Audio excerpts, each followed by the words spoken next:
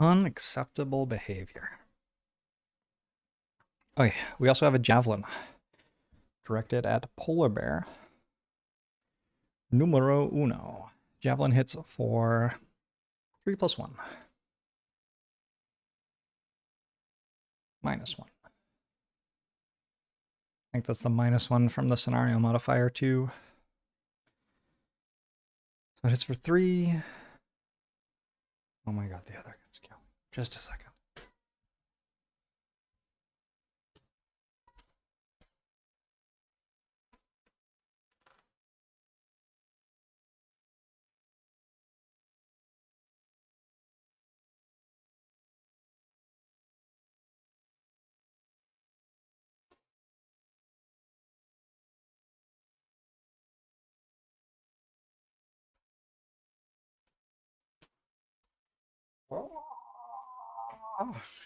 Well, Hawker, thanks for the 2 months. I appreciate it. Hope you're doing well. Thanks for the support. Those subs help me out a lot. Help me keep doing what I'm doing.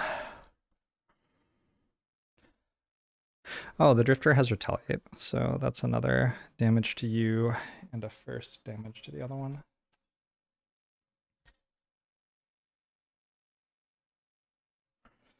Polar Bear number 4, if that even is your real name.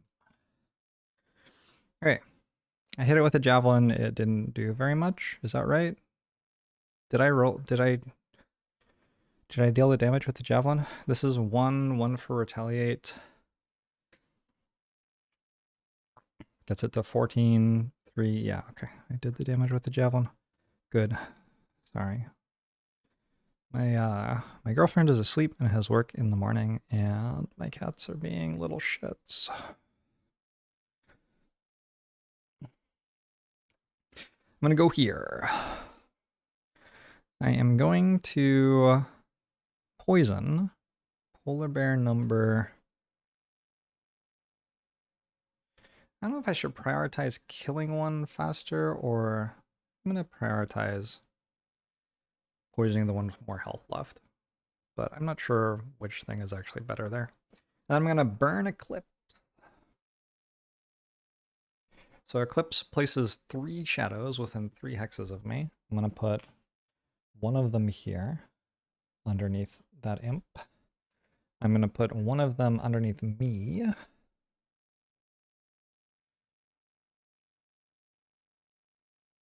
I'm gonna put one of them underneath my Drifter. Because I believe I have a bottom half heal everyone who's standing on a shadow, right? I thought I did. Is it a top half? Oh, it's a top half. Oh shit, that's a lot less exciting. My bottom half thing is all enemies in shadow hexes get wounded. I think that's okay. I have a lot of damage. I have a lot of damage with the skeletons and wraith. Why did this not move?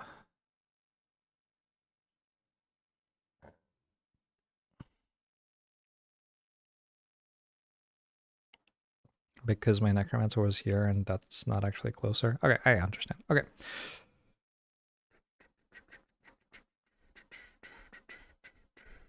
So we did that. Good. Snow imps.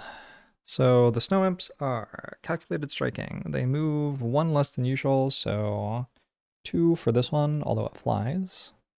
Oh shit. It flies.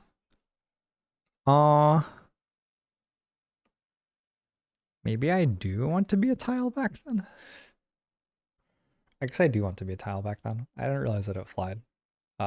Being a tile back prevents 2 of them from attacking me, and that's like pretty obviously knowable. So maybe we just don't let them do extra damage. So this no longer attacks.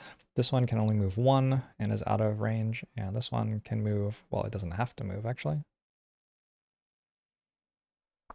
Okay, another observation. Maybe it would make sense to put this shadow here then, and then I can AoE them next turn.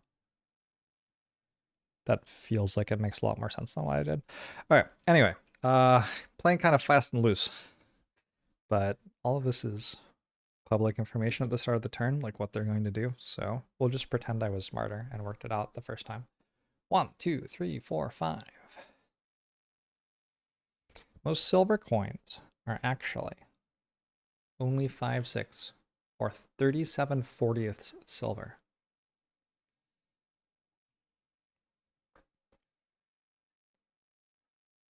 The latter being sterling silver. What is sterling silver?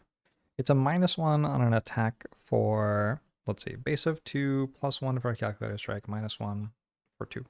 So, oh, and I have disadvantage on the attack, actually. It's a curse.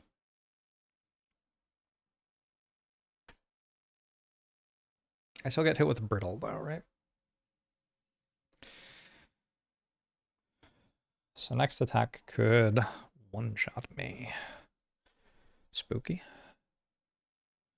Like the polar bears hit pretty hard, and I only have 8 max HP. That's the turn. Does Eclipse not do dark? It does. There's a waning dark element here.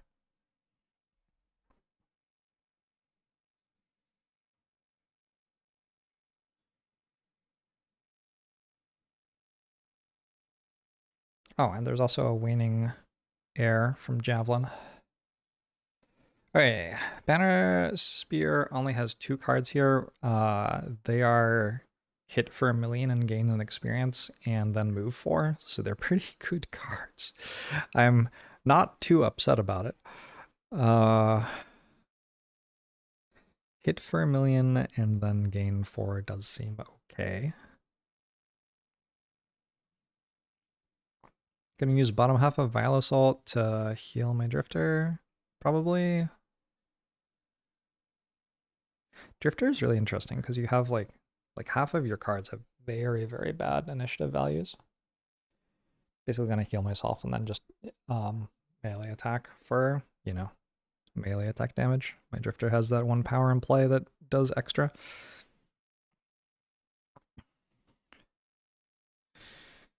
We can Bone Dagger and we can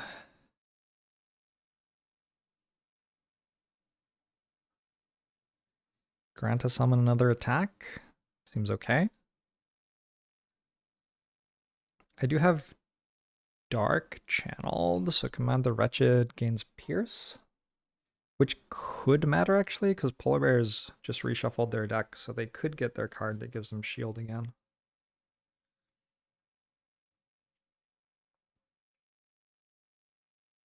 I think if they do, we're pretty happy about it though.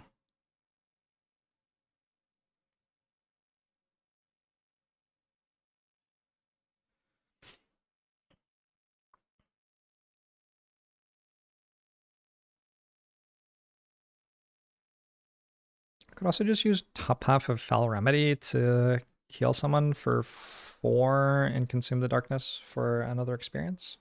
I'd do that. Feels like some people are missing some health. Actually, only Drifter. Wait. Took the health away from the wrong person. Alright. Also, are you really still wounded? Drifter to begin with? Yeah. I got confused and took health away from the wrong person. Okay, understood. Sterling Silver is an ally. An alloy, sorry. What is an alloy of? How would I make it in Minecraft?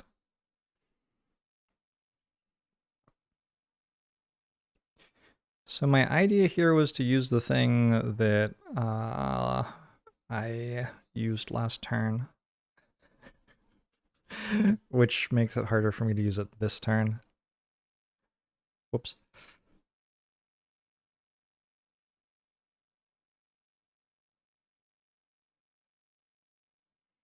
Just gonna go Shadow Step and Call to the Abyss, I guess. And I'm going to run away from the polar bears and get in the imps' faces, and the imps probably can't kill me, especially not attacking me with disadvantage. I don't remember if you can place shadows on tiles with obstacles.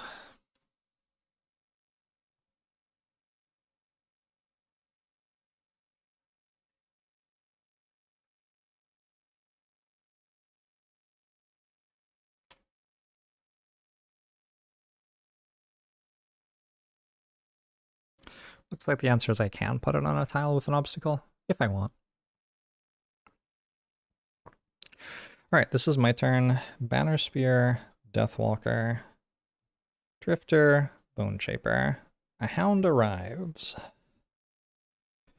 Elite Hound number 6. I'm gonna put it there, because that's as far away as possible. Seems like the right play. I don't know. Hey, Apple Farmer.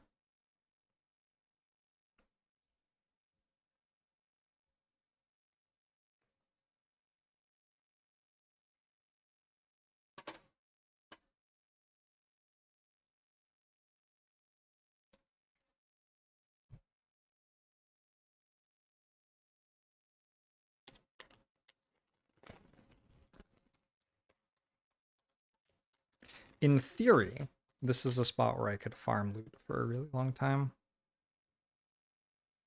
If I were able to, you know, kill all the stuff on the mission and still have cards left.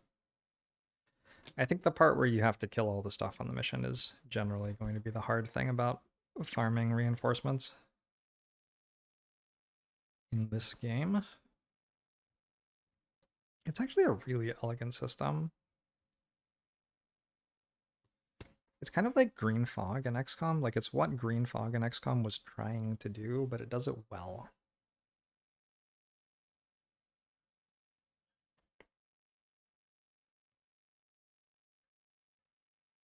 Or I guess the mission timers, but again, it actually like does it well. Like there's a proper mechanic built around their existence.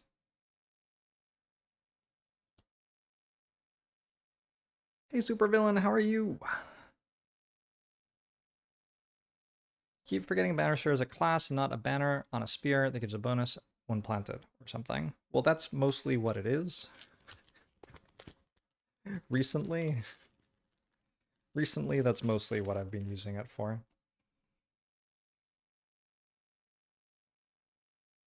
Okay.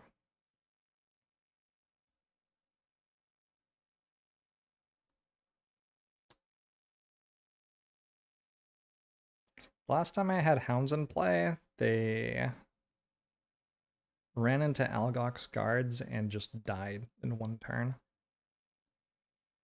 The elites only have 8 health, even at level 3. They do have retaliation, and they do have 5 mobility and 4 attack. So that's like, I guess, the issue, is that they do run pretty fast at me. And once they reach me, they do hit. Alright, let's roll for the polar bears first. They are going to do nothing special at 41 initiative, which is after all of my stuff. And let's roll for the snow imps, who only have 4 options left. 4. 1. They are going to do nothing special. And they are also moving after me, but before the polar bears slightly. And then we will roll for our singular hound. 1. Gripping teeth. It's going to move immediately. It's going to move 1 speed less than usual. 1, 2, 3, 4. Oh lord, he coming. All of their cards move. Fascinating. Oh my. All right. Banner Spear.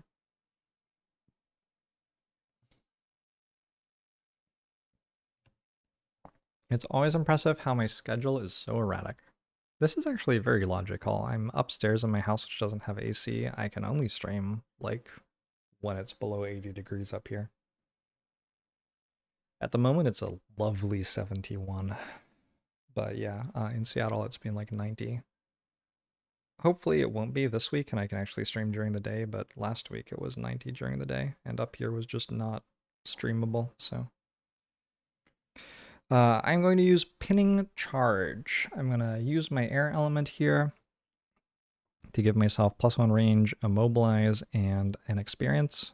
I think actually the only thing out of all those that I care about is the experience. We're going to shoot at that polar bear. It's currently at 11 health.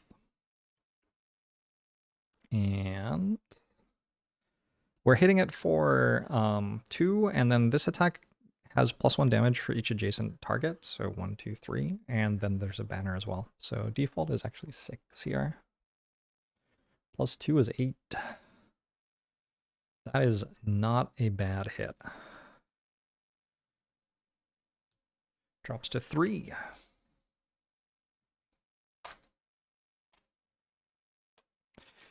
And then I'm going to move 4. And I think what I'm going to do here is use my winged boots to fly over the top of that polar bear. I would like to get moving, right? This skeleton's going to go hit the hound. Hopefully it can delay them a little bit. All right, that's my Banner Spear's turn. Deathwalker. Deathwalker is using Shadow Step. Movement must end in a hex with a shadow. Moves up to 3 tiles. So 1, 2, 3. And then I'm just going to hit imp number 7 here. Also as part of Shadow Step, we hit for 3. That happens to be the health that the imp has. I might use Spyglass on this attack, because killing it is a lot better than not killing it. All right, I'm going to use Spyglass on this attack, which gives me advantage. +0 would have already been enough. Ooh, +2 in Channel Dark. All right, cool. This is the first time I've drawn this card. This is a card I added to my deck with a perk. So I have Dark for another turn now. I think maybe I was already planning to use that with my Bone Shaper though. So maybe it doesn't actually do anything. Anyway, was I attacking this? I don't remember. It's dead. Whichever one I was attacking is dead. And then I'm going to use Call to the Abyss to place another shadow on top of that obstacle. Mostly just to get it as close to the final room as I can. All right, Drifter goes now. Drifter also has winged shoes. How much health does the polar have? 3? It's kind of an awkward number.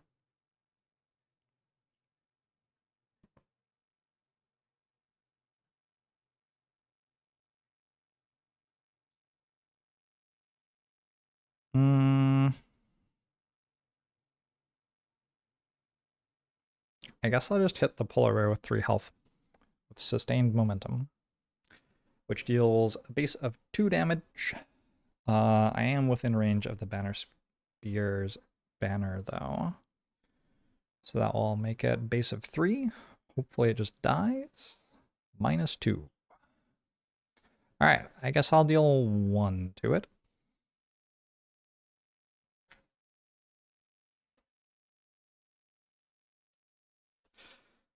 I am going to... Oh, and this moves forward and then backwards. So I gain another experience, but sustained momentum moves it backwards again. When it moves forward, it deals 2 AoE damage to the other polar bear, which is now at 13. And I guess I'm going to use my flying shoes. Where did this come from? It is the crit for deck 4. All right, I probably should shuffle deck 4 then.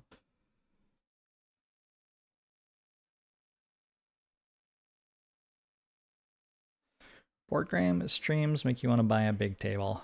Make it happen. I believe. So the 4 years, Grace Canardo, haven't been the best 4 years of your life, but the parts of them you've spent in here have been pretty nice. Hi, I'm glad. Here in Vienna, we were supposed to get cooler weather and rain on Saturday. Only the cooler temperature manifested. Then on Sunday it was hot again. Oof. Pacific Northwest tends to have really nice summers. There's usually like 1 or 2 weeks where it's gross hot, and sometimes we get some smoke from wildfires, but other than that, it's just like really, really, really nice. So I'm using Vile Assault to move and heal myself, and I'm also going to use my winged shoes to fly. Let's keep moving forward and try to get out of this mission, yeah? I also heal for 4 by doing that. So you're up to 8. And continuous health moves up 1. And wound is gone. Oh, wound dealt me a damage at the start of the turn. So actually I'm 1 less health than that. But then I'm going to also use my sustain necklace, the Amulet of Life. So I've used winged shoes and Amulet of Life. This turn, that's another heal. Wait, what?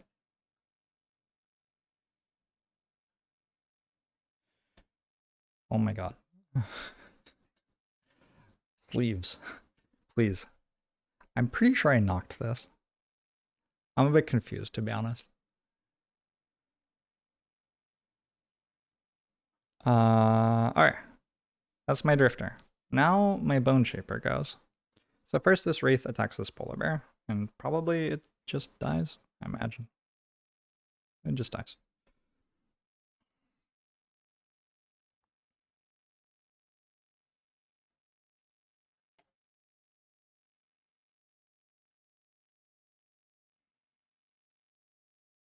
Next, this skeleton attacks this wolf. So default attacks just for 2. I hit for 3. The wolf does have retaliate. So my skeleton's now on 1. That's Dewey.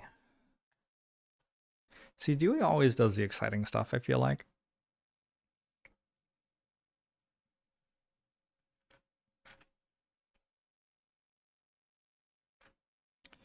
Against Hound number 6.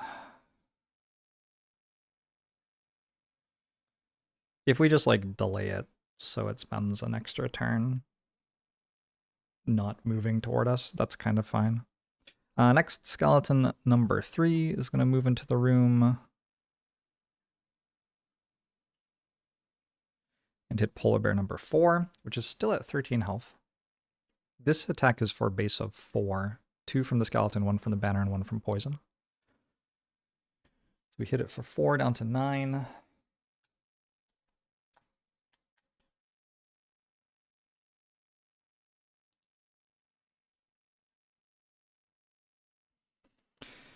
And then I would like to...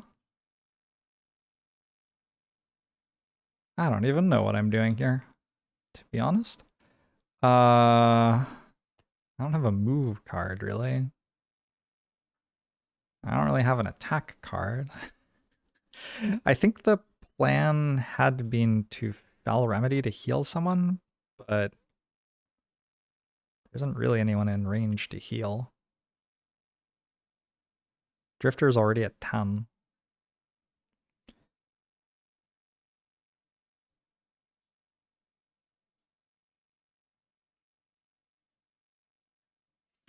And go kill the polar bear, but it's at 9. Like, it's gonna die without me having to do too much pretty quick.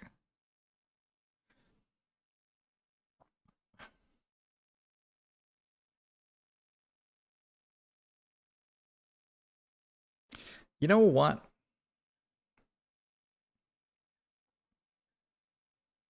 I do feel a little bit like you just have to live a little sometimes. What's the polar bear doing? Regular attack? Hits the banner spear? Nothing special. Hits the banner sphere for 5. I have a bone dagger.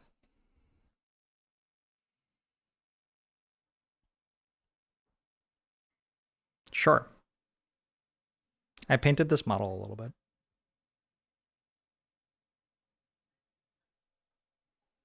Check out that dagger right there. We were about to go stab something with it. Also, what is happening with this arm? I don't know. I'm not sure. So I'm going to move here.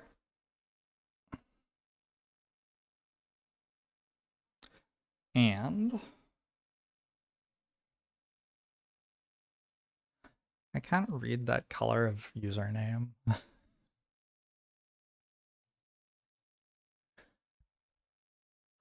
Z.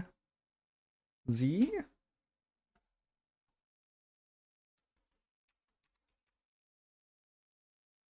All right, got it.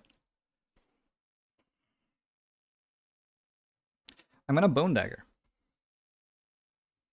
Bone Dagger, this is the first time I've used this half of the card. It gives me an experience.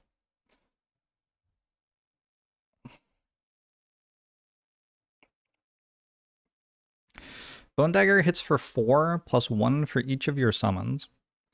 The enemy is also poisoned, and also I'm within range of the banner. So 4, 5, 6, 7, 8, 9. It hits for 9, which is how much health the enemy has. So I'll take a +0. That would work for me.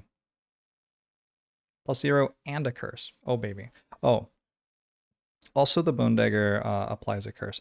However, ooh, rules question.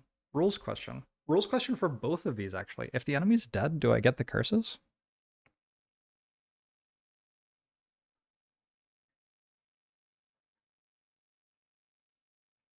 If I kill it, I don't get a curse. So I lost 2 curses for it dying? That's kind of shit. Oh well. We did get to hit it pretty hard. That was fun. Cool. So that polar bear is dead. Next. Snow imps. So nothing special. Ended up being nothing at all. Nothing special. We're attacking at range 3. They want to move so that they can attack their primary target without disadvantage. So we move back and we wait a second. But they're always getting disadvantage. Wait, I don't actually know. Did they just not move then?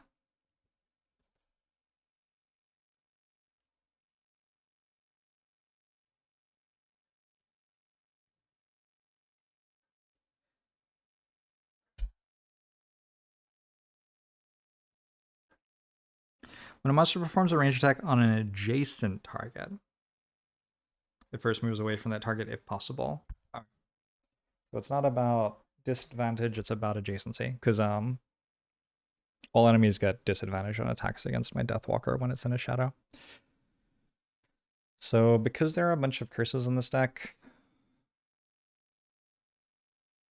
I'm just rolling a dice for it instead of bothering shuffling it every time I add another one. There are only 14 cards though, so if I keep rolling D20s and rolling a D20, it'll take a while. Now there are 13 cards, 6.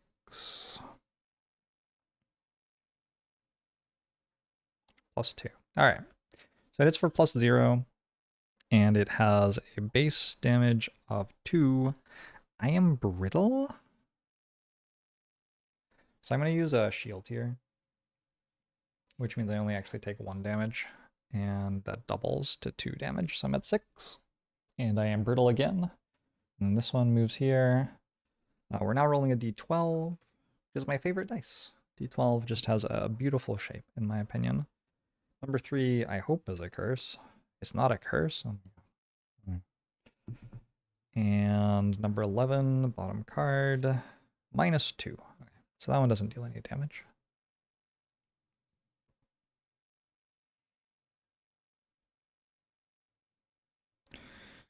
That's the snow imps. Polar bears are all dead. That's the turn.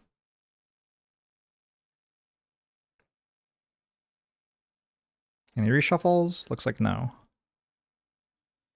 All right. I think I might be taking a short rest with my banner spear. 1, 2, 3, 4, 5, 6, 7, 8. You shouldn't move if they still have disadvantage. Don't have the rules handy for where that is from, though. I mean, I just read the passage and it said they move if they're adjacent. We're losing card number 7 in the deck, which is Tip of the Spear, which unfortunately is my move 4 card. I don't think I want to lose that. I'm gonna reroll. Am I? Is there something in here that's like so important that it's not a good idea to reroll? I don't think so. Okay, we'll reroll. Where'd the D8? 1. We are instead losing at all costs, which was the big AoE heal that I used a couple of times. I didn't summon Charles Reinforcement a single time this mission. Huh.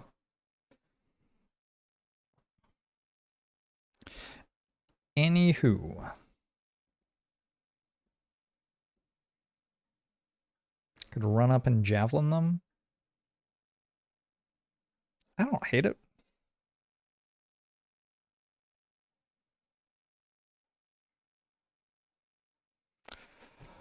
Don't hate it at all.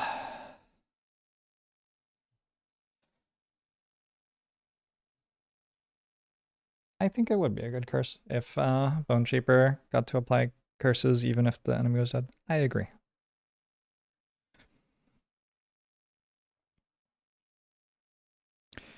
After you kill a person, well, actually, first I want. I guess first I want my Drifter to go.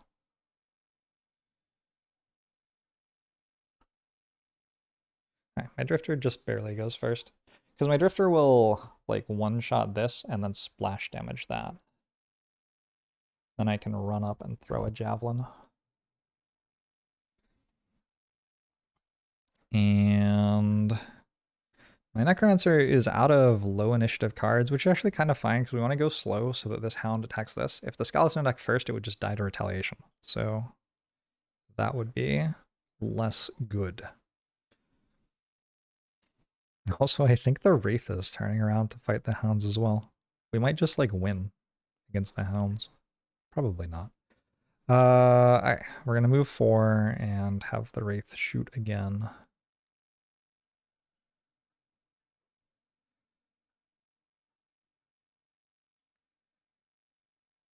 Kind of want all this loot.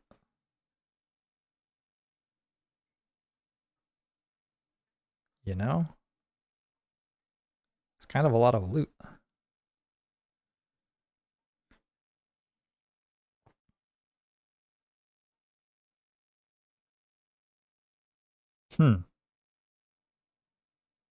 Loot's hard to come by. It's not that hard to come by. It's like the only thing that you come by, actually, but still.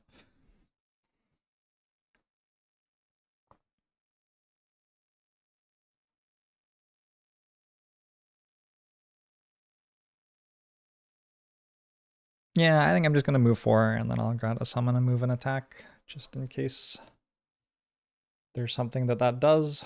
I'm mostly doing it just because I don't have any other useful cards.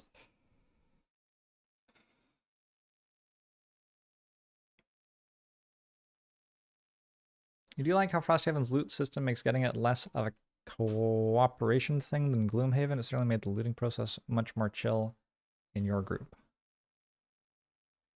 Oh, this is competition. Okay. Why does it feel more like a competition in Gloomhaven? I haven't played Gloomhaven like with other people ever, so I think I just don't know what makes it feel that way, I guess.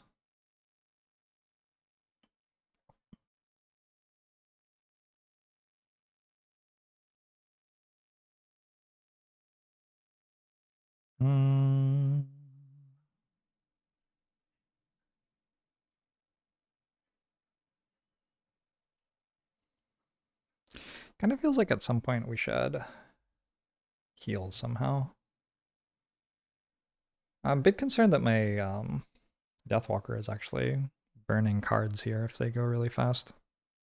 Although they can't go really fast. They can't go faster than 37. Okay, cool. Actually, they only have 3 cards left.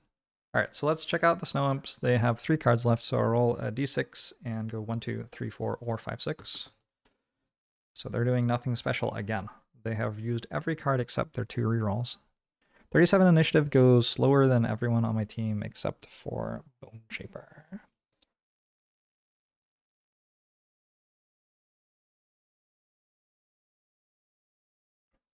Excuse me.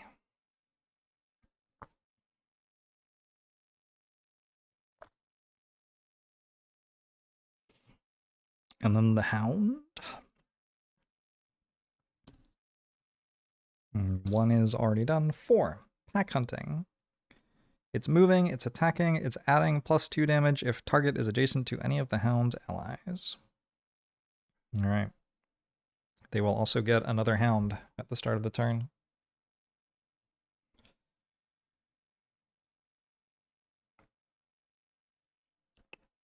I have not done this deliberately. Like I didn't randomize properly. It's weird. I didn't randomize properly, but I have ended up pulling Hounds such that this moves first, so that one doesn't end up getting stuck on the skeleton, which means my Wraith dies, which is overall like kind of bad, I would say. I don't love it. Okay. So this is almost for sure killing the skeleton unless they roll a curse. Or I guess a crit miss. +1 kills the skeleton. Dewey is dead.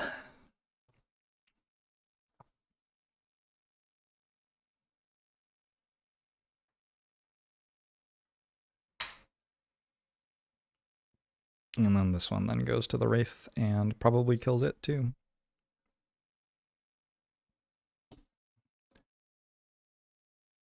Because you share loot when building in Frosthaven. Ah, I see. That makes sense. -1 on that attack.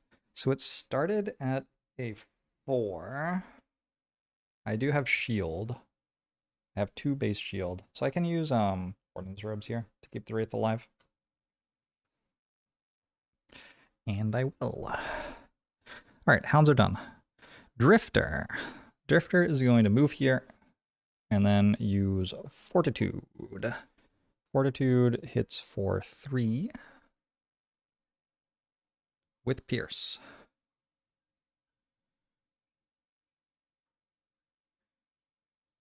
Kills and splash damage 2.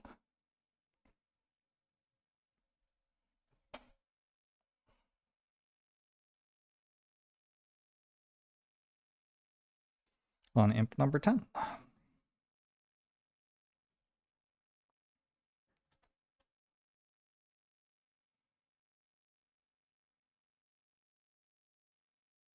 Which goes to 5 health. Okay. Good shit, good turn.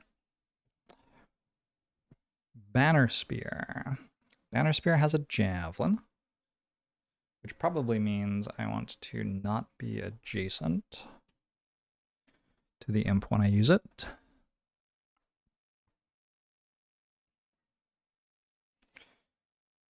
I guess I'm fine with moving here and grabbing this loot.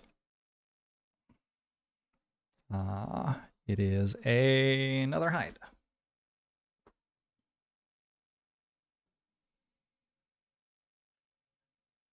And I'm going to throw a javelin at this little imp.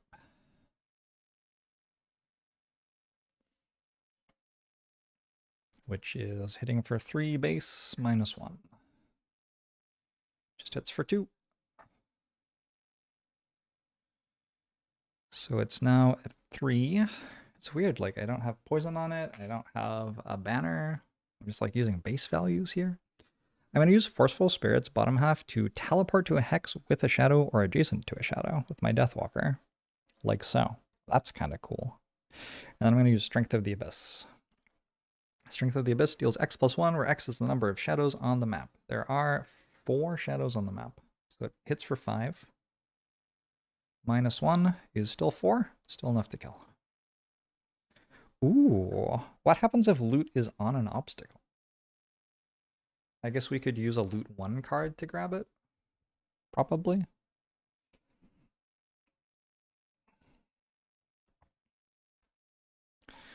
Probably. That would make sense. Okay.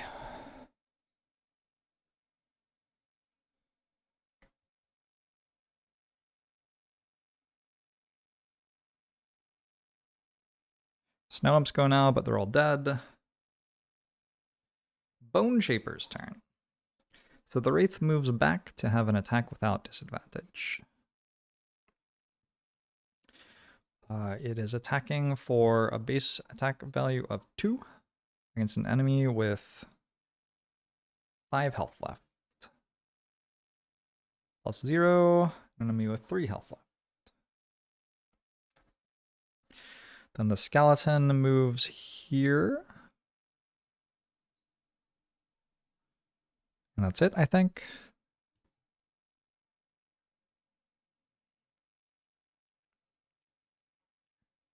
And then I have a move for 4, which has to be for 3 if I want to get my perk. Kind of awkward. And I have grant one of your summons.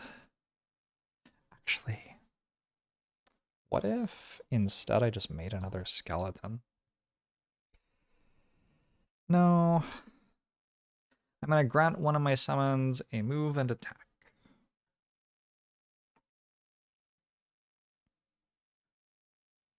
And I move the skeleton in front of the Wraith.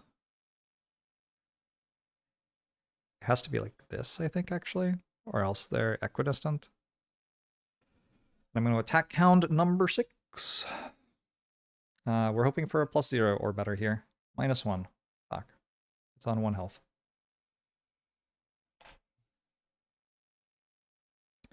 Well, that's unfortunate. I take 2 retaliate damage.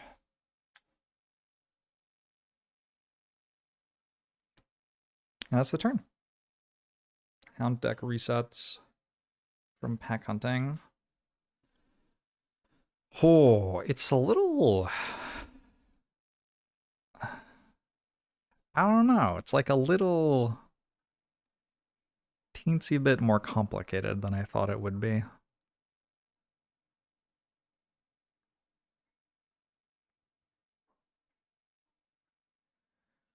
Regroup, pincer maneuver looks okay.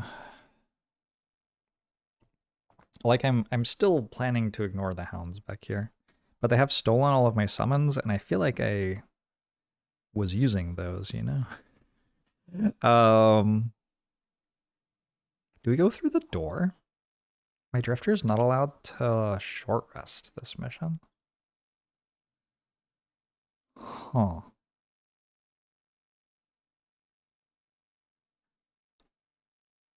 Do I still have the thing that links shadows with each other? I do. And I have a thing that moves all shadows up to 6 hexes. 1, 2, 3, 4, 5, 6.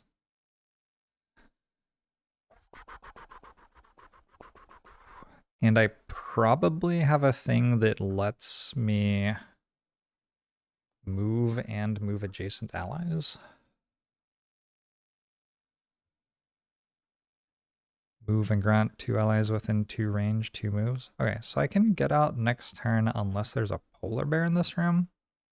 Which, like, there probably is. Right? You would think. Oh my god. No, not quite. Oh, I can loot everything by putting shadows underneath the tiles with loot on them and then making shadows adjacent to each other and then looting one while standing on a tile that has a shadow on it. That is kind of bonkers. That is a very silly interaction, which I also am completely in love with. Cool.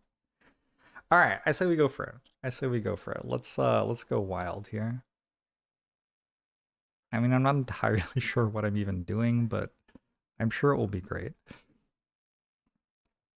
Let's go like Deadly Shot, Bloodletting. I think my Drifter might just be moving toward the door and opening it. I guess my Drifter's opening the door. You've still got 10 health and a reinforced shield. That seems fine.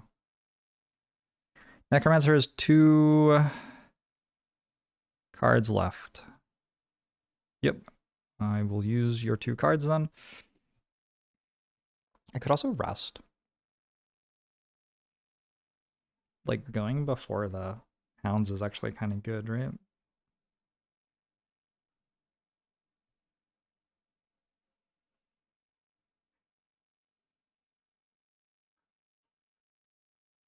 Does Burning the Night do anything for the thing that grants allies an attack? No. Oh, it gives them 2 piercing. But no. Functionally speaking, no.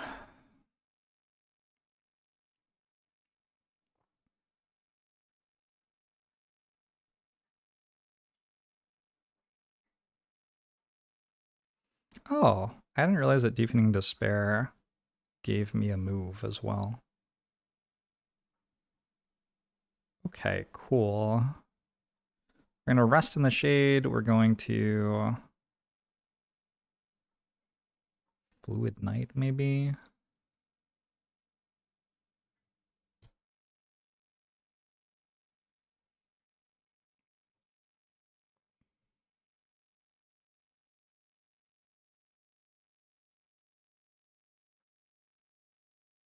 Okay.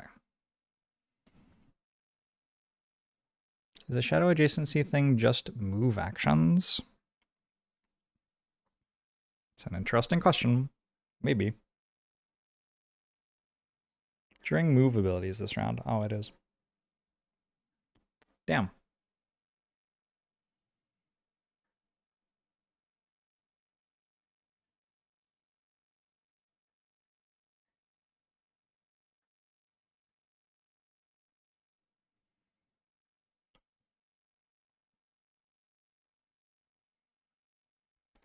Can't go faster, can you?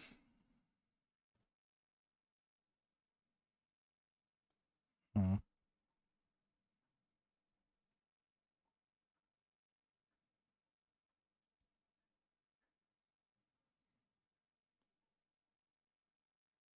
And you're not allowed to short rest? Maybe I just long rest with my Deathwalker, actually. Get back Spyglass, get back a bunch of cards. We're already, like, at the door.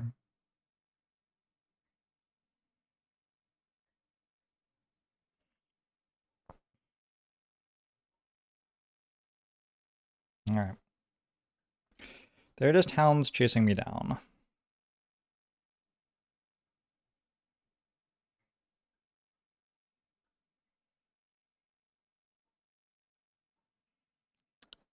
So, Deathwalker goes last because long rest. Banner Spear, Drifter, Bone Shaper. And hounds probably do something nasty. 2, a Harrowing Howl. It moves and then it confuses all enemies within 1 range. Oh. Noticeably, it doesn't deal any damage. This doesn't have an attack on it. Do I have to maximize the number of enemies it confuses still? I don't actually know. I think so. There's a new hound. They're all elite. I'm going to use a non-elite base because I don't want to swap stuff over. But this is also elite. They're just all elite. Hound number 1 has 5 moves. 1, 2, 3. So I think it's meant to go there to get 2 in the AoE, but I'm not actually sure. Because it's not an attack, it's a CC. But anyway, that will AoE some confuse. This will AoE some confuse. Wait, isn't this meant to go here actually? and then this one's meant to go here, technically, I think. Anyway, they are muddled, but fortunately, they are still alive.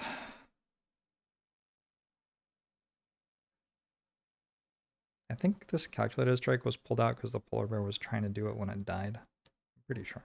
So it shouldn't be face up anymore.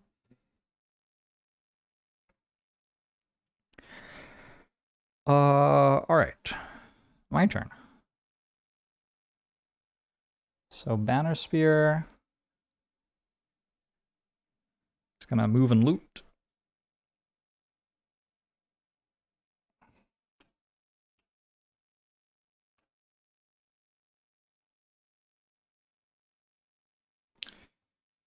Two more loot cards.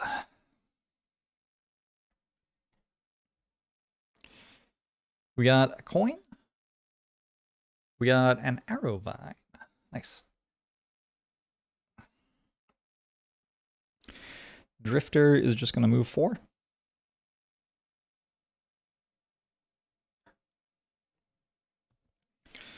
Necromancer's turn. So the Wraith will move here. It will shoot Hound number 1. Oh, this one moves as well. 5 tiles. 1, 2, 3, 4, 5. It's going to shoot at Hound number 1 with disadvantage because it's confused. +1 or crit miss. Fucking hell. Well, actually, that's fine, I guess, because now Skeleton is going to attack Hound number 1, and there's no crit miss left in the deck. So with disadvantage, because it's confused, still kills. And it doesn't retaliate because it died too fast. I'm gonna swap. I guess I'll swap you to this base. That works.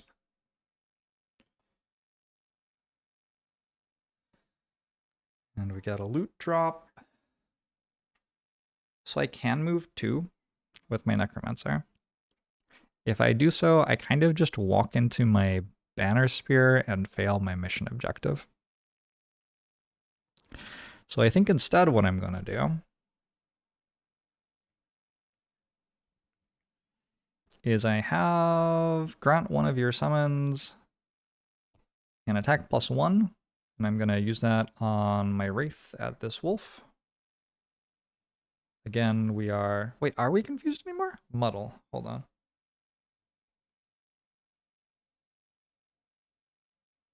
Disadvantage on all attacks remove at the end of next turn. So actually, we're not confused anymore. So just a +2.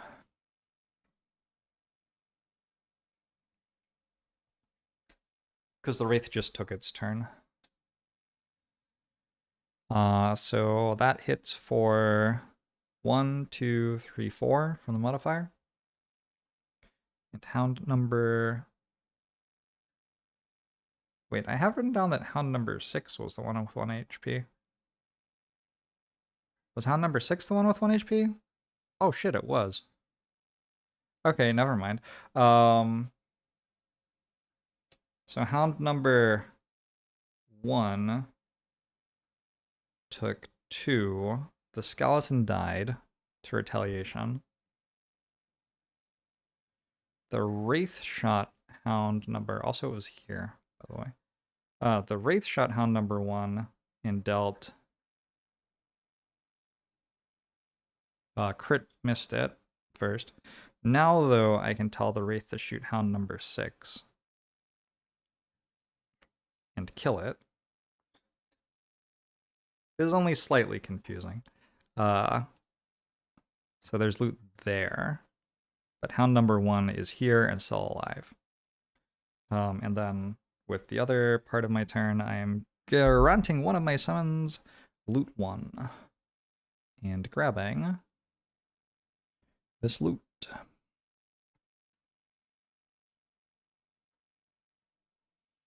A hide.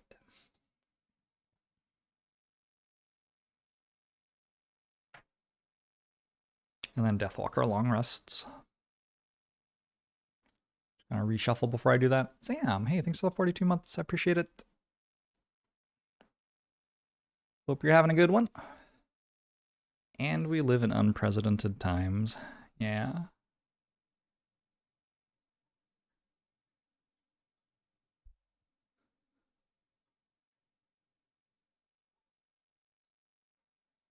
Is the shadow? Yeah. Yep. All right.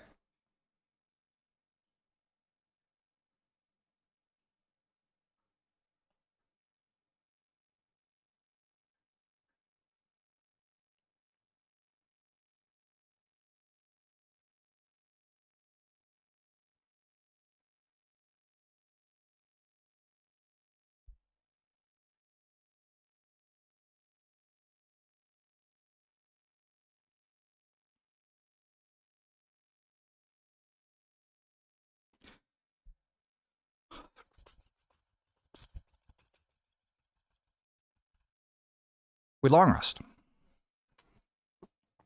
Back to max HP. Refresh items. And lose 1.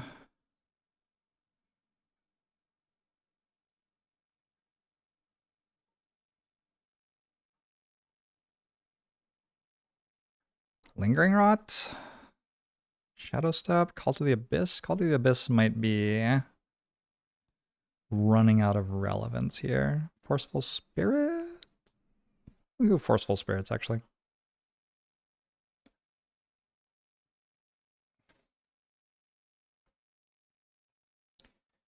Forceful Spirits, like, is a little attack. And also lets me teleport to a tile adjacent to a shadow, which is kind of fun, but doesn't seem that relevant at the moment. Okay, my Necromancer is going to short rest. 1, 2, 3, 4, 5, 6, 7, 8, 9. Need a D10. 8. We're losing Eternal Torment, which is the loot card that I just used. That's fine. Now, if only there are a way through this door.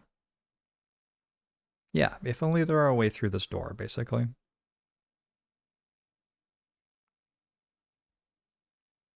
How's that wolf doing? It's on 6. That seems like a big number. All right.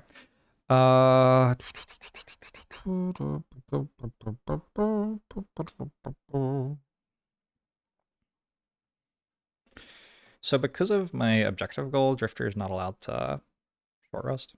I can give up the objective, but I think I'm going to long rest instead. I think Deathwalker is going to like walk in the door. We got 8 health. Probably okay. We'll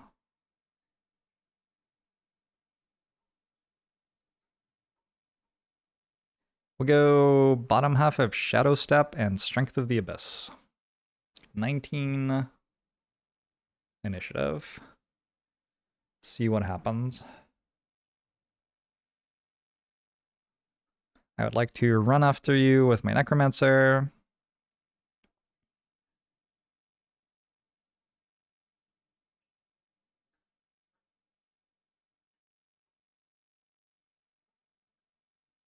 Also, I kind of want my Necromancer to make a new summon. So yeah, let's do that. And do like a move for 4 and a summon new skeleton. Do I summon the skeleton behind me or in front of me is kind of an interesting question. A metal range unit should not move before attacking page 75, example E.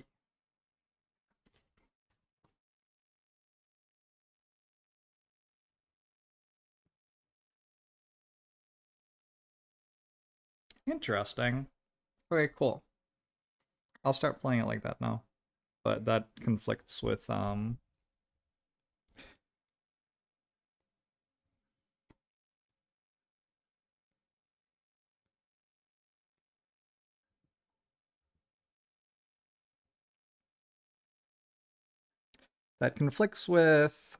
page 42, paragraph 2.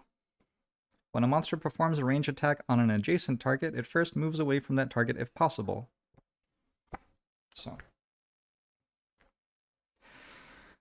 But okay, if the game gives that exact example, yeah. The part after that, though, I mean, yeah, but the part that I read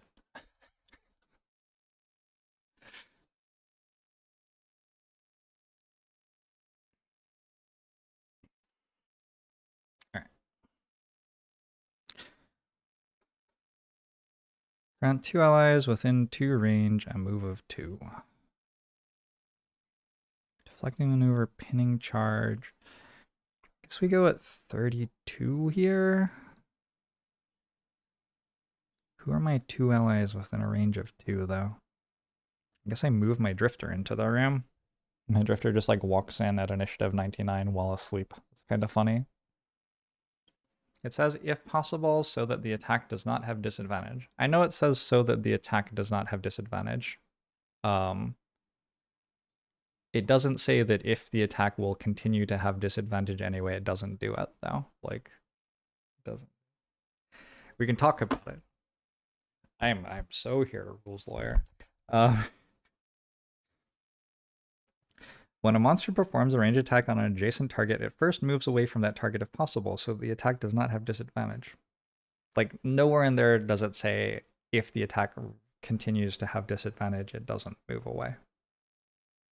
It like very explicitly says when a monster performs a range attack on an adjacent target, it first moves away from that target if possible. And if possible doesn't mean like if that would make it stop having disadvantage. If possible there means if it can move away, like if there's any tile for it to move to.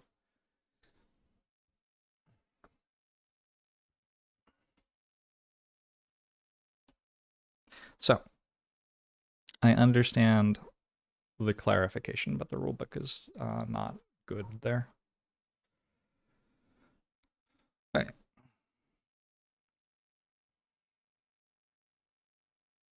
We go Deathwalker, Banner Spear, and Drifter. And the hounds keep eating me.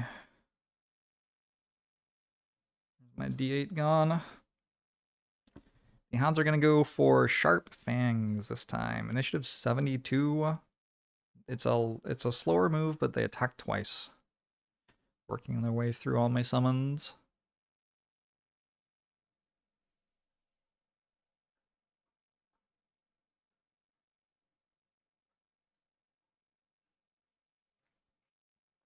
All right. I'm using the bottom half of Shadow Step here, which means it moves 6, places a shadow on the hex that I am occupying at the end of the move. I'm opening the door.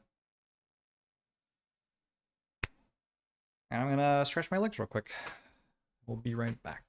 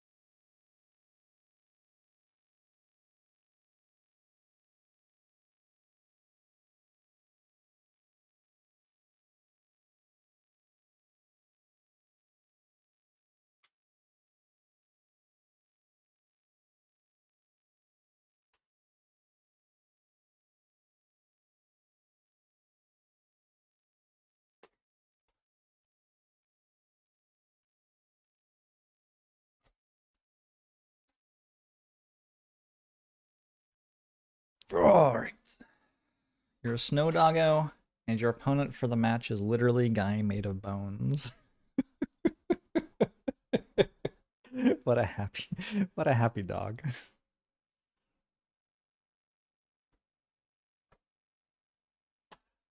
When door 2 is opened, read 12.1.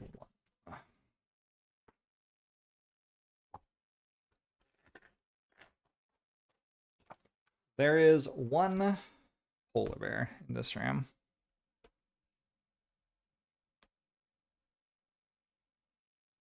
So we are doing completely fine.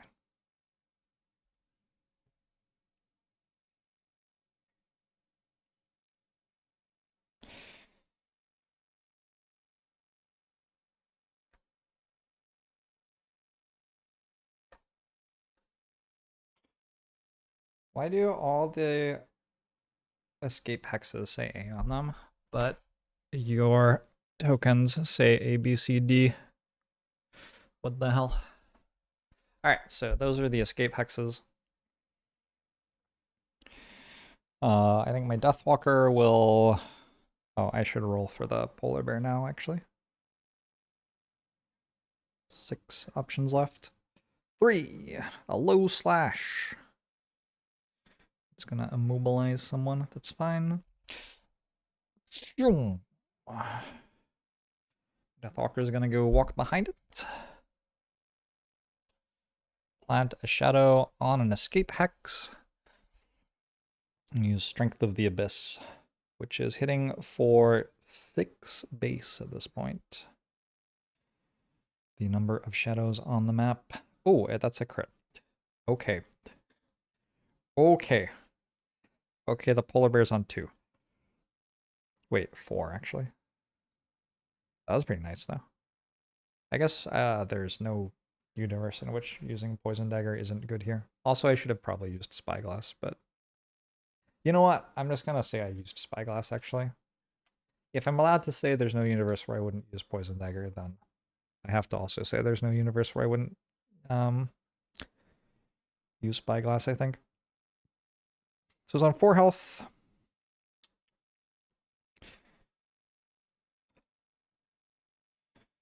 I believe it gets a turn now.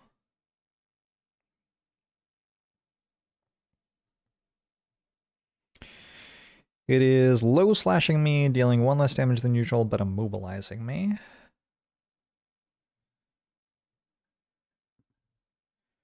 10 might be out of the deck. 1, 2, 3, 4, 5, 6, 7, 8. Yeah, D8 actually. 1, 2, 3. At some point I could just shuffle. Oh, that's a crit. I see, we're critting each other. What's the crit for? 8? That's my health.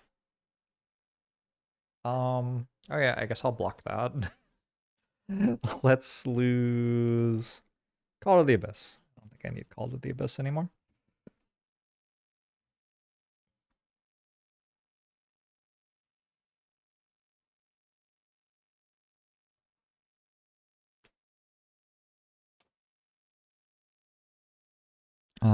Cool. Good little 1v1. Just generally a good performance by both sides. I'm also brittle, by the way. Just hit me for 16. Yeah, but I have successfully blocked that damage by losing 1 card, so that's good. So I'm going to move 2. Grant an ally within 2 range, move 2. I'm going to use Pinning Charge. I don't think air is here anymore, actually. I think that was from a while ago. It should be hitting for a base of 4 damage because of 2 adjacent allies. That is a crit. Miss. What a wild turn. Well, this is just a wild turn. Okay. All the swings. Banner Sphere's done. Bone Shaper. My Wraith attacks a wolf. I guess, did I shuffle? Oh, the polar bear crit should be at disadvantage. Good point. I don't think it matters very much at this point. Oh my god, it's a critical miss. Wait, no, that's because I have a fucking... I didn't shuffle the deck yet after putting curses on top of it. I have to roll a dice. 4. 1, 2, 3, 4. -1. Alright, well that's a lot less damage, but I think... I don't know. I might still burn a card anyway. I'll keep it. Go to 2.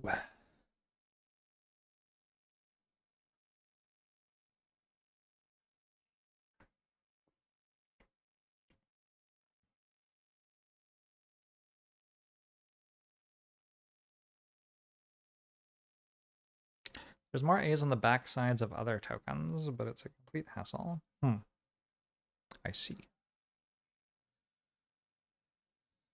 Alright, so the Wraith. Hitting a wolf with a 2. The wolf is at 2 health.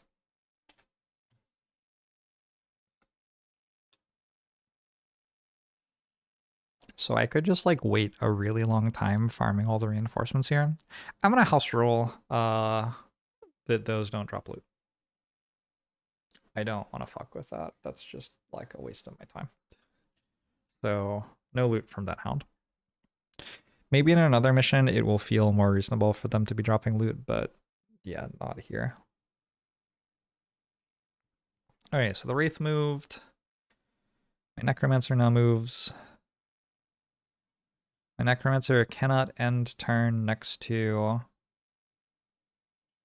my Banner Spear, so I guess we'll go... Actually, I'm gonna go here and pick up the loot. A coin.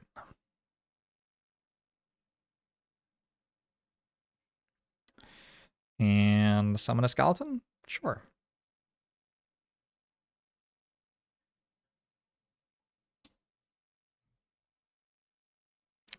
For 1 more experience.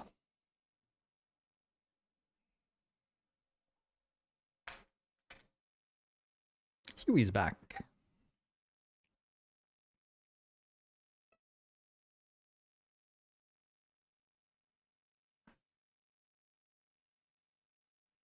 Now the hounds go.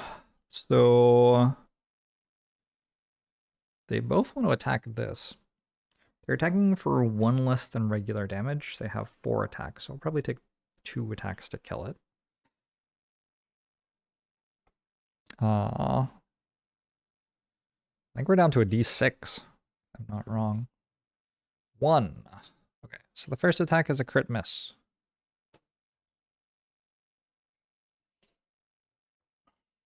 We move, but there's no move to do.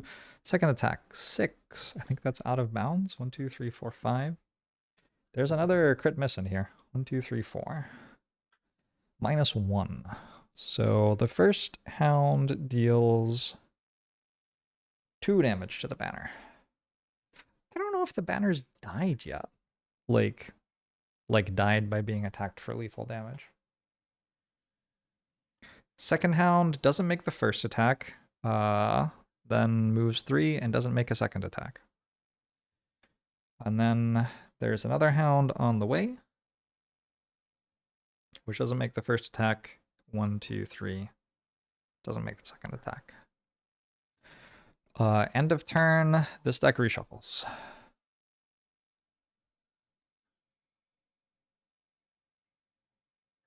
Is there, there's no more curse.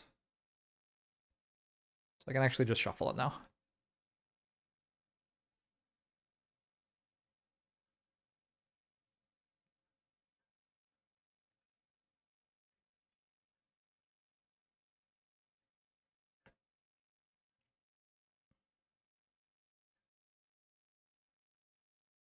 Oh god.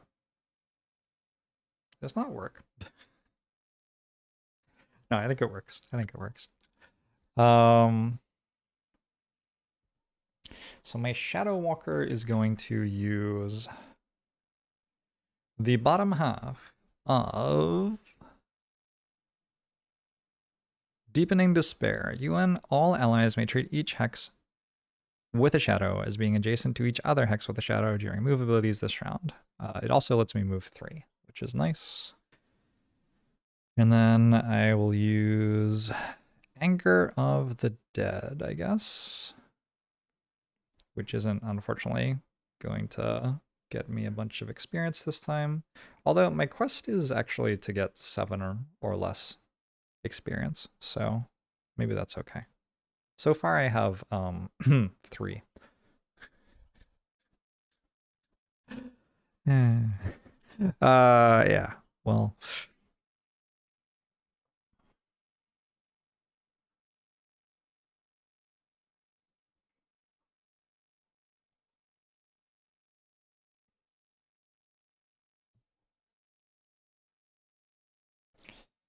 Dark Tidings is fine. Oh, I forgot the long rest.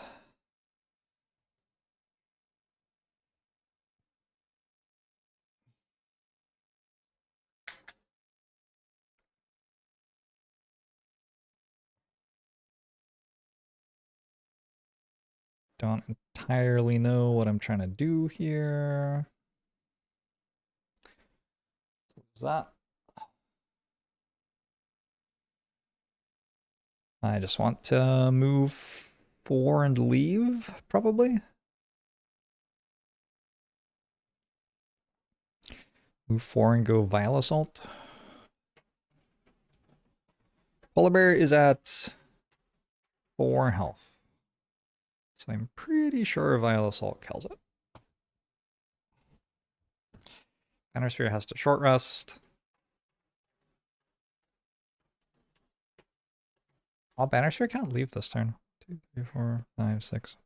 I guess I'll leave next turn. That's kind of fine. 5. 1, 2, 3, 4, 5. We burn combined effort, which does let allies move. Oh, we're past the point where that matters. I'm going to, at slow mobility, move 4. And I guess just in case the thing isn't dead yet, I will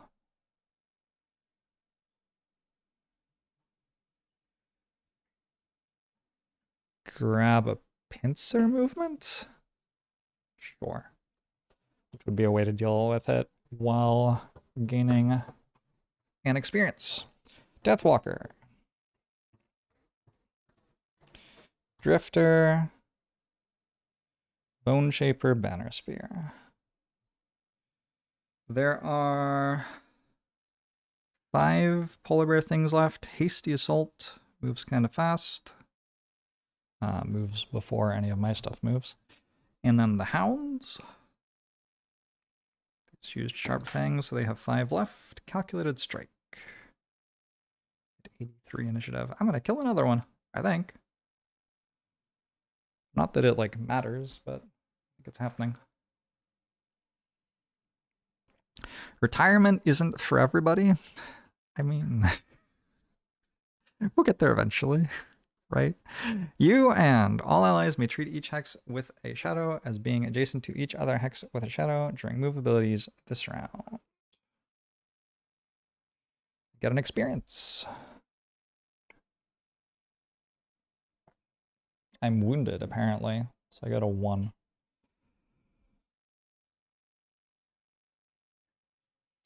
I can also move 3. Move there. And then I have Anger of the Dead, which hits for 2. Plus 1 is 3. Polar Bear is dead.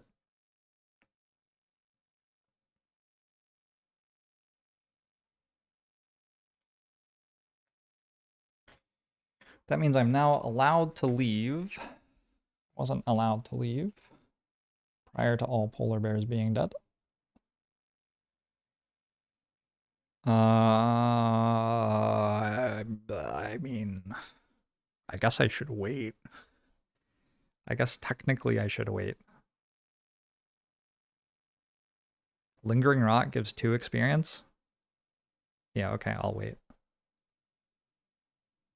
Fluid Knight also does stuff. I can get up to 7 experience this mission, actually. Next, Drifter.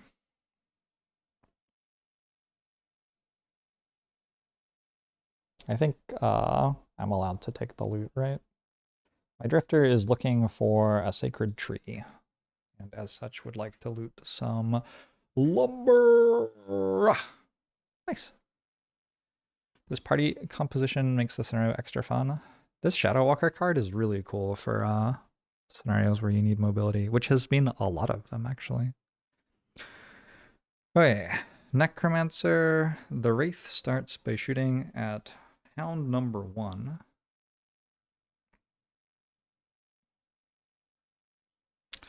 Who is, I will note, at 2 HP. Wraith is attacking for 2.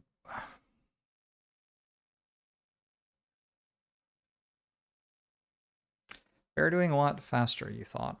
Oh yeah, you're right, the bear moves first and attacks the Deathwalker. I am going to... Well... Alright. I'm going to... Oh god, this actually gets weird. I guess I will burn Call to the Abyss.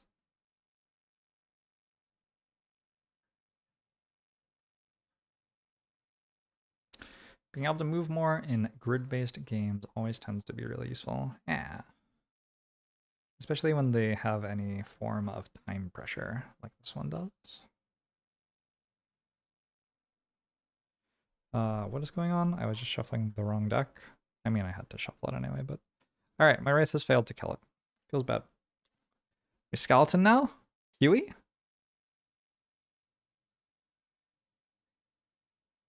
Kills it. Nice.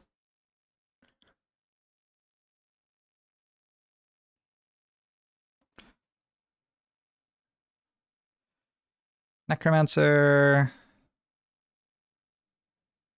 goes 1, 2, 3, summon skeleton.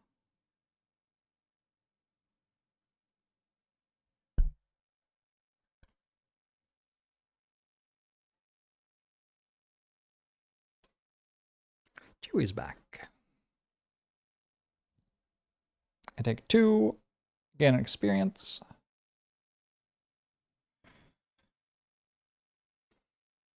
You're done. Banner Spear moves 4.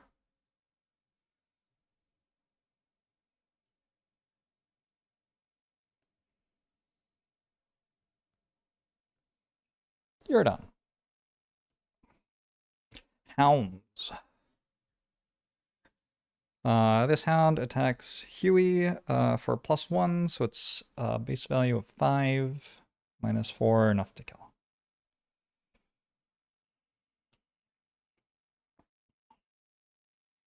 So, I mean, I'm just gonna like... I can just farm experience here.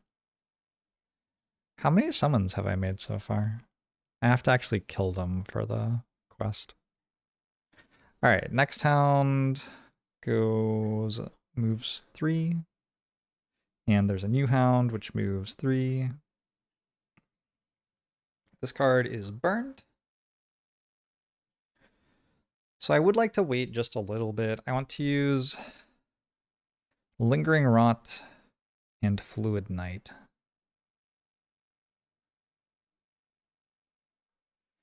So I'm going to use Lingering Rot this turn. I don't think it's possible for them to get to me. I am wounded, so I'm just going to like heal you real quick, I guess. Go regroup. Cool, you're healed.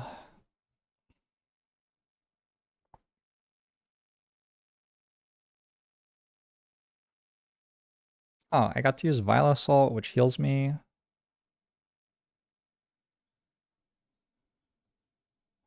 Can like reclaim and use Vile Assault again to heal myself again. So I'm just gonna like do this kind of messy. I can get 1 experience really easily as Drifter. I can get 3 experience very easily as Deathwalker.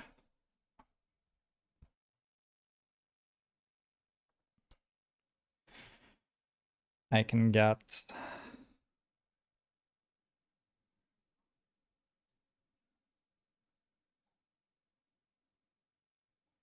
2 experience very easily as Bone Shaper. Make a summon and then give the summons attacks. And can I get an experience next turn? Banner Spear? Looks like no. Banner Spear doesn't get any more experience. Alright. So we're just going to do that. It's a little bit messy, but this is, I think, better than playing out the turns. One of the nice things about playing a board game is you don't have to suffer through something like experience maxing at the end of a mission. You can just look at what it would be and then say that's what it is. I could have gone more probably if I like wanted to go more turns longer, but I just... why? Experience isn't even like clearly all upside in this game, so Why?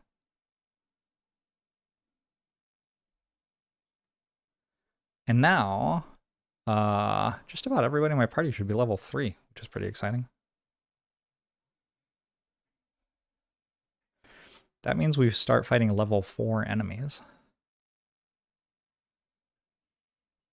Which I feel like we're ready for, because that was the biggest stomp of any scenario that I have played so far. That one was not bad at all. Oh, we have to take the -1s out of the decks.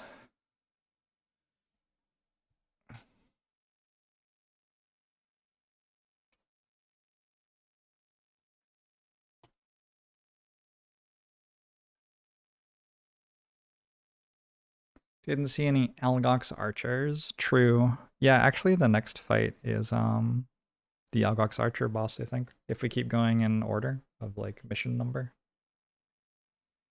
So actually, are we doing well at all?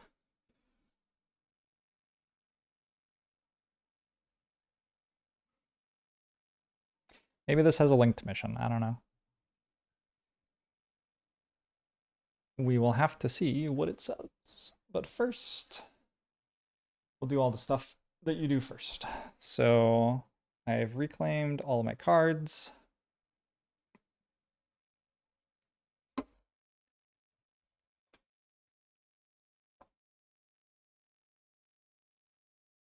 I have gotten my items back.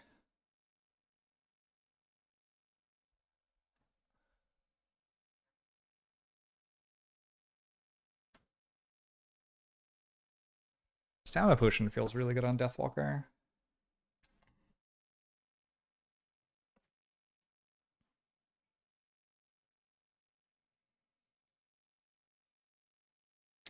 Can clean up the enemies.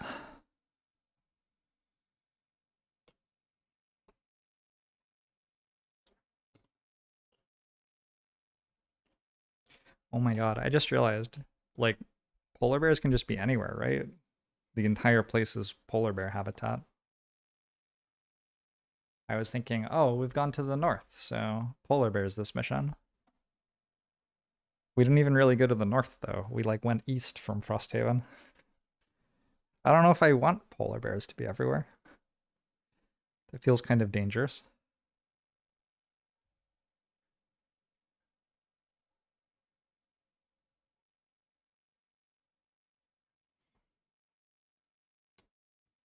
I don't know where I put all the plastic bags.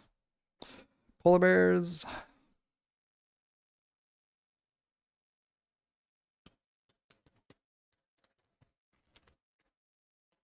And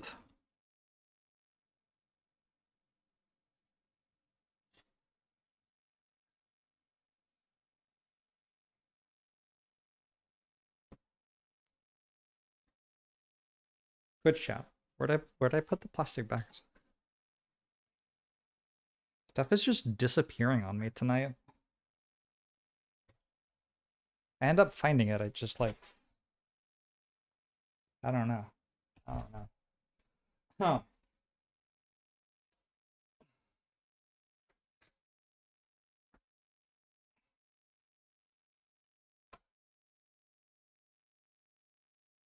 Are they on the table? They blend in really well with the snow. The polar bears or the plastic bags? Oh, here. Oh, okay. They were just on top of different plastic bags. How? With their gripping teeth. I feel like Christopher Walken could talk about the hounds very well. Oh, there were snow imps in that scenario at some point. I forgot about them.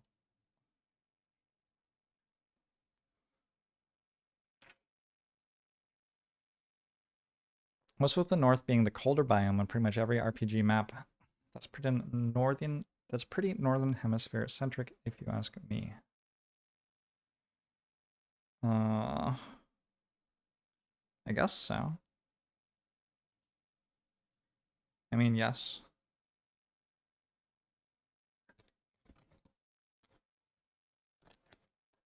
A lot of culture is very Northern Hemisphere centric. Snow imp. Boom, boom, boom, boom.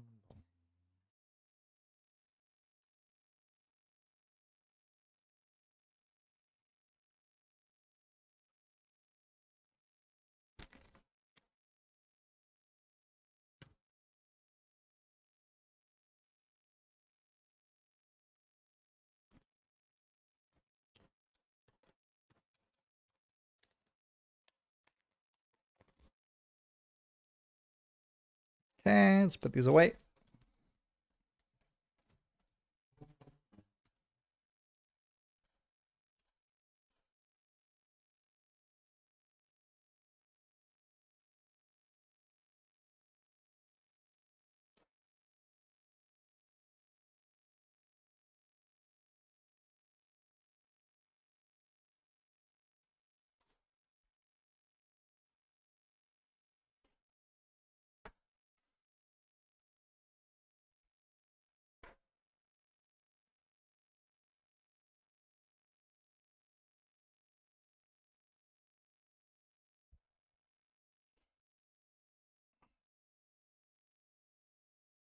Sam's very close to character retirement, actually. I mean, I have to like complete a quest line as well, but we're at 5 out of 8 for the wood that we have to find.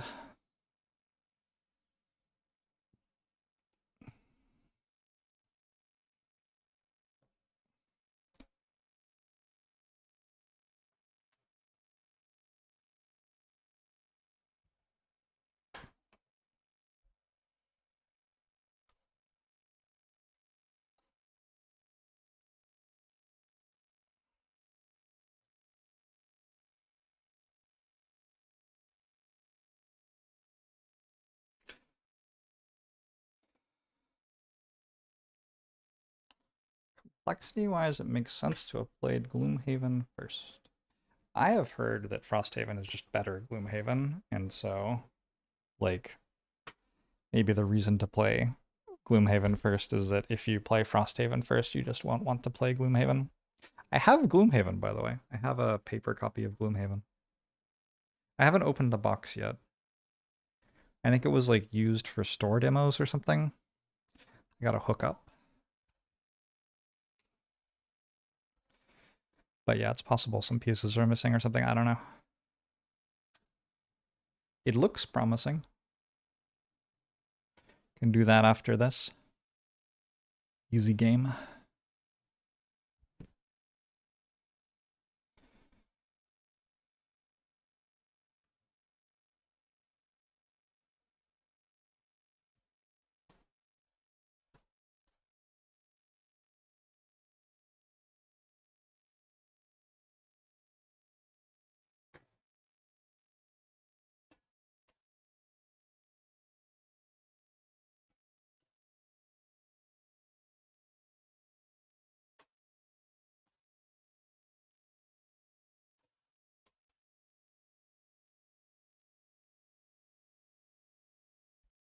We gain experience. We gain loot. So Harper gets 8 experience plus 6 is 14 more. 101 is a level up. Lyle gets 7 experience plus 6 more. 78, 84. Not a level up. Sorry, Lyle. 7 more life lessons. 1, 2, 3, 4, 5, 6, 7. I kind of said it was being at 28 out of 150 on our retirement quest. So Lyle will be around for a while. Verna, 92, 98 experience. And Sam, 92, 98 experience. So I have 3 level ups to do once we get back to town.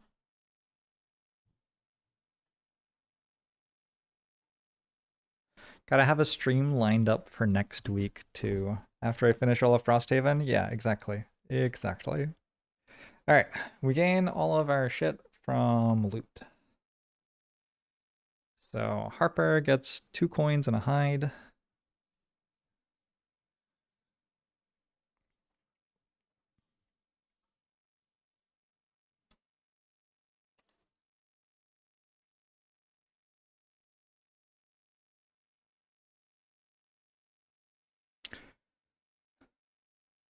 Lyle didn't get loot. Sam gets a lumber. 5 out of 8 and a hide.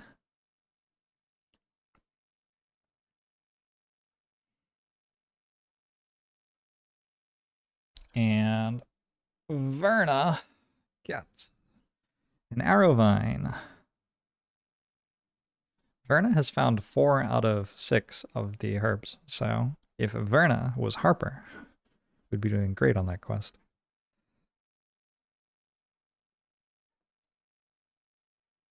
Oh my god, this is so much stuff. 12 coins. 3 hides. 1 lumber. The arrow vine I already marked. And that's it. All right.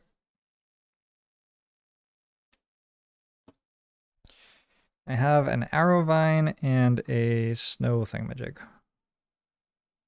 And a whatever the other thing is. Actually, I have 2 of them marked. I think I just forgot to mark that off. Pretty sure. Because I didn't have that before.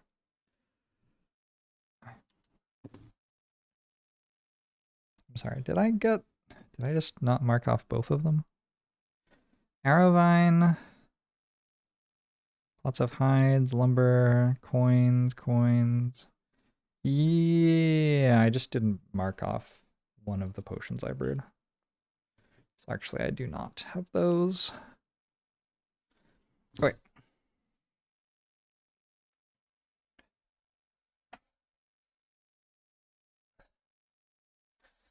Next, gain check marks for achieving battle goals. Egoist, collect more loot than anyone else. Yup. Easy. Straggler, never short rest. Correct. Recluse, never end your turn adjacent to any other characters.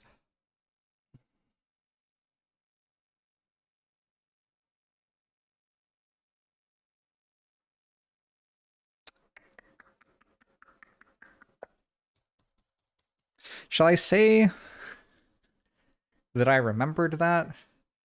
Because I sure could have remembered that. Or shall I admit that I forgot that on the final turn and didn't remember it? I think we say I remembered it. I'm going to give myself -2 experience, though.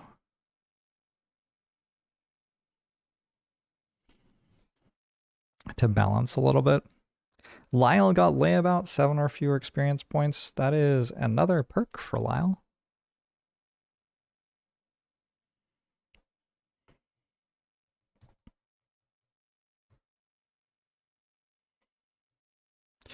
Replace a +0 card with a +1 in curse card. Add 2 heal an ally and redraw cards. That's kind of fun.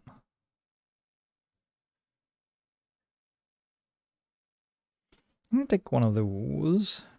Add 2 heal an ally for 1 and redraw cards.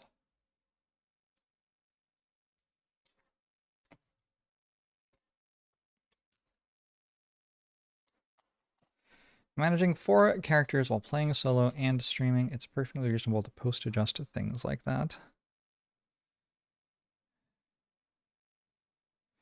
I was also trying to collapse the end into like a summary of it. So we can just pretend that I did it right. Like we pretended that I did the other things.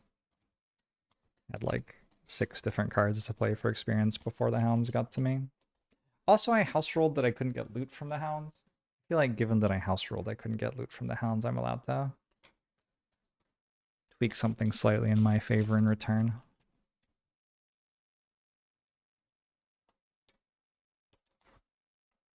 Those hounds giving loot is kind of brutal though. Like, that's actually You could just sit in that mission for another hour, probably. All right. 2 ally heal and redraws.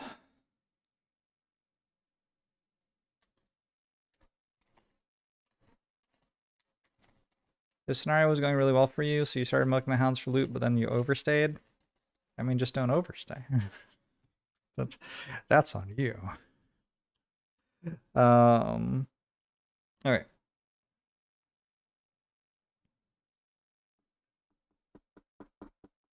Perk marks for achieving masteries. Don't think we did that. Read the scenario conclusion.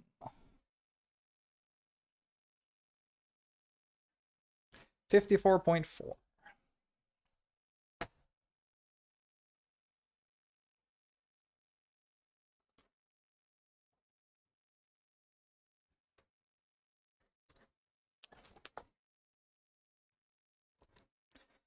Pack is far behind you now, their snarls and barks fading far into the distance, and so finally you let yourselves slow to a march. The cold for once comes as a reprieve. You let it wash over and steal away the heat of battle, evaporating your sweat and taking the sting from your wounds. For a long time after that, you march. The valley extends onward into the icy expanse of the north, finally opening into a vast field crowded with towering icy spikes. It looks almost like another forest, huge frozen pillars all gathered together. But these are no kind of tree you've seen. They are raw, frozen obelisks, enormous ice spears shot forth from the ground like huge monuments to some forgotten god. You doubt this is what Satho was imagining when she sent you this way, but these things can't be ignored. You scan the horizon and notice that deep in the expanse one structure stands apart. Larger and darker in color than the others, it's less a spike than a spire. Oh. Oh. Well. And it reigns over the landscape like a lord's keep. You have the choice. You can either march to the massive spire or opt for a closer target. You do notice one not too distant spike that does look a little curious. It is shorter than the rest, but also wider. It might be worth a cursory investigation before venturing too deep into this unknown field. They're not linked, though. They're not linked scenarios. I meant to go back to town in between. All right. Back to town we go.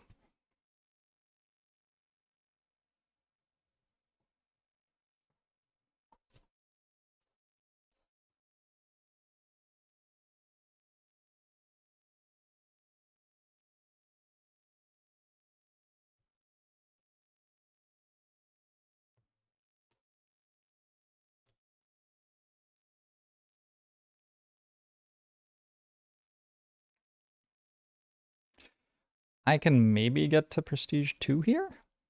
That's kind of exciting.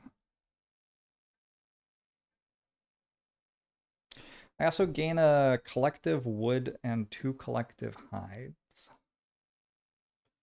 Let's see. Who wants this stuff?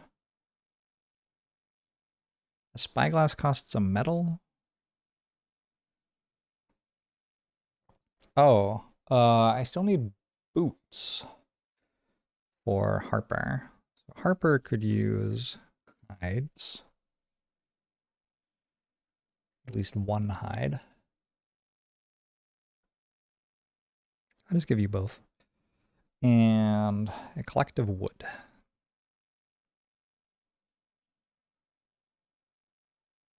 What if we just put that on Lyle so that everyone has a wood? Except, ironically, Harper.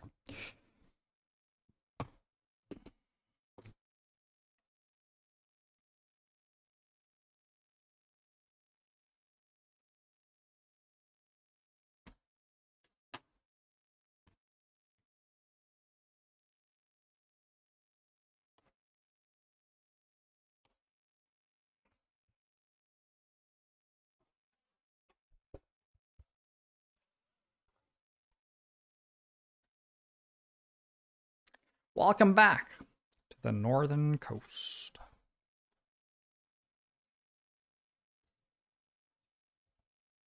This will be a pretty exciting town phase. I have 3 level ups here.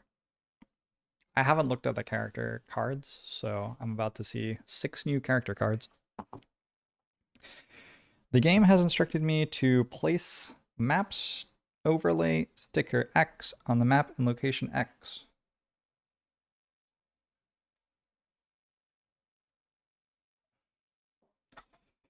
Whatever that means.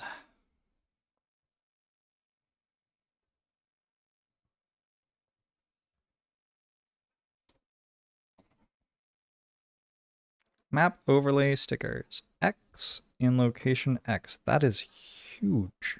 That is huge. Where's location X? Huh? X is there. Yo, what?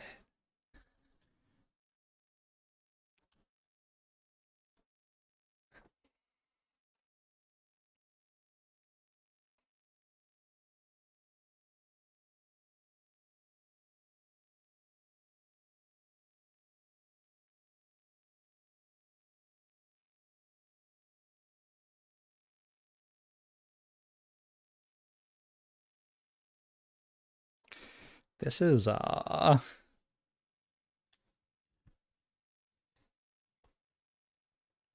when they said it was a giant spire. Holy shit.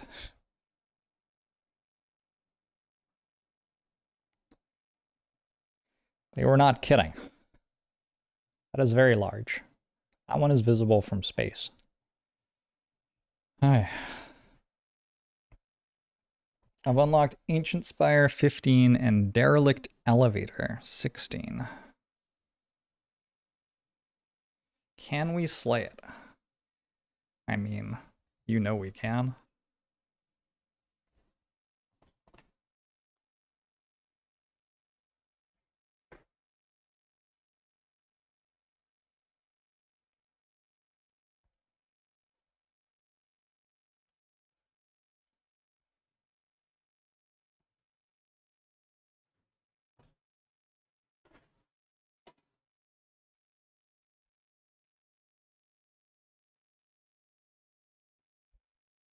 Okay.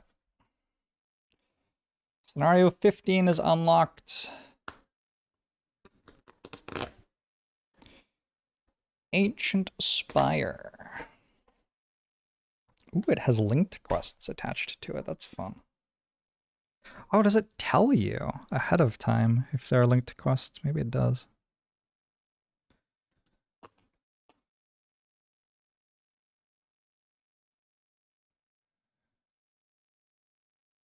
That's so weird. It immediately gives you a different sticker to put on top of the sticker that you just placed on the map, but I don't know how you could possibly not just be doing this. Like, what's the point? Why not just have one sticker?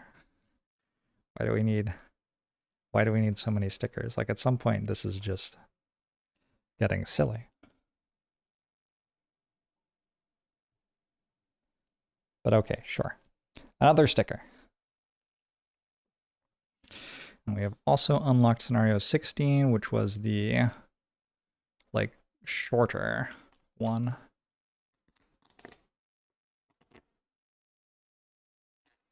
Derelict Elevator, which also has 2 linked scenarios attached to it. This is an F10.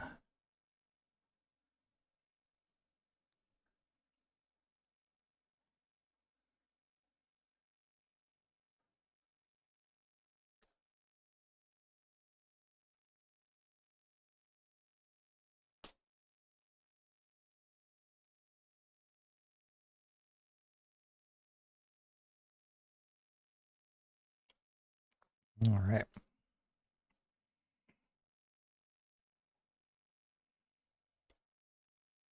I mark this off.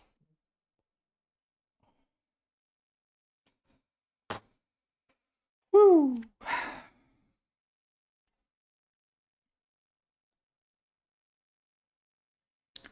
So my next mission to do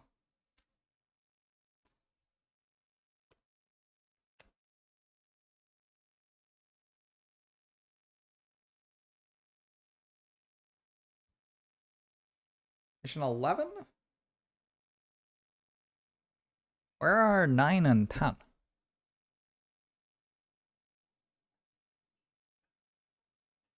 Hmm.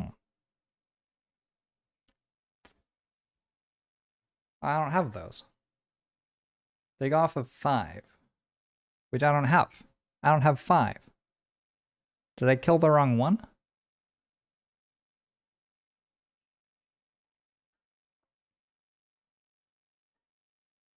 Unfair. Am I meant to have 5? I'm not meant to have 5.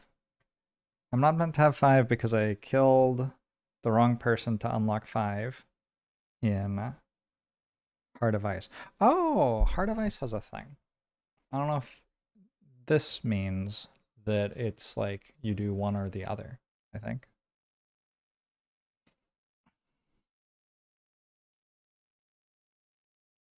That's so many missions that I don't get to do. What the hell? I paid so much for this game. This was a gift. It's a lie. Anyway. Other people paid so much for this game.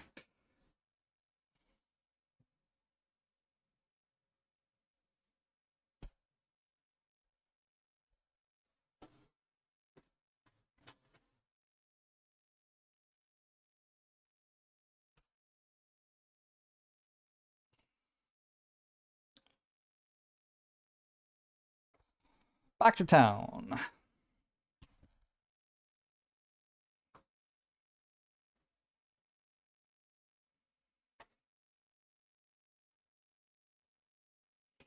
First, we have an outpost event. I believe. Outpost phase. First, passage of time.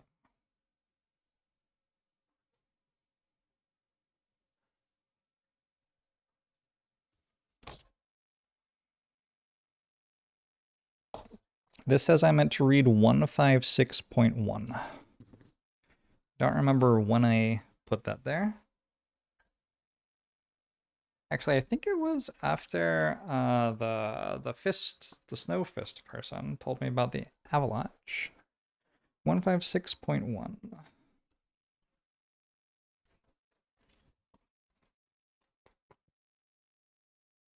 Fascinating, yes. A fascinating challenge. Oh, and an opportunity for the outpost, of course. A quattrol wrapped in a thick green cloak paces the floor of Satha's cabin, lost in thought as the mare looks on from her seat by a map-strewn table. I just said somebody's name in an outpost phase. Verna is at 3 out of 12.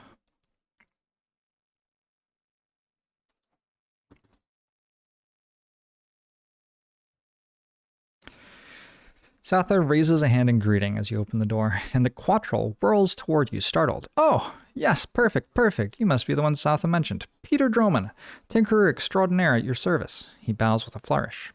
Satha clears her throat, cutting Pinter's introduction short. A recent landslide changed the landscape of the frozen pass, the mayor explains. Between the rocks that fell out of the way and the valleys they filled up, we think we can create a shortcut through the Coppernecks that could save days for supply chains and merchants coming across the mountains. You recall your own recent journey over the pass and agree you'd have appreciated a shortcut. That's the spirit, Satha continues. A shortcut means more merchants bringing goods, and more goods means more outposters survive the winter. Pinter here is in charge of the engineering. Yes, Pinter jumps back in, unable to contain his excitement. The place we're looking to build, he points to a map on the table, is a landslide area that's almost clear of rocks. I've created explosive devices to help remove the rest, but the fauna of the area are quite aggressive, and I can't get a team close enough to plant the charges. Oh my god. That's where you come in, Satha explains. I told Pinter, you're the only ones I trust to get those bombs where they need to be and handle yourself against the local animals. We'll have the charges packed and ready to go at dawn. You nod and turn to go. Prepare your own supplies, but Pinter interjects. And not to worry, the charges are completely safe, he says unprompted. I've learned so much since my unfortunate incident in Gloomhaven. Somehow his assurance does not increase your confidence. New scenario, work freeze 114. I mean, I think we should do that, right? They say we should do it. We should do it. I don't know. 114.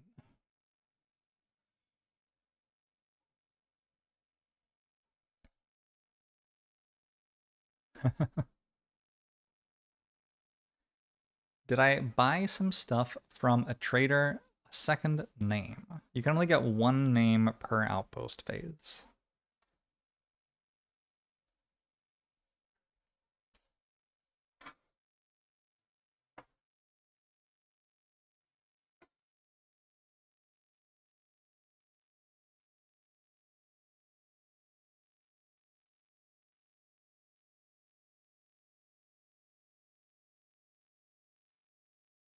I only need 8, not 12, actually, having reread it. Hey, which number was it? Number 114. Any opportunity to work with bombs. Twitch chat is on the case.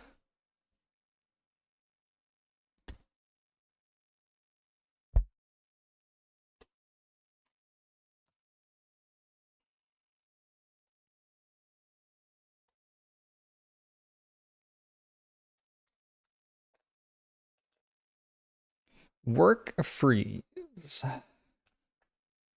This one has a calendar icon there, which I assume means that after we do it, we get another mission, but it's like delayed some number of weeks.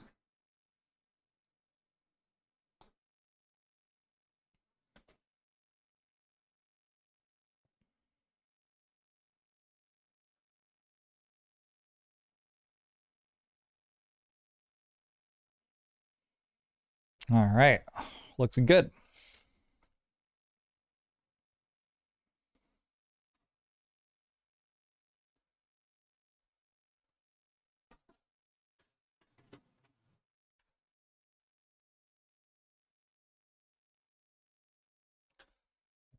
Now we actually get to start the outpost phase. Passage of time happened. Outpost event is next.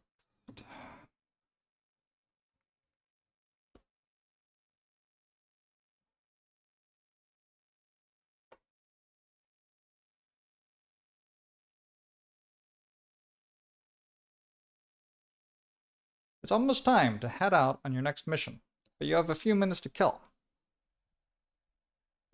You decide to stop by the crater, the burned out drinking spot where a tavern used to be, hoping to find a drink. Instead, you find Zane, your sometimes friend and always trouble. Place your bets, ladies, gentlemen, and savants. Get the latest odds right here. Will Frosthaven's favorite mercenaries return triumphantly, or will they succumb to the treacherous, harsh wasteland, never to be seen again? Zane turns to collect a gold piece from a Valrath behind him and notices you. Just a minute, folks. The Orchid rushes over to you. Hey there, friends. I didn't see you there. Sometimes we take a little poll on whether you'll make it back. A poll for, money. A thought crosses his face. Say, you wouldn't want to get in on this, would you? You could actually make a lot of money betting on yourself. I mean, that's just free money. I'm not gonna fail. I can bet resources or gold on myself. I don't have very much gold. The thing I wanted to do in terms of building stuff in camp was, I think, level up the alchemist, which requires 2 lumber, 2 metal, and 1 hide. I can also turn gold into materials. All right, looks like I have a total of 16 gold. Upgrading the alchemist costs me 0 gold. It's just wood, metal, and hide. Is that what I want to do? I guess so.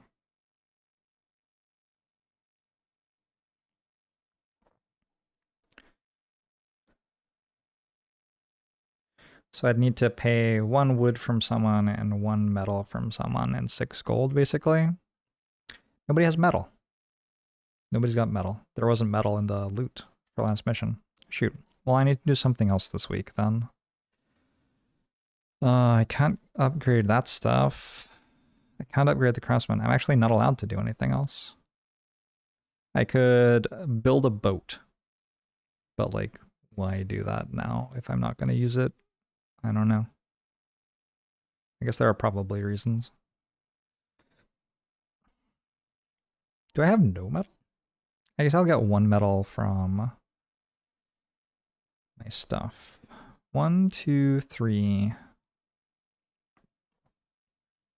4, 1 metal, and I have hides. Okay, I could build a boat.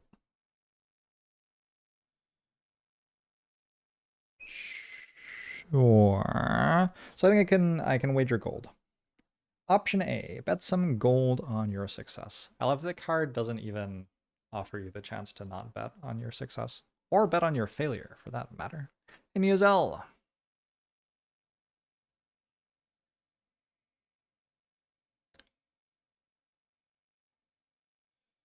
It says, all characters resolve the following individually. Lose up to 10 gold. Ah, wow, you're quite the gambler. I wouldn't bet on those odds. Zane flashes you a smile that could warm Algox's heart. Record the amount lost. If the next scenario is completed successfully, gain double the lost amount of gold. Otherwise, I guess you could bet against yourself instead. Though given the odds against you right now, it wouldn't be worth your time. He blinks and leans into whisper, because everyone thinks you're going to die.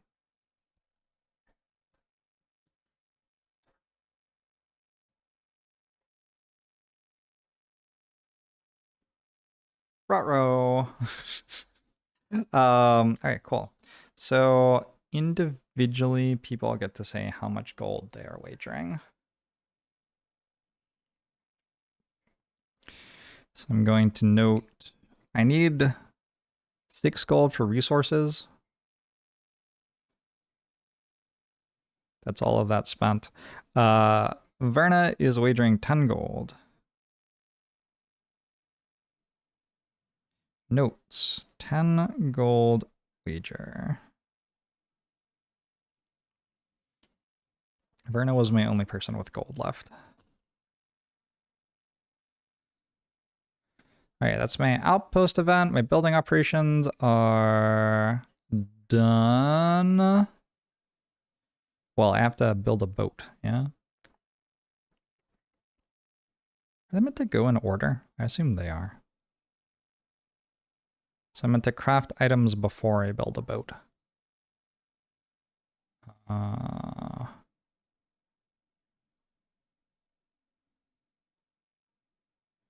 Okay, I'm just gonna remember that like the boat costs me 1 less of everything. Let's look at item crafting.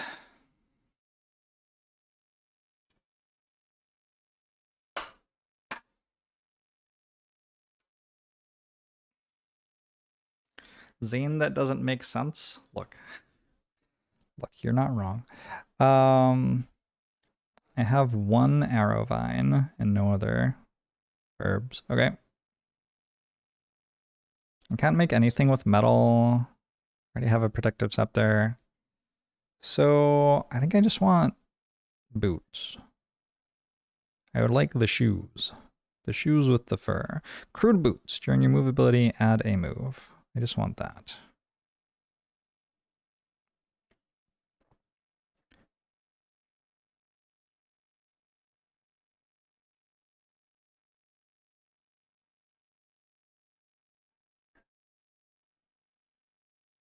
Cool. So I can grab those with Harper.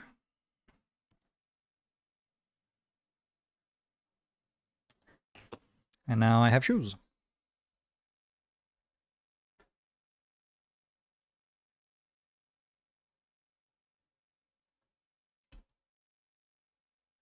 Why are the birds awake? Only 5 a.m. It's not time to be awake.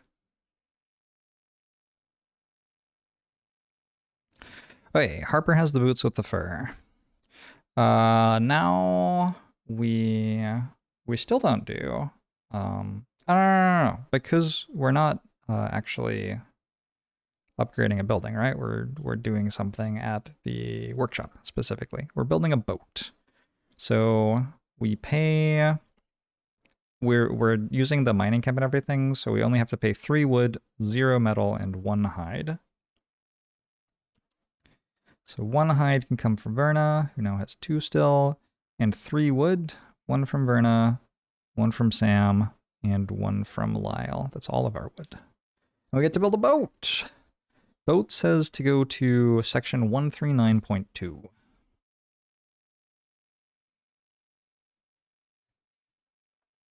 No blink bay laid flips table. I think blink blade is the next one, yeah? Once Sam retires, probably. Animals wake up very early. Messed up. The shipyard hums with activity, somewhat literally in the case of the harrower carpenter, who has been hired to construct your boat. As a swarm of unified insects, the harrower has spent the last few days slicing planks of wood. I'm sorry, what? As a swarm of unified insects, the harrower has spent the last few days slicing planks of wood, then bending the pieces into shape with the help of other workers. It's a respectable single-mast ship with enough room for a small crew to make a brief voyage north. Until now, a part of you had hoped the carpenter wouldn't pull it off, and you'd be saved from venturing into those frigid waters. But, seeing the ship here, all properly rigged up and sealed with fresh pitch, your mood brightens. Now all you need is a crew. Captain Philip Doghogger at your service. You turn back toward the gate. The human walking toward you is the height of a child, but the weathered look on his face makes his age clear. Southam mentioned you needed old salt. The man continues cheerily. He seems confident that he's already been hired. Delighted to have a ship to captain once again. Been looking for a new steed since my own ship met an unfortunate end a few months back. I'm sure this one won't be torn apart by a giant starfish, eh? He laughs, but there is sadness there. Now what do you call this beauty? The sailor brightens again, offering a bottle of brackish alcohol. Go ahead. Pick a name. Bad luck to set forth in an unnamed vessel. You smash the bottle on the hull and watch as the carpenter and their assistants launch the ship into the chilly waters. Captain Doghogger takes some time to inspect the rigging and secure a crew, but after only half a day, you're ready to brave the icy sea and leave Frosthaven behind you. Open envelope B. Should I read it?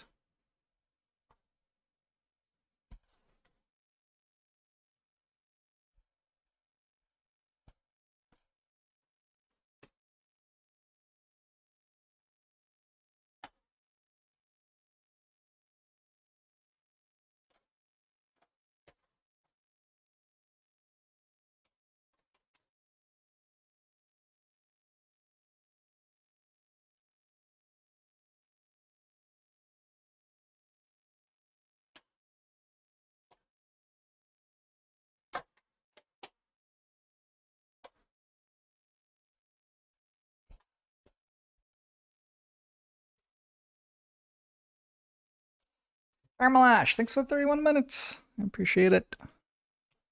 Oh, this is very exciting. I will find out what harrowers are when the game has me meet more of them, I assume.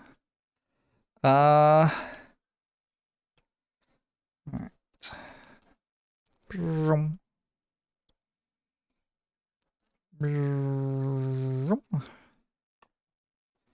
Apply rules sticker 4. I have some boat things. These are boat events. Active boat events. B, boat. B, boat. Apply rules sticker 4. Okay.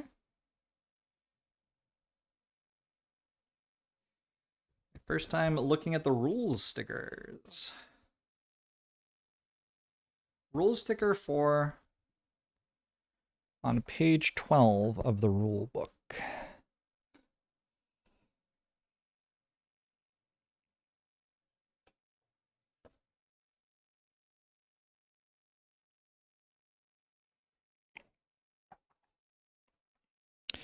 A boat event is a small thematic interaction in the biting sea.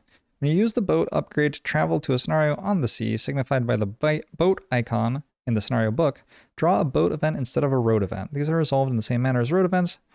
There is only one boat event deck. Boat events are not split into summer and winter.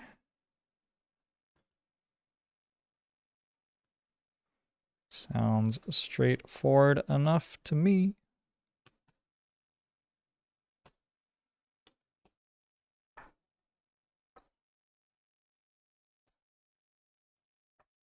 Cool. Awesome. This is my first time putting another thing in the rulebook. I've discovered how to find one of them. Why is the divider like this? It's weird.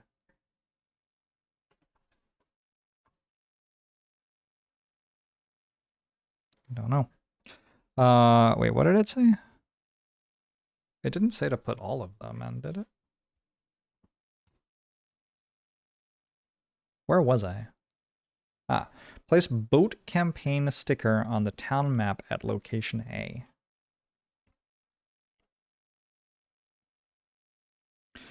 Boat campaign sticker.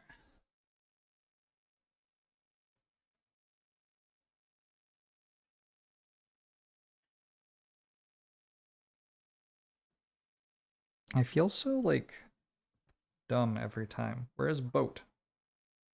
Boat! Ah.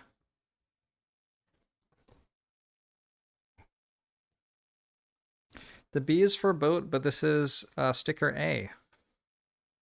Make it make sense. Please make it make sense. Oh, I get to name it. Holy shit, it has a nameplate.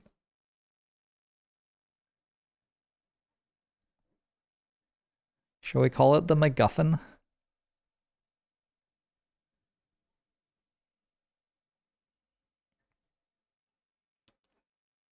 This game is so cool.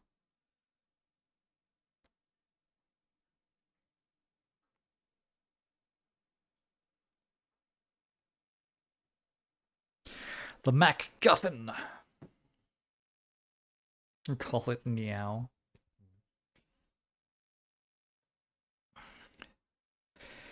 Name your boat, then write it on the sticker and the front of B01 and B02 in the blanks.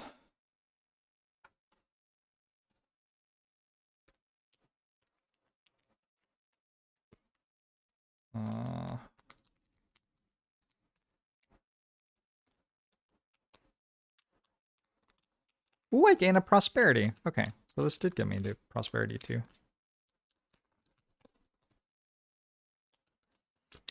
I thought it might. Store this deck in envelope B when not in use, and use the card divider to separate the boat event deck from the other boat event cards. Oh, I see. The name of the boat is... It'll be at least an hour to repair the beautiful MacGuffin.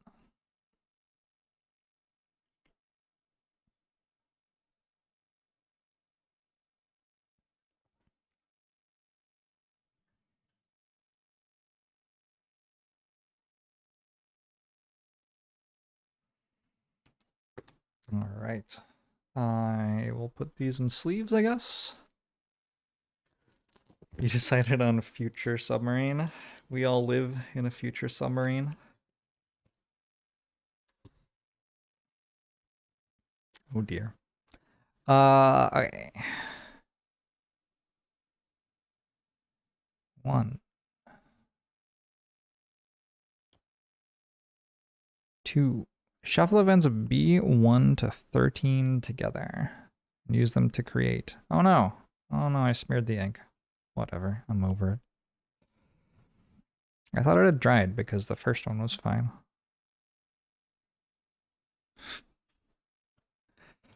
4, 5, 6, 7, 8, 9, 10, 11,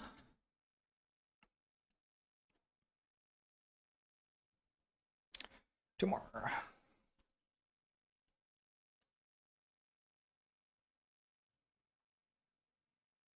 I'm almost up to 1,500 in online blitz. I'm kind of excited about this.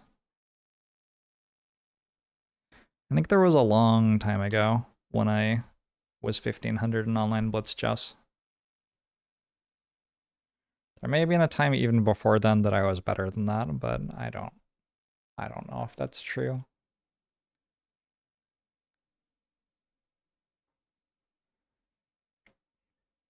You would have preferred the defect as a boat name?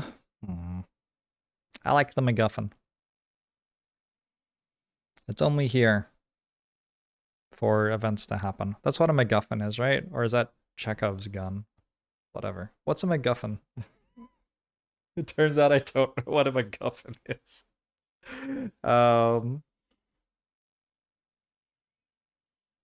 It's a boat. That's what it is.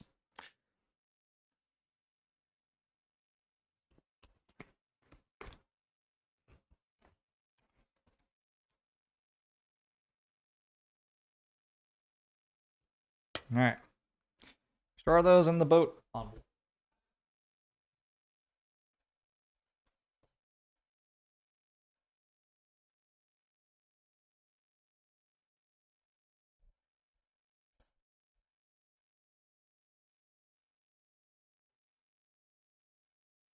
I mean, it feels like we should go on the boat, but it also feels like we should do the quest that we were just offered by the explosives person. Everybody loves explosives, right? Also, we have level ups to do, I guess. All right, let's. Is this done? Gain of prosperity. I am at prosperity 2. Oh god, I just looked at how far this track goes and compared it to how far we had gotten so far. So for those of you asking what month of the campaign we're in, we are up to there. It starts here. Here, I can just show you. I can zoom. There's our prosperity so far. And it goes all the way over there, and then it goes back to the next row, and then it goes all the way to there. That's what month we're in. Good shit. All right. We will not be building anything because we built a boat with all of our resources. We will now finish our outpost phase. I also already crafted our item. Progress will accelerate at some point, surely. Yeah, I mean, we'll see. We'll see. I think it probably will a little bit. Or maybe it will get slower. I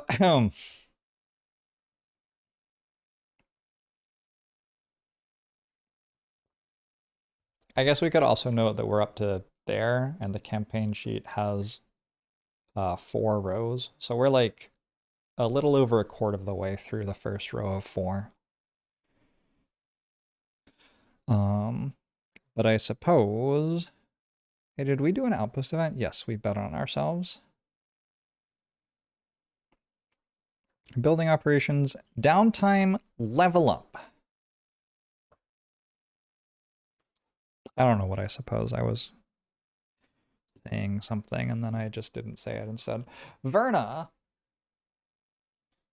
is now a level 3 banner spear, which means I get to pick between 2 new skills. I could also take meat grinder. Also allowed.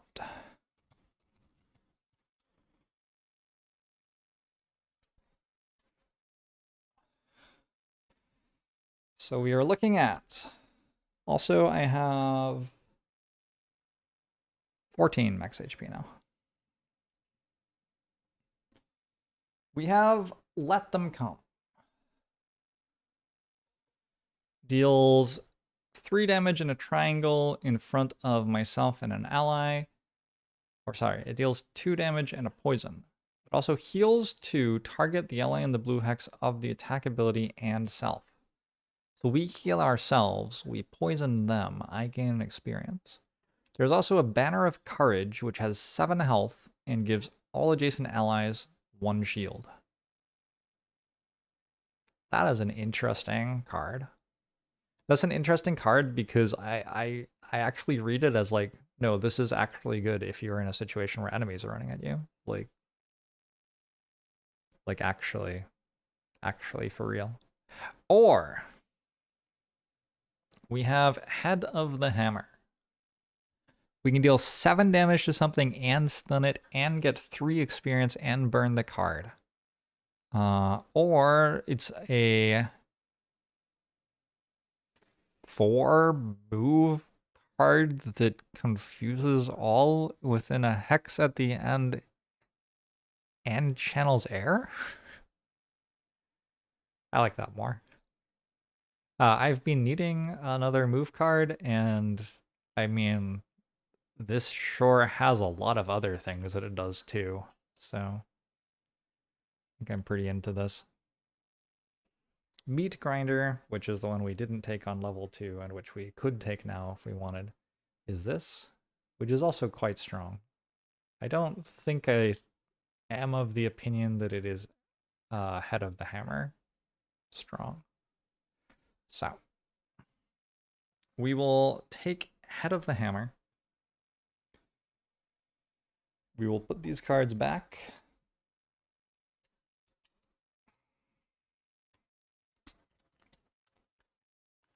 For next time.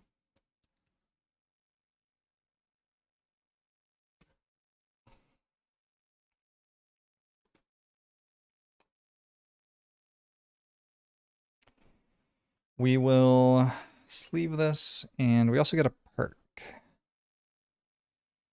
Level up. Ability card, hit point, increase, 1 new perk mark. Yeah.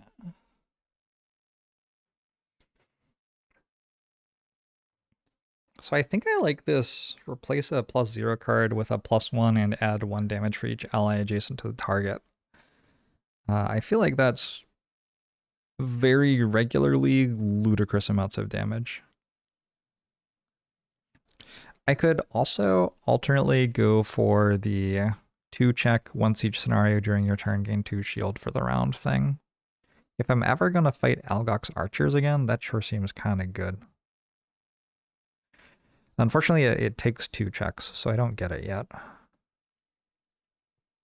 So I think I will just go for another +0 card turns into plus, I don't know, 4 or something card. So take out a +0.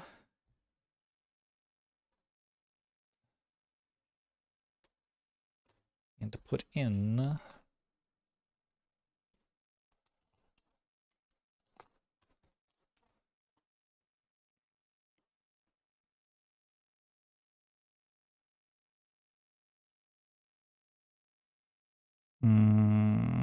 where is it? Add a +1 for each ally adjacent to the target. This one. Another one of those.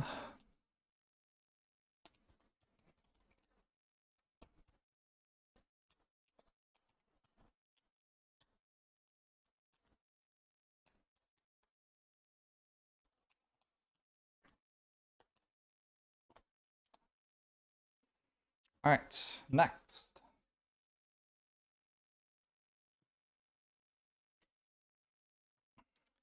We also have a level up for Sam and Harper.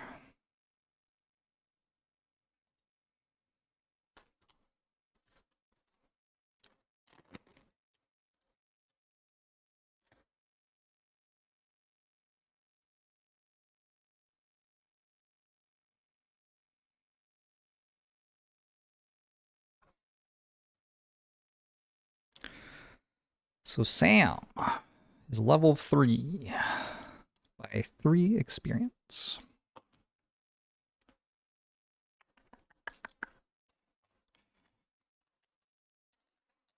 And the card we are picking between this time, just look at the card I didn't take last time first.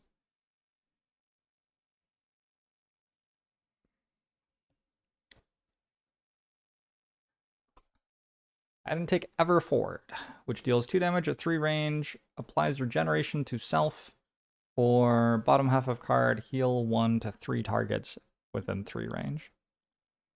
But not a bad card. It's a very awkward card. I feel like all of the Drifters cards are kind of awkward. Anyway, at level 3, we have Fierce Barrage, which deals 2 damage to 2 targets. Or on your next 6 ranged abilities, add another target. Huh. I'm more into the top half of the card than the bottom half of the card. Also, I want to note, like, the top half of the card is a melee attack, and the bottom half of the card is for ranged abilities. So what the hell? Where's the, like, synergy here?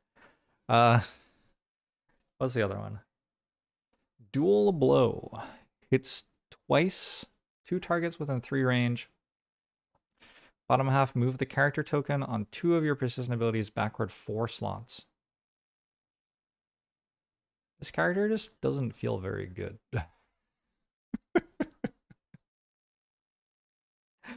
um, I am down for a Fierce Barrage with the intention to use it for the top half because it hits twice in melee and to not really care much about the bottom half. That seems fine. So that's what I'm going to do there.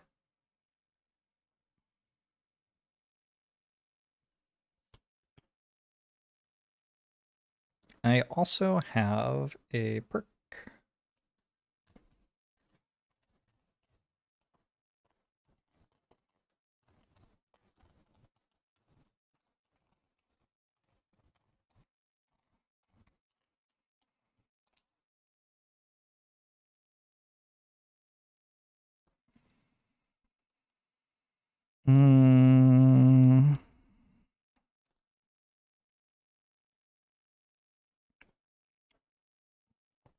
The perks for Drifter are really interesting because there's a lot of like taking your plus zeros out and turning them into redraw cards, which I don't know. Replace a +1 card with 2+0 and move one of your character tokens backward 1 slot cards. That's kind of interesting.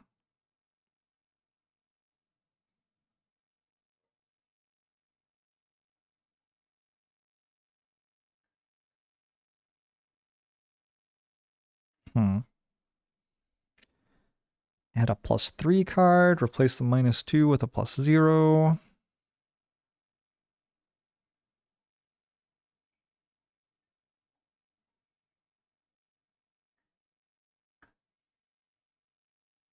+2 and Immobilize could come up. I'm mostly trying to play this character as a like hit people in face character. So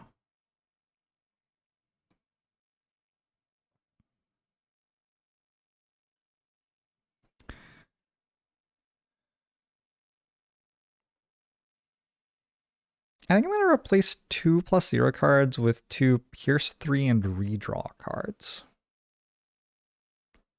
That feels like more relevant than other things. I feel like my Drifter often is hitting people with shield and not always doing so with Pierce. So I'll turn 2+0s into redraw Pierce cards. Also, you tried Range Drifter and your takeaway is to play Melee Drifter. Yeah, I didn't feel like I had to try Ranged Drifter to, to decide that.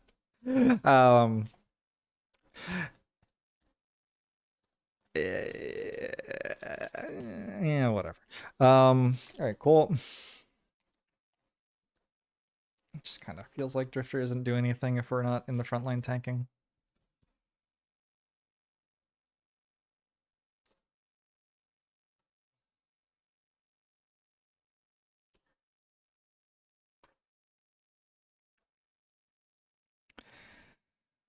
So I lose from the Drifter deck.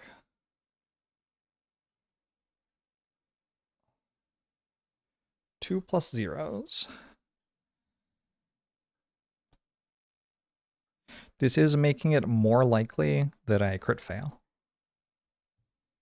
Relevant. Somewhat relevant.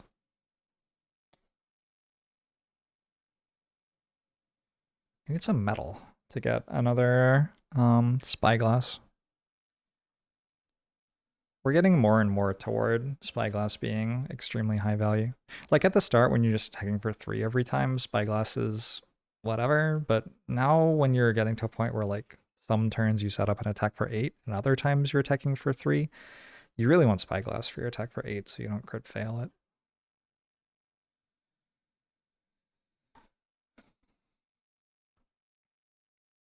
IMO, of course. I'm also kind of assuming that since I'm playing up to levels, like lots and lots of enemies are going to have shield.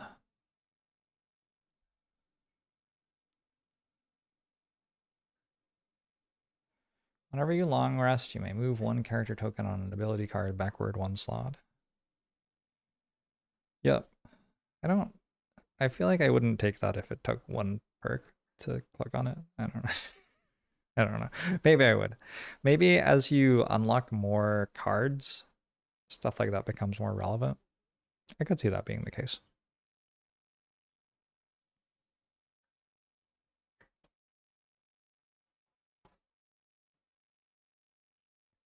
Okay. And, oh, Fierce Barrage is our new card.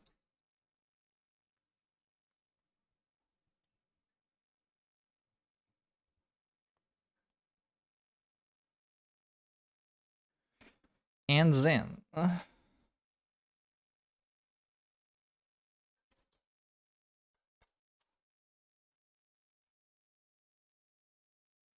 Lyle still hasn't leveled, but Harper has. Harper is our Bone Shaper.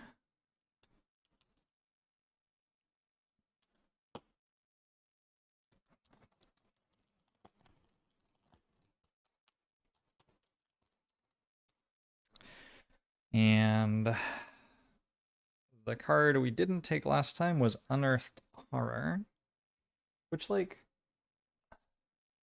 I don't know. I don't think this is that good. I think the stat line on that is not significantly better than the stat line on a skeleton, and the card burns instead of going in your discard pile, so it seems pretty bad. Grant one of your summons poison everything around it. I think that card's just kind of bad. At level 3, there's a grave digging. See the grave digging. $10 for the edge of a seat. It's all you'll need. That's just a skeleton. It only deals you 1 damage instead of 2. Play a card from your discard pile to perform a summon action of the card. Deal 1 damage to self. Interesting. Okay. Cool. Doesn't currently do anything other than make a skeleton, really. We can make... I mean, yeah. It just... Oh, well... Okay, so if I move with the Wraith card on turn 1, on turn 2 I can use it to play the Wraith. Actually, okay, that is actually a real thing. So on turn 2 it accelerates me to 3 summons. Huh, alright. Or... Putrid Cloud. Designate one of your summons and perform 2 damage to all enemies adjacent to the summon and poison them. Kill the designated summon. Get 2... get 1 experience and an earth energy. Or, whenever an enemy attacks you or one of your summons, the enemy gains poison. If it already has poison, it suffers 1 damage after the attack instead. I mean, that's like fine, but I'm going to just take the one that lets me make more summons. So I'm going to go with the grave digging. Being such high initiative is kind of interesting. You often want to go low initiative, or sorry, by low... You want to go late in the turn order fairly often at the start of fights when you're summoning stuff, because you don't want it to be there for them to hit during their turn. And it doesn't go the turn that it is summoned, so having it summoned at the start of the turn doesn't help you much. Anyway, yeah, grave digging seems fine. And it's a bottom half of a card that does something early, which is like the exact thing I've been looking for in the bottom half of a card. What's the bottom half of Angry Spirits? It is, on the next death of one of your summons, due to damage from an attack, the attacker suffers 2 damage. And it stays in play, but you can discard it whenever you want. doesn't give experience. Cool. I get a perk. I can get 3 heal myself cards. That actually seems kind of good. I could replace a -1 card with a +0 poison card. I could place a -2 card with a +0 card. I could replace a +0 card with a +1. Kill the attacking summon to instead +4 card. I like 3 heal myself cards. That seems kind of good. Ignore scenario effects and add 2 +1 cards? Wait a second. Oh, let's do that instead, actually. Ignore scenario effects and add 2 +1 cards. That seems great.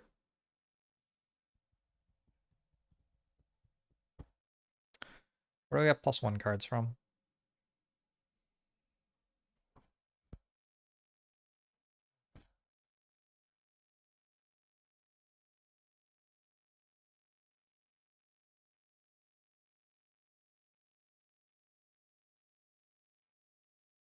Yeah, one of the reasons that I'm playing at a higher difficulty is that it is just remembered that the +1s are in the characters' decks. It is easier to win when you are knowing initiative of all the characters and intentionally organizing it.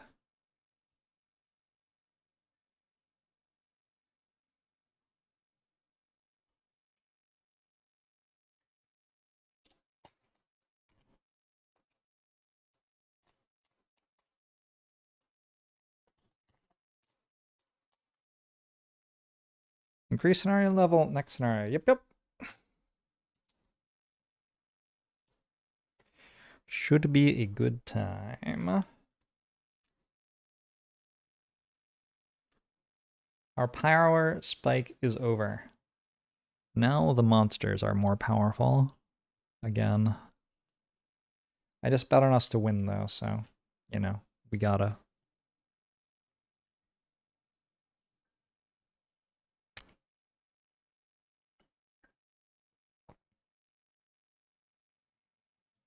All right.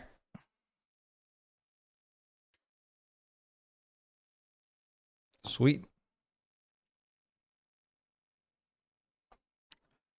I think that's it. Is it? Outpost phase, downtime, construction. Is that all of downtime?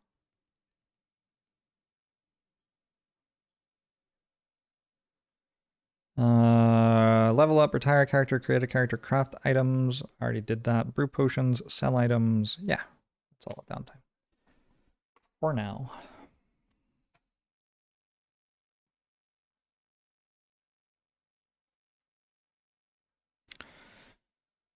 So my understanding is I don't have. Oh, I was gonna do the weird scenario. Which one is it? 114. Let's do that.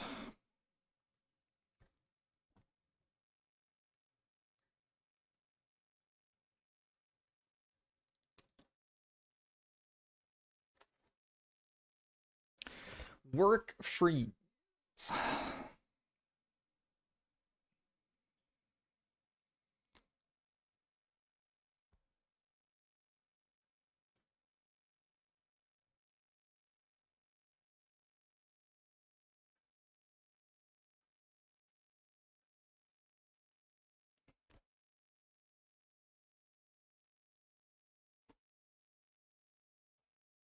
Resolve a road event if necessary.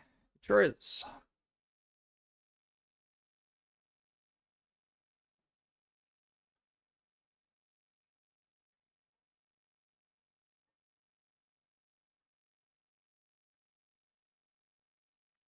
You duck into a familiar cave and find row after row of corpse cap growing in the damp ground. Natural silt, and dark interior combine to create the perfect environment for an excellent harvest. Whenever you pass this way, you make a point of stopping in. Option A, harvest the corpse cap. Option B, take a few cuttings but allow it to grow longer. Ooh, let's take a few cuttings. Scaling. You gotta scale. You gotta scale. All right, what's that do?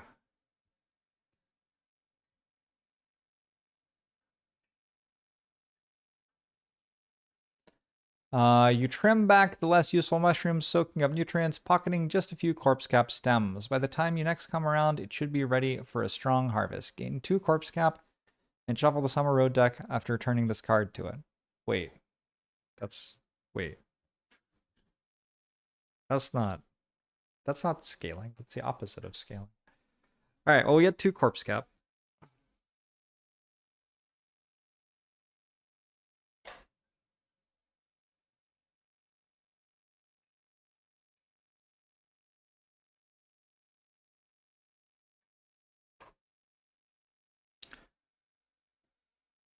And I got a night. Things are going really well. Going from 7 to 114 is a big skip. 114 was presented to me this early in the game, so it's when I'm going to do it. Shuffling the card back in means it will come back. I know. The opposite of scaling, staying the same.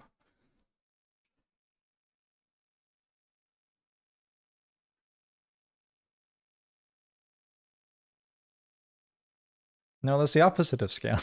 Staying the same is not scaling. All right.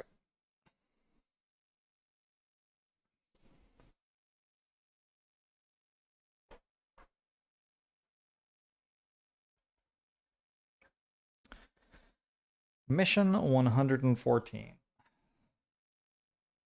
Set up the map tiles for the scenario.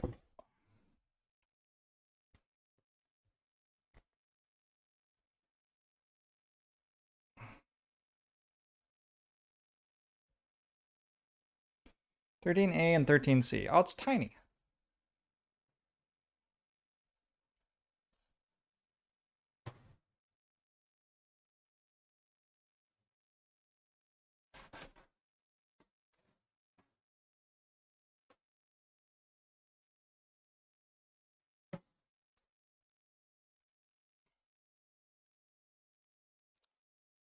What is this? A scenario for ants?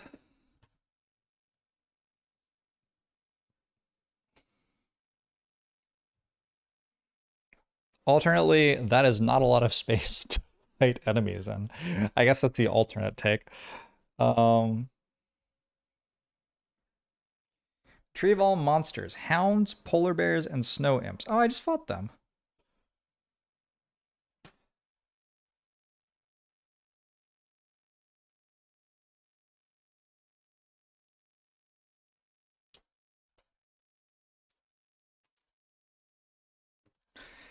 They were consequently not difficult to find.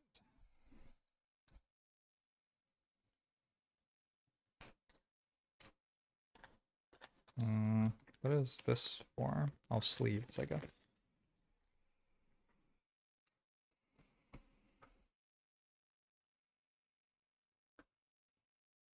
They are level 4 now, though. That means I have to flip the card. Oh my god. So the hounds deal 1 more retaliate damage now, which means my skeletons get 1 shot by them. That's kind of rough. Snow imp level 4. 8 health, 3 damage. 3 damage is a lot more than 2 damage when you're applying brittle every time you attack. Also, 4 health on the normals is a lot more than 3 health.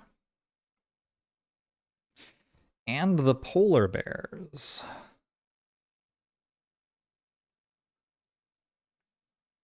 The polar bears, the elite polar bears now have 20 health, which I think is unethical. I don't know what the deal is with that.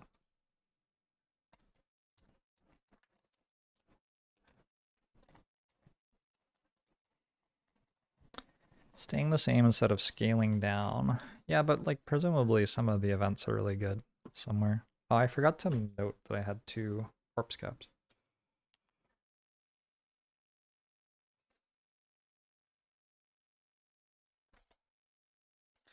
I will give them to Harper, but unfortunately this doesn't count for Harper's quest to harvest 5 different herbs. I'm just giving them to Harper because Harper feels like it just feels like Harper would want them, you know?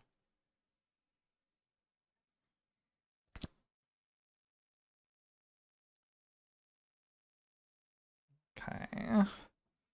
Polar bears.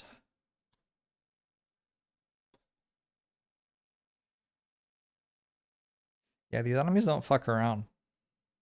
Hmm. Don't know if I'm a fan of... Well, I don't know. We'll see.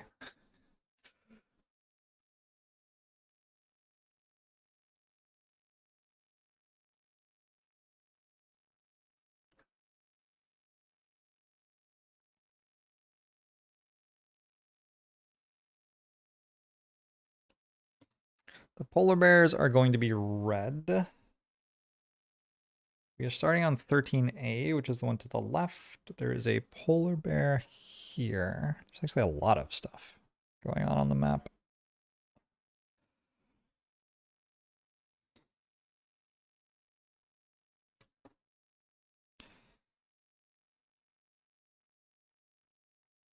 Snow imps. More like snias imps, am I right?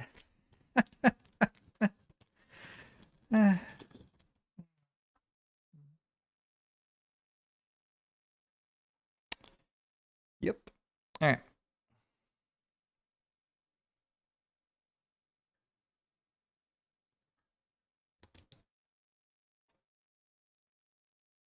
Snow imps haven't been a trouble for me yet. Like every mission with snow imps in it has been easy. But I am a bit concerned about the hounds and polar bears. Also, I think it's unreasonable that fauna and flora are such similar words. Whenever I hear about flora, I think flowers. And whenever I hear about fauna, I think plants. I like never think flora means all plants and then fauna means animals? What the fuck are you even talking about? That's a completely different thing.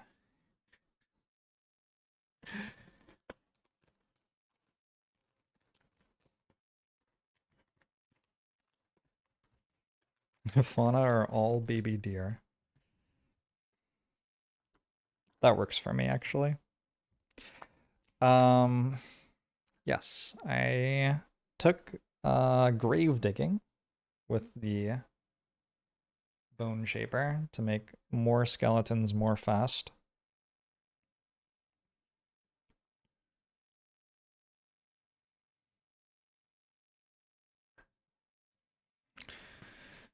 I took Fierce Barrage with my drifter to hit more things more hard. And I took Head of the Hammer with my banner spear because it had a 7 on it. Like, and that just seems like a very large number. Just all of the numbers on it are very big. Kind of obscenely large. Alright, cool. There are 2 hounds starting on the map. Hounds will be orange in this one.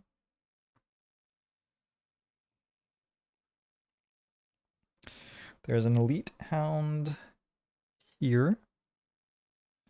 There is a non-elite hound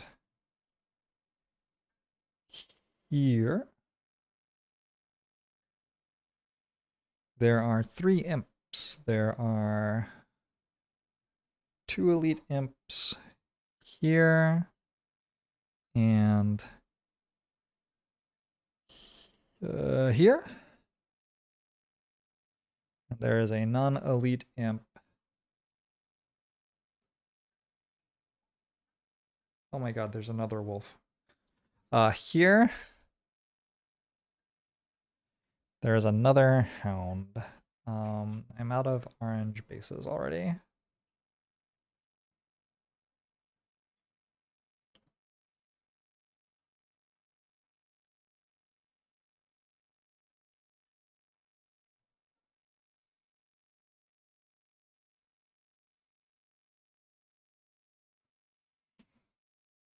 Okay.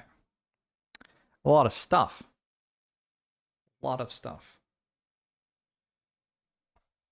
We have wind condition ice pillars. 1, 2, 3, 4. These are the things I meant to blow up, presumably with the explosives. That thing, this thing, this thing, this thing.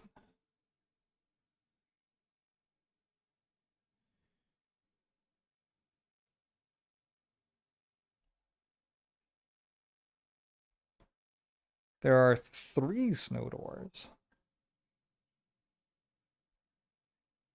Are there really? Okay, there are 3 snow doors.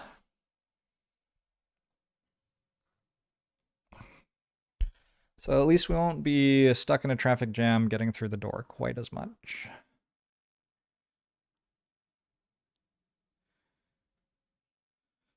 Here. Here. Here.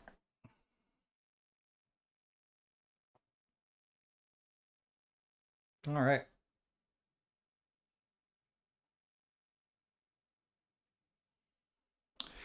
Read the scenario entry. Pinter Droman's explosives are surprisingly light. You hike up the pass to the demolition site, where the enthusiastic tinkerer hopes to create a new shortcut on the road over the mountains.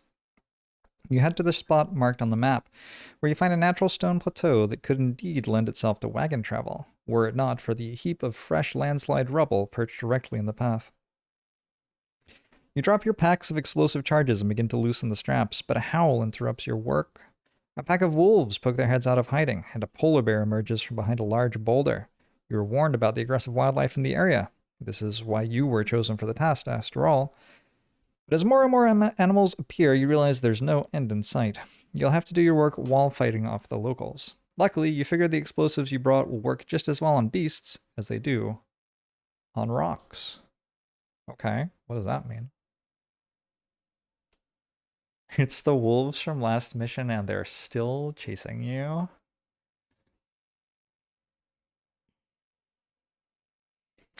Special rules. Doors are locked.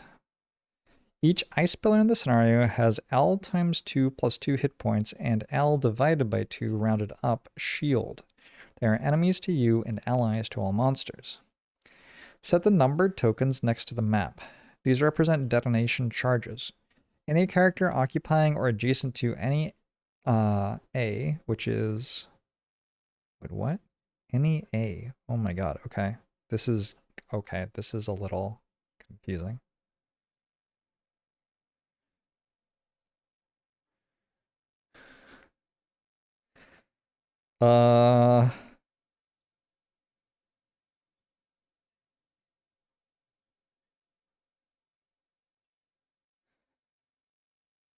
Oh my god. Alright, okay. Let me try to explain what I am reading right now.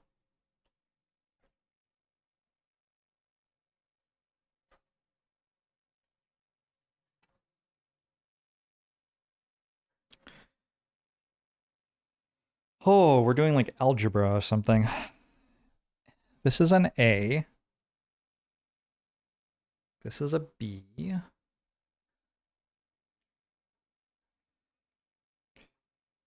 That's a C.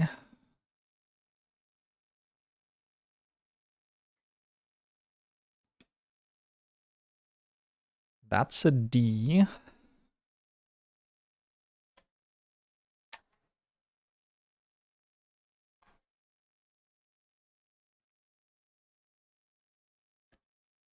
Here's another A.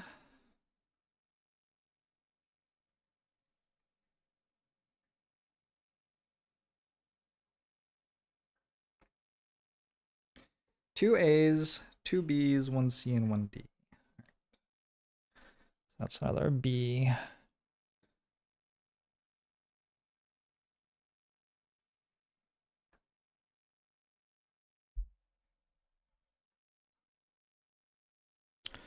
me try reading this again. Each ice pillar has level times 2 plus 2 hit points and level divided by 2 rounded up shield. So the ice pillars have 10 HP and 2 shield. They're enemies to you and allies to all monsters. Set the numbered tokens next to the map. These represent detonation charges. The numbered tokens.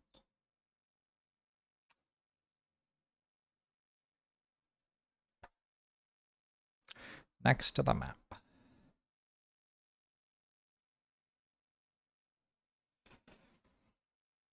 These represent detonation charges. Any character occupying or adjacent to any square A, which is this corner and that corner, at least in this room, can forego a top or bottom action, discarding the card instead to gain 1 detonation charge and place it on their character mat. Each character can only carry 1 detonation charge at any time. Any character can drop a detonation charge at any time during their turn, including during movement, placing it in an adjacent empty hex. Whenever any detonation charge is dropped, it cannot be picked up again. During their turn, okay. All hexes with dropped charges are considered negative hexes. I don't know what a negative hex is.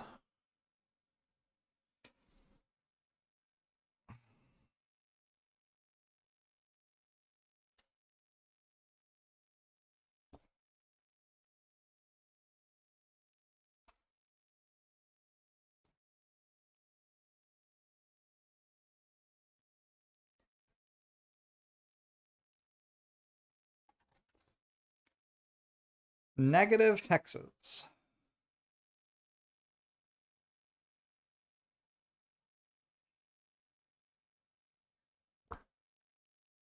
Sorry, what? When is this defined? 74 to 75, 45 maybe?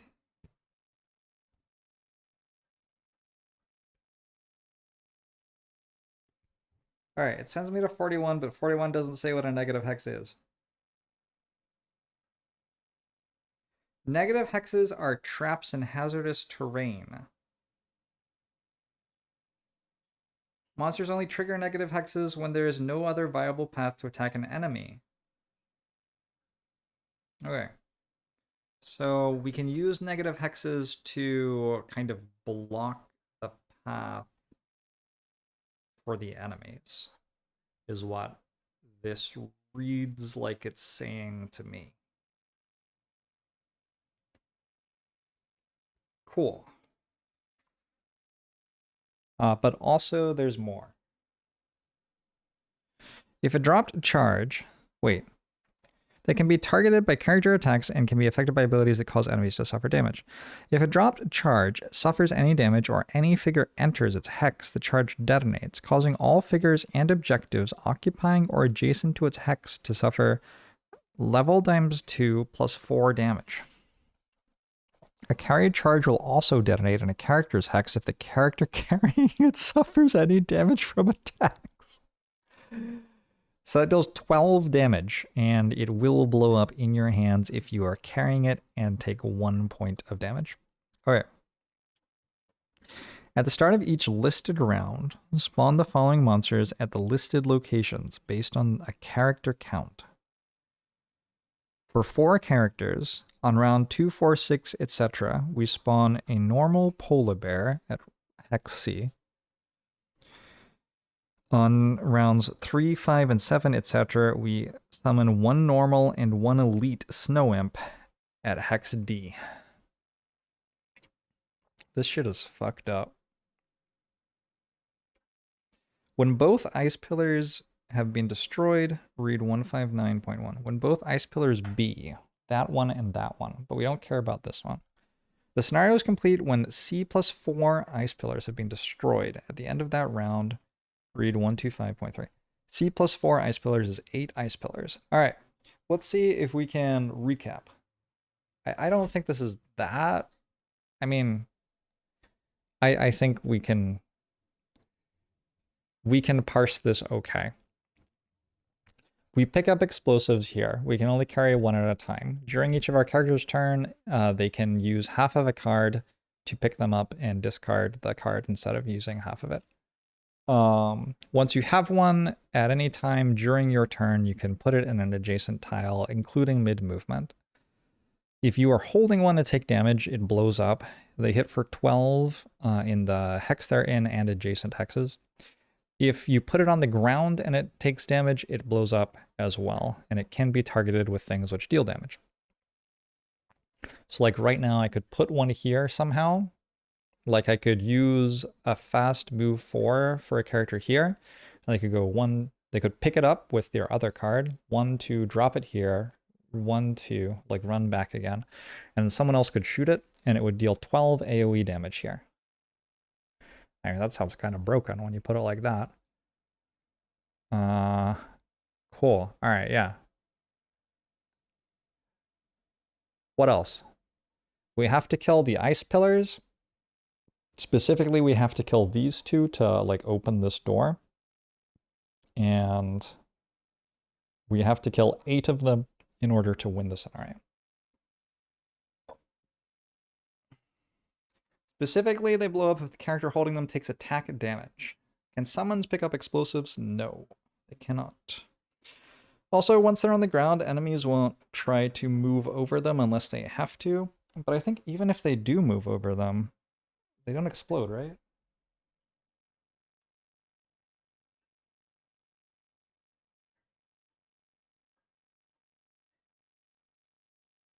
Oh no, if a figure enters its hex, it explodes.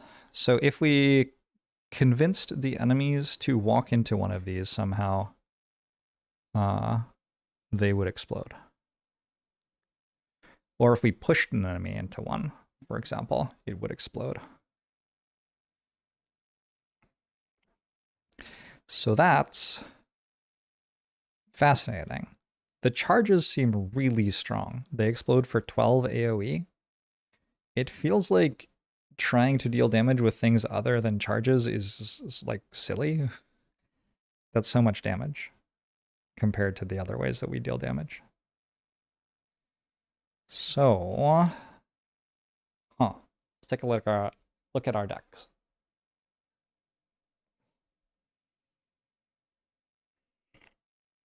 Would enemies walk into them killing themselves when they also catch player units? No. No, enemies won't walk into them to kill themselves in order to deal damage to you. Alright, so Head of the Hammer is a 4 move, so we're going to play it. I don't know if Rallying Cry is good enough to take here. That's the one that summons the Banner of Strength. I don't know if it's actually any good.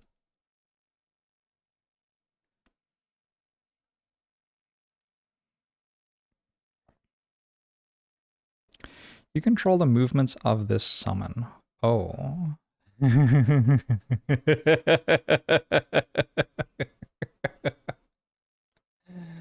Wait.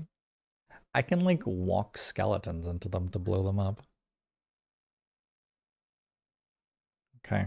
Well, we're definitely going to take at all costs because it gives us a summon we control the movements of who we can, like I was just saying, walk over the explosives to make the explosives go off.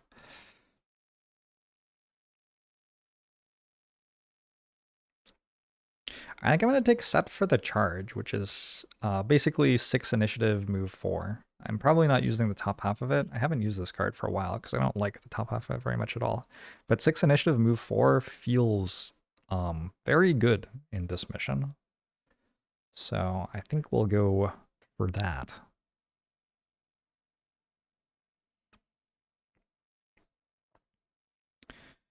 Probably.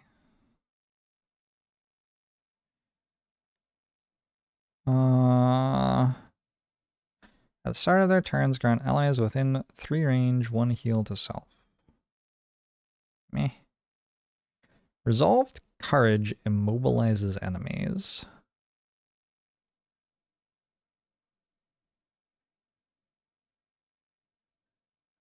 Feels like an okay one in this scenario. I don't know, I'll think about it. Unbreakable Wall has a push on it, so I think I do want that. Tip of the Spear has 4 movement, so I should want that. I think Pincer Maneuver maybe doesn't make the cut this time. Javelin seems good. It has a ranged attack, so it can explode an explosive. It has a push on it, so it can push an enemy into an explosive.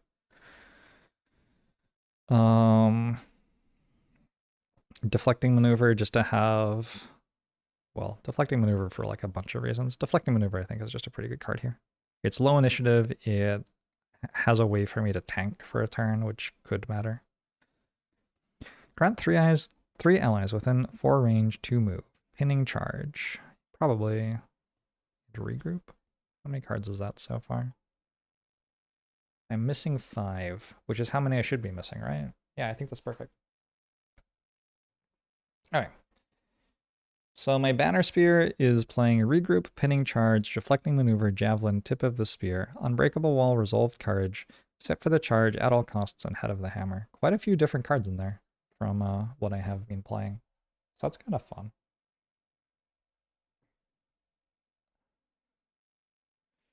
Drifter. So immediate thought with Drifter is there's a card which gives me +2 move on all of my movement abilities, and it feels like it would be really good here.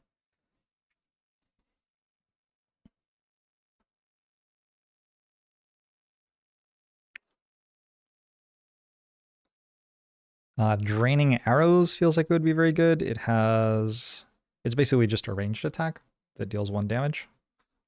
It also has a move 3 on it. Like it just seems like a very passable card in a scenario where dealing 1 damage to a tile can deal 36 damage or more.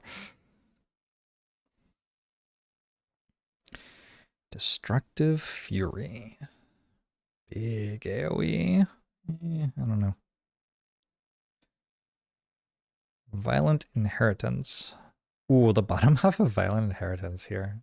It's a move 4 and also attack for 3 at range 3. So like the bottom half of Violent Inheritance, I could start here and I could use the other card to pick up an explosive, and then I could go 1, 2, drop an explosive, 3, 4, shoot the explosive, boom. So I think that card's good enough to play, even though that would lose the card to do that.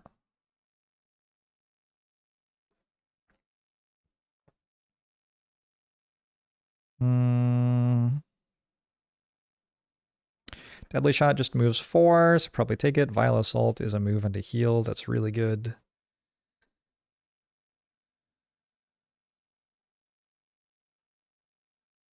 Do I get the kill credit? I'm going to take No Remorse, which is a move 3, attack for 3, and move 2.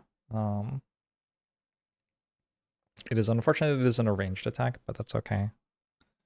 Our next 6 move abilities add +2 move. Yeah, do I get the kill credit if I explode a trap and kill a bunch of enemies? I don't know if I do. I kind of feel like I don't.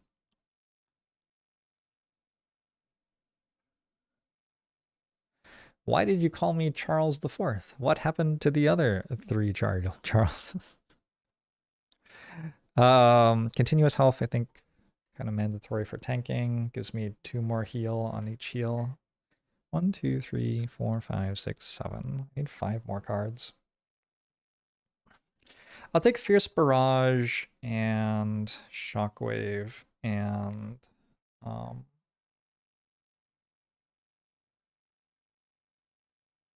Crushing Weight. That's like the melee attacks deal more damage cards. 1, 2, 3, 4, 5, 6, 7, 8, 9, 10. Which is like, I don't know. Do I care about melee attacks? Maybe. One thing I don't know is, do I have to run all the way over here to get a bomb if I'm in the next room? Maybe.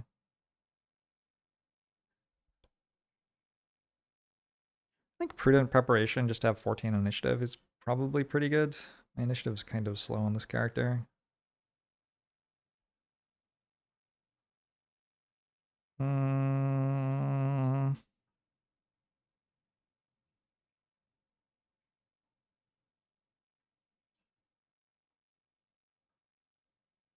Maybe I will actually go for Destructive Fury.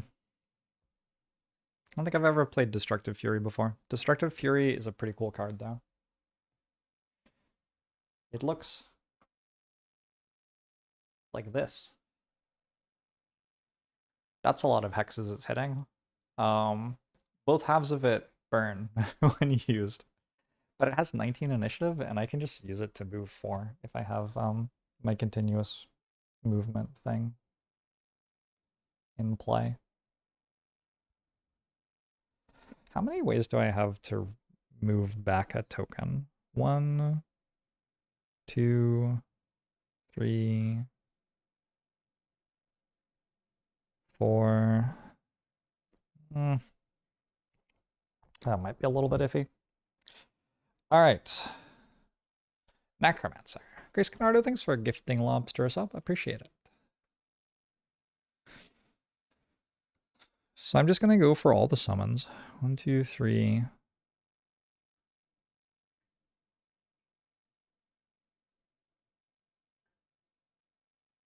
4, 5. That is a very easy start to the deck. 4 skeleton summons and a Wraith. The Wraith can shoot things from range. It doesn't have to even die. Bone Dagger to get one of the summons back as well. 6.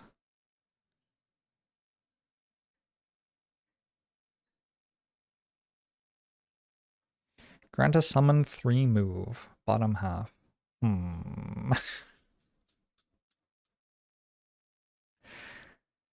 I'm gonna take Decaying Will. Bottom half of Decaying Will is all of your summons attacks are unaffected by Retaliate, which, like, I don't know how many hounds are gonna be exactly, but that could actually be kind of relevant, I guess. 1, 2, 3, 4, 5, 6, 7. Also, the top half is just an attack at range 5. So, you know, just blow up the thing.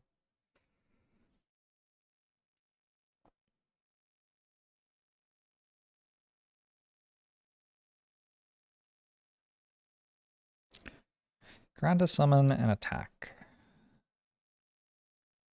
Grant a summon a move and attack. Yeah, these things are good. We want to do that.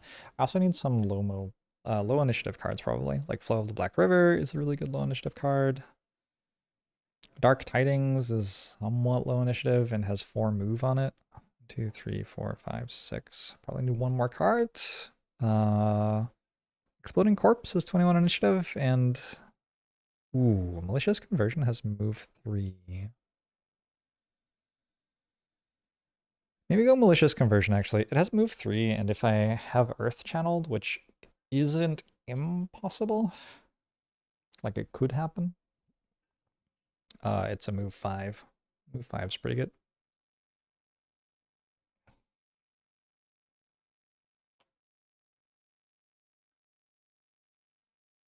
Because Ice Pillars are enemies, they soak up aggro from summons who have no chance of penetrating the shield. Do I have my banner? They have 99 initiative, right? How does the summon decide if it's going to attack that or the thing on the ground? I can tell the Wraith to attack the thing on the ground, right? Somehow? I assume so.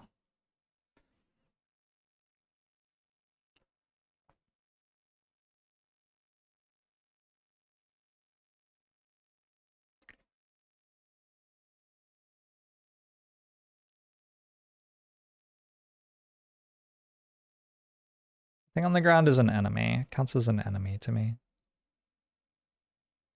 I go Deepening Despair for 11 initiative. Call to the Abyss, yes. Forceful Spirits for ranged attacks, yes. Eclipse for 4 mobility and place a bunch of shadows, yes. Call of Doom. All adjacent enemies take 1 from a shadow. Absolutely seems incredible here. 5. Black Barrage, ranged attack, which can move all shadows, yes. 6. Ooh, Dark Fog. Is this a Dark Fog mission? I don't know.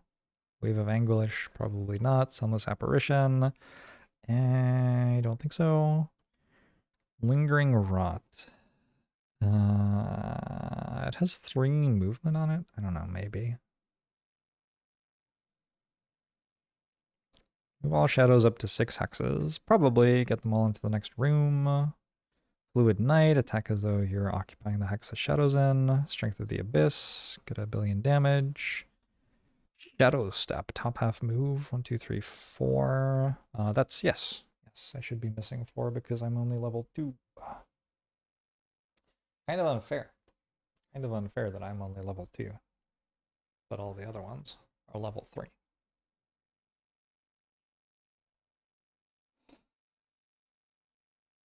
Alright. I've decided on my cards.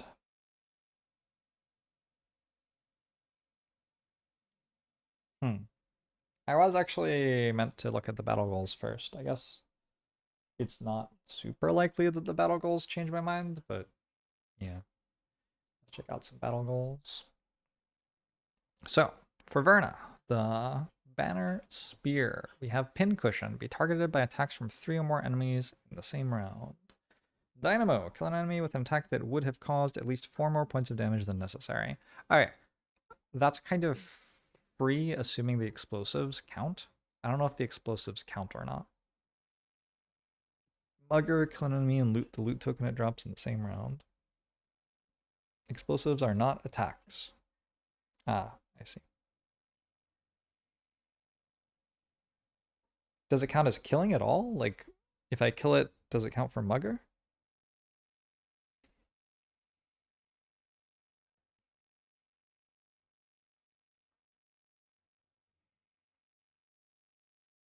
You get kill credit, yes. Alright, we'll go for Mugger. I have to kill it and loot in the same round. Did I shuffle? That's fine. Sam. Bastion. Occupy a door hex adjacent to 2 or more enemies at the end of a round. Scrambler. Never long rest. Weakling. Become exhausted before any other character. I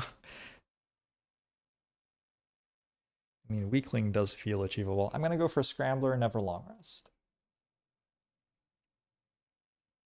I think that's okay. Feels non-terrible.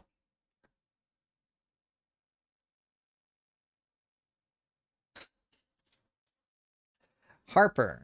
Plebeian. Never kill an elite enemy, named enemy, or boss. I don't think I can promise that. Cleaner. Collect 3 or more loot tokens in the same turn. That's actually doable. Acrobat. Lose a card to negate suffering 5 or more damage. That's not that unlikely. I'm going to go for Cleaner, though. Collect 3 or more loot tokens in the same turn. And Lyle. Our Deathwalker. Wastrel. Wastrel? Lose a card to negate 2 or less damage from an attack. Aesthetic. Collect fewer loot tokens than any other character. Oh, you poor man. Never enter a hex occupied by an ally, enemy, objective, or obstacle. I'm going to go for Aesthetic. Collect fewer loot tokens than any other character. So what that really says is Lyle has objective, don't get loot, and the other characters have objectives, get at least 2 loot. Or at least 1, rather. They all have to get at least 1 loot, or else Lyle doesn't actually get it, because 0 equals 0. 0 is not greater than 0. Nor is it less than 0. So another thing that's weird about this scenario is my deployment zones are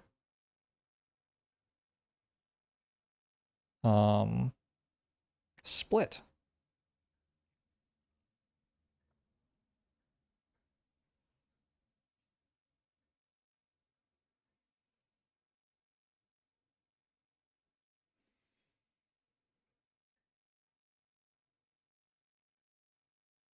I guess I should put the banner and summons on the same side. Actually, I don't have the banner this mission. Maybe I should have the banner this mission. I should probably have the banner this mission. Objectives can't be poisoned either.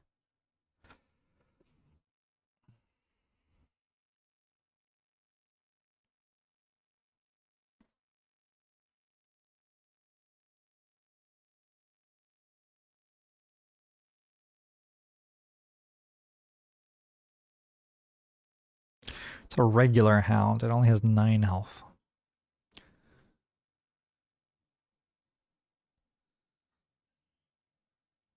Okay. I'm mostly okay with all of that, I think. I don't have a banner right now.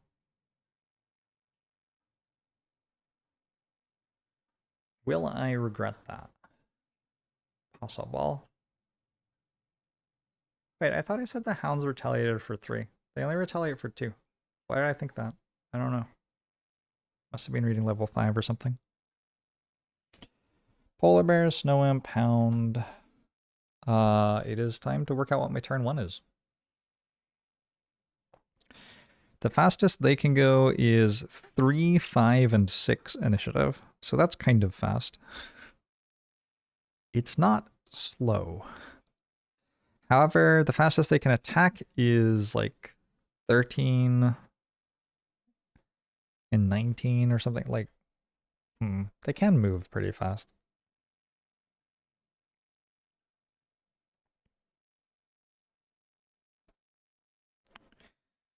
This feels like a spot where polar bears can immobilize you. That would be kind of nasty. Gonna immobilize you at 14 initiative. Feels like a spot where we want to go as faster than 14. So very fast on turn 1, which is doable. It is possible to achieve such a thing.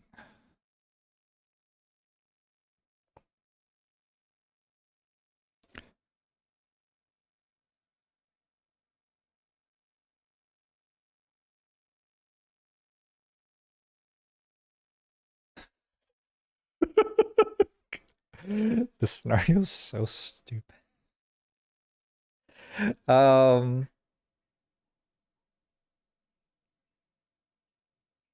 Okay. I mean, all right. This is a block line of sight, right?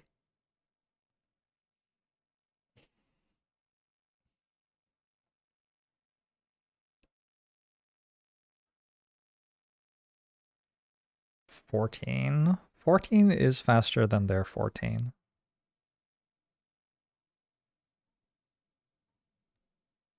So 14. I mean, this scenario is going to be over in like 2 seconds.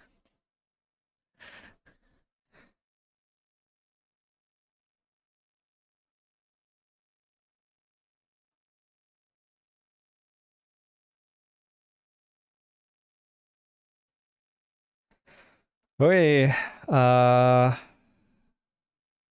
it's still going, isn't it? I guess I overpromised. I have a 14 initiative move 4 on Drifter.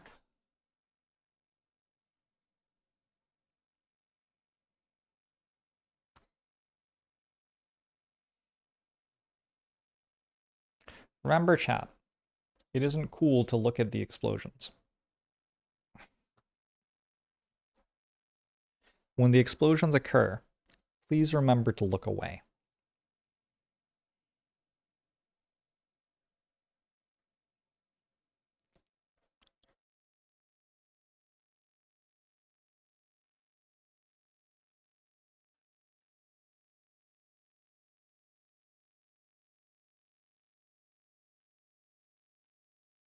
Does anyone have an objective to kill 5 enemies on turn 1?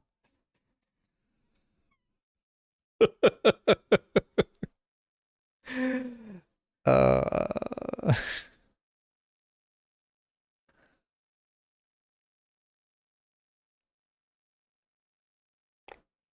You're not cool. You will look directly at the explosion. Fair. Fair enough.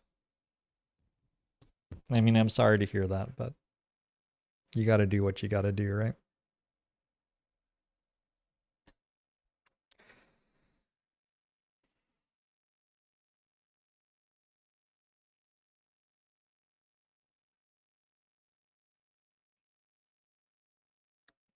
Okay.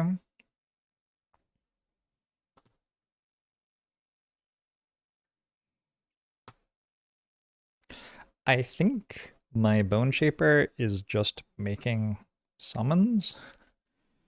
It was a bit awkward, a bit embarrassing.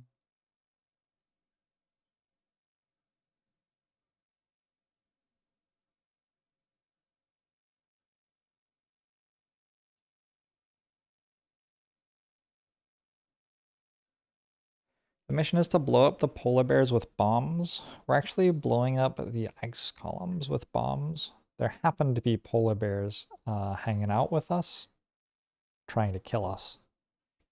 And the bombs turn out to work fine at destroying polar bears as well. There are polar bears, snow imps, and hounds.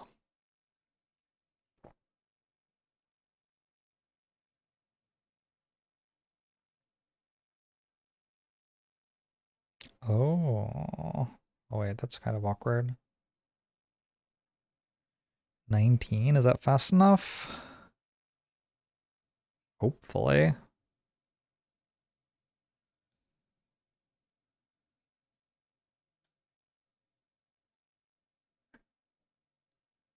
Guess it's the best I've got. Okay. I have a turn. It involves very low initiative and very high movement and some ranged attacks for 1 damage. Also, my Bone Shaper is going to summon skeletons, because LOL. My Bone Shaper is moving at 76 initiative. Bone Shaper isn't interested in playing your silly games. So, Q-Bob, hey, thanks for 31 months. Appreciate it. Leonette. You can theoretically take 24 damage from a satchel charge here if you get brittle before stepping on it. Nice. That sounds like a great way to go. So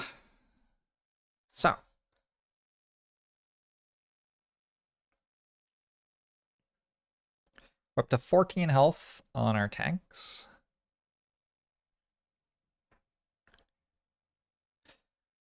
And the squishies both have 8.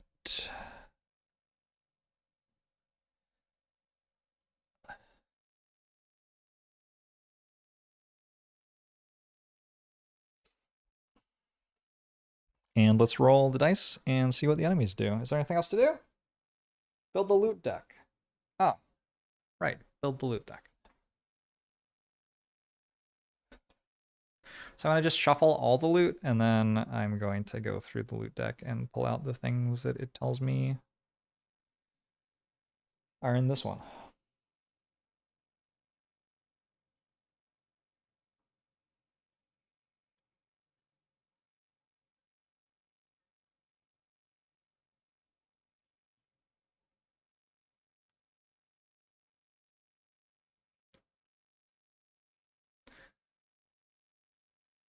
I'm going to get 10 gold, 3 metal, 4 hides, an axe nut, and something else.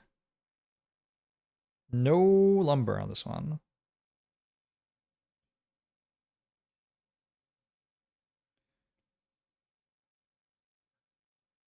Someday I will remember what the different plant icons are. 3 metal? 3 metal. It's an axe nut.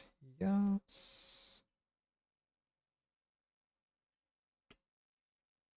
5, 6, no lumber. 7, 8, no lumber. Metal, 3. That's all the metal. That's all the hides. I think that was 10. Got a rock root.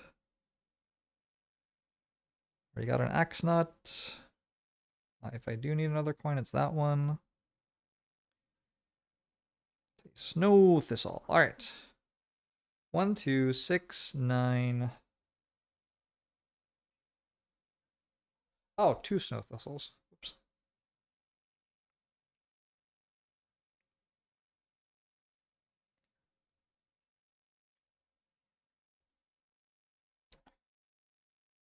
One, 2, 3, 4, 5, 6, 7, 8, 9, 10. All right.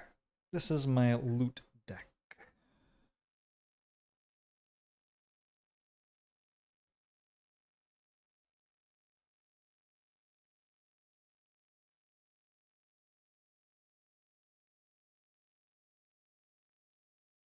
So we pick up a bomb at letter A in the left corners. Left upper and left lower corners are both the letter A. That's That's where we pick up the bombs. We can pick them up using half of a card. Either the top half or the bottom half of one card.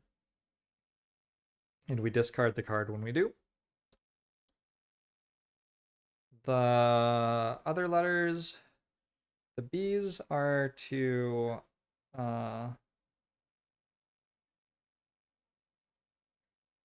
represent particularly important objectives, because we have to kill the icicles that they're on. But those ones in particular open the doors behind them. And the C and D letters, which are in the middle, on the bottom and the top, represent places that more enemies will spawn from as the mission goes. However, for now, this is all we have to deal with, and I say we start dealing with it. Polar bears are going to do 4 full force. No move. Notable. Snow imps are doing 7 dark charm. 43 initiative. They're going to curse me. If I generate an element, they will even curse 2 of me. And the hounds are on number 5, nothing special. Initiative 26. So, Bone Shaper's last, Banner Spear's first.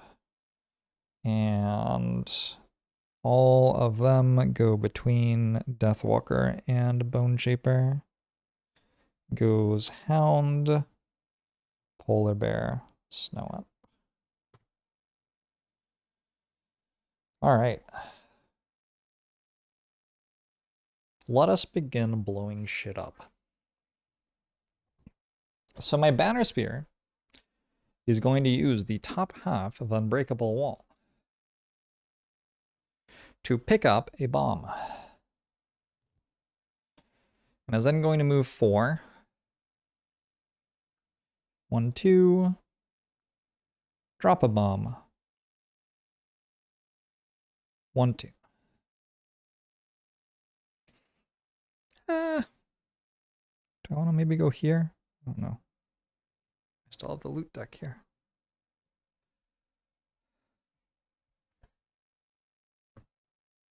I'm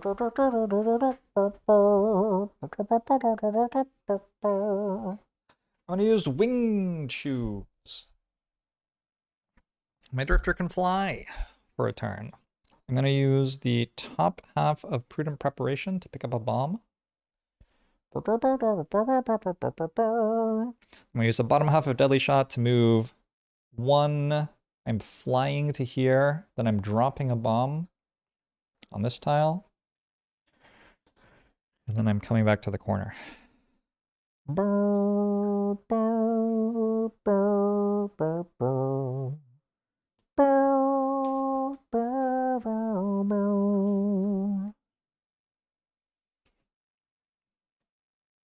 And then I'm going to use the bottom half of Shadow Step to move 2 tiles. Well, to move 1 tile with Deathwalker. And I'm going to use the top half of Forceful Spirits, which deals 2 damage to 2 targets at 2 range.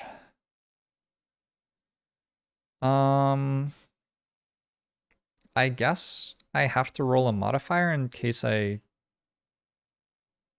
miss. Is that correct?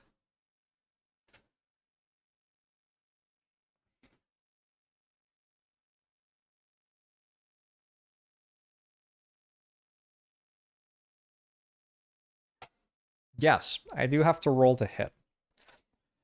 So for the first one, I'm just going to roll. For the second one, I'm going to use advantage. But let's do the first one first.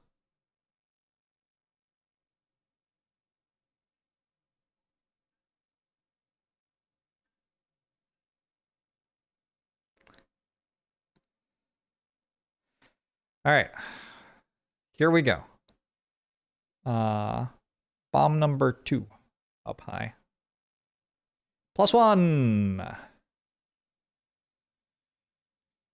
So It explodes. That destroys objective. One objective. It kills a snow imp elite.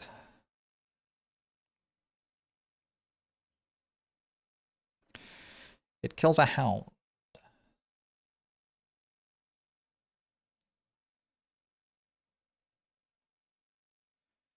It deals 12 damage to a polar bear who has 8 health left. Polar bear number 4.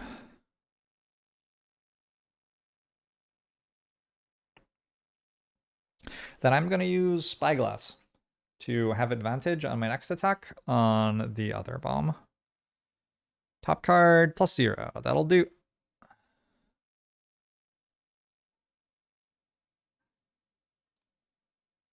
Even got a +1. So this will blow up. It will blow up another objective. The polar bear dies.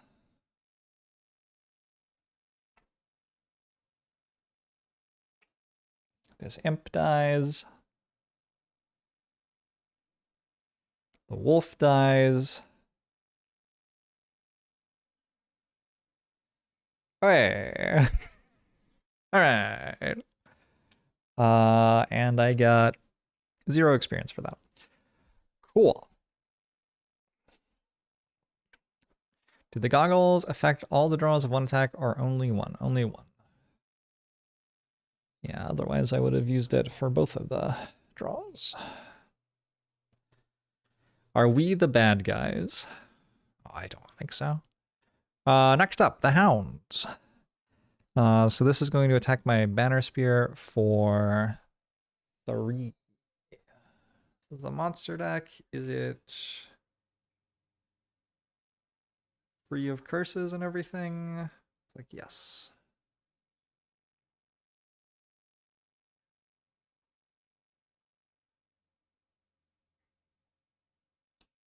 The internet means you can listen to any classical music you want now. Oh, don't tell people that. They'll stop watching me.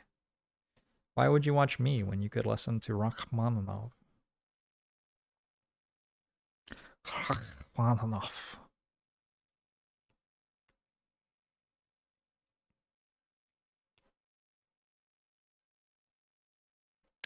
All right, it's attacking my banner spear for +1. So banner spear takes 4. I think acceptable.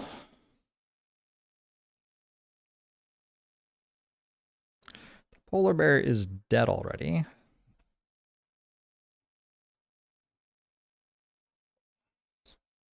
And the imp goes Dark Charm on my Necromancer. It is an elite imp, so it is hitting for 3 minus 1 damage is 2 damage. So hits for 2. All right.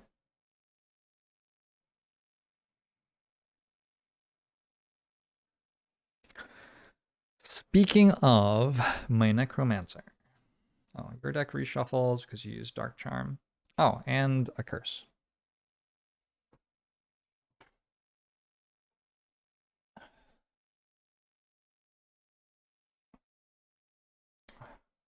Rachmaninoff, kind of a drama queen. Look, it's not about his personality. He is kind of a skeleton.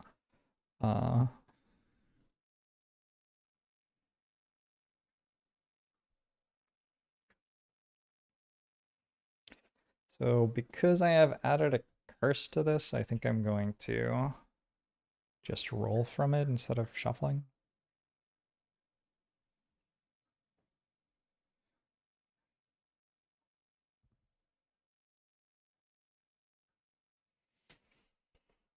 All right.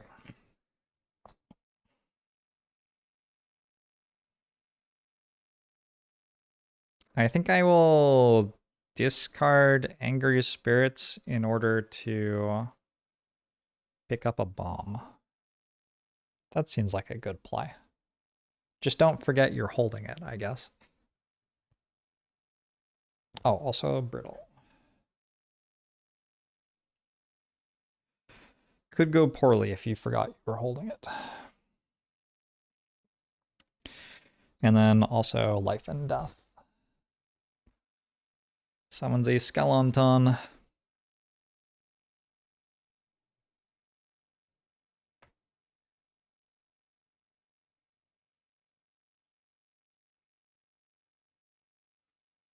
Huey is here. When is their first summon? They get a normal polar bear from position C next turn. All right. At the start of the round? At the start of each listed round. Does that mean before I pick what cards I'm using then? I'm gonna guess it does. I don't actually know, but it seems like it would.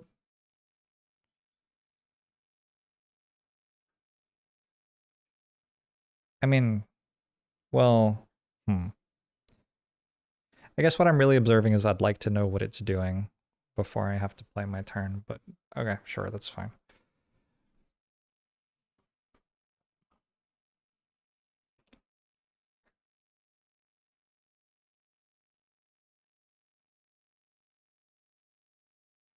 Holy shit, we get to do kiting? This is epic.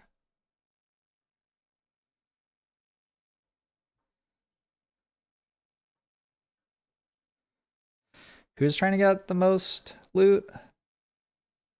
Collect 3 or more loot tokens in the same turn. Oh, everyone has loot stuff. Kill an enemy and loot the loot token it drops in the same round.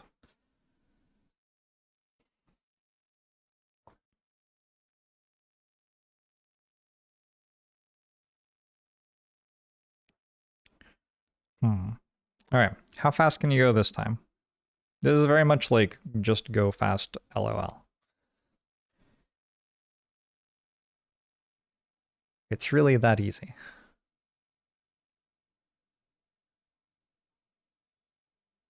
You can go at 10 speed. All right, I think we go for a 10 speed javelin with our banner spear.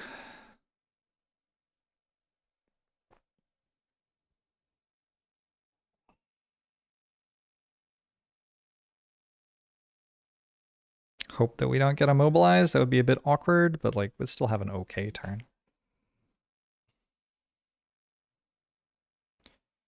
Drifter.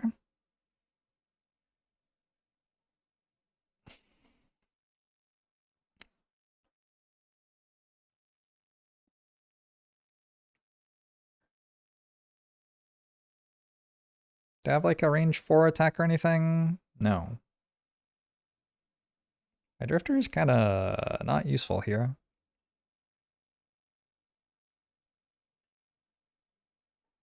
I think I'm playing Sustained Momentum, which gives my next 6 move abilities +2 move. That seems okay.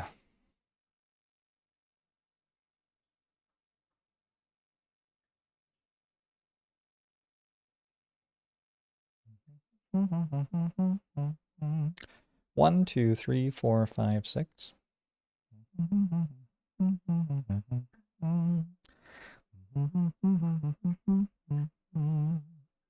Sorry. It's an airworm. It's an airworm, that one. Boom, boom, boom, boom, boom. I guess someone should kill that wolf. Oh, my banner sphere is killing it. And initiative 10. Okay, yeah, okay, never mind. My banner sphere can even ignore a crit miss. What are you doing? Bone Shaper, if that even is your real name. 1, 2, 3. Normal polar bear has exactly 12 health, so it exactly dies. Like move and decaying will to kill the bomb you're dropping. Seems okay. All right, so as it stands, I have these two dead, this one dead. I mean, that's a clear map, and that's just with these two characters. So the rest of the team can kind of chill.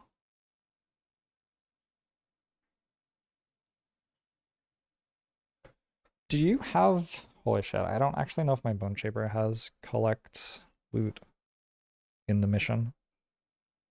I don't think I do. Well, that makes my decision to take a quest to collect 3 or more loot tokens in the same turn a lot more questionable. Yeah, I can't loot. So I can't really do that. Unless 3 enemies die on the same tile, I'm not going to work to make that happen. I'm just going to admit that I took the wrong one. Or having taken that one, I should have played different cards.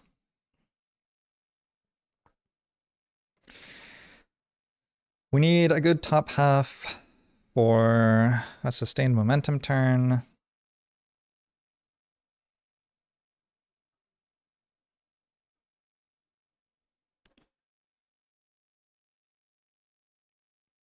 I don't know. The vibe is mediocre on all of these options.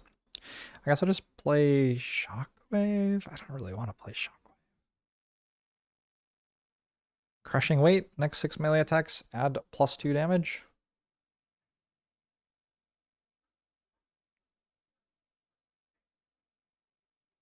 Maybe in the next room we actually have to hit things to win. That's like the only justification for doing this, really. Oh, I can just pick up a bomb. Yeah, I'll just pick up a bomb. That's fine. All right.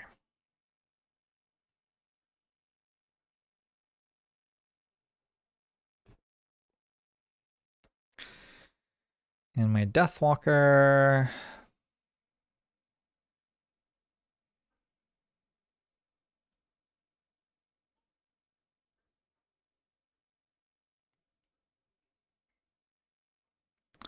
Two, three, four.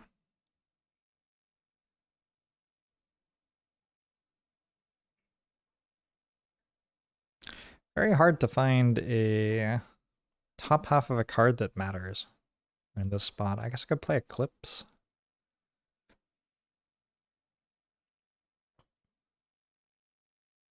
Sure, why not? Feels like the mission's going to be over pretty soon anyway. Is this mission going to be like 4 turns long? It's turn 2 right now. Actually, worth noting. This mission could be in the 4 turns range. How do I win? I have to destroy C+4 ice pillars. That's actually like pretty close to done. I guess I wanted the bottom half of Eclipse to move for. Just use Lingering Rod instead.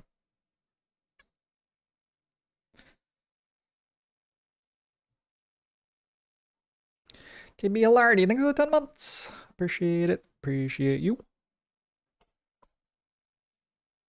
Alright, Banner Spear, Bone Shaper, Drifter, and Deathwalker. No Snow Imps this turn, they're all dead. But we do have a Hound and a Polar Bear. Oh no, there's a Snow Imp. My bad. Alright. Let's roll for the Polar Bear first. It used 1, Hibernate. Gives itself 1 block, 2 retaliate, and heals itself for 2. Alright. At very quick speed as well.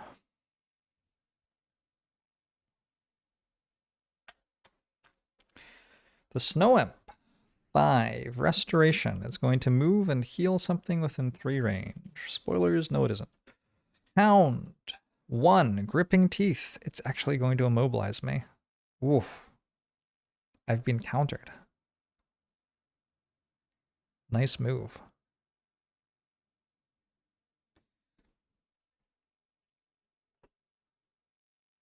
Actually, like, kind of legitimately a good move, though. Alright, so the Hound goes first.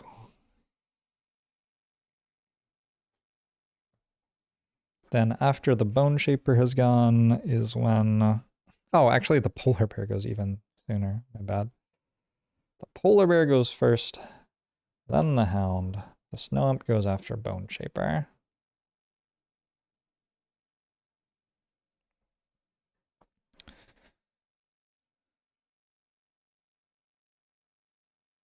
Fascinating stuff. That makes it harder for me to kill the objective. Oh well. Polar Bear hibernates. It heals itself for 2, but it's at max HP. It has 1 shield and 2 retaliate for the rest of the round. Will I forget that? Probably. Actually, probably not. I'm gonna do stuff immediately. The Hound hits my Banner Spear for a +2. Why? For 5.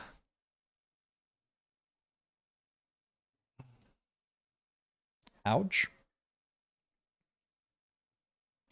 And my Banner Spear is immobilized. That is a nasty, nasty card.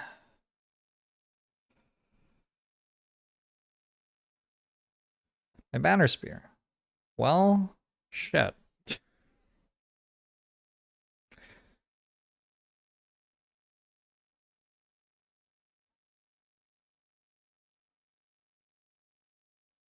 Yep. I guess I'm not really doing anything.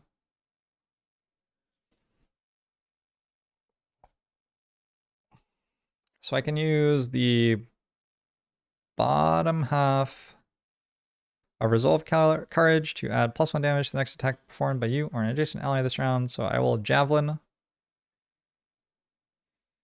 at 1 higher damage than usual.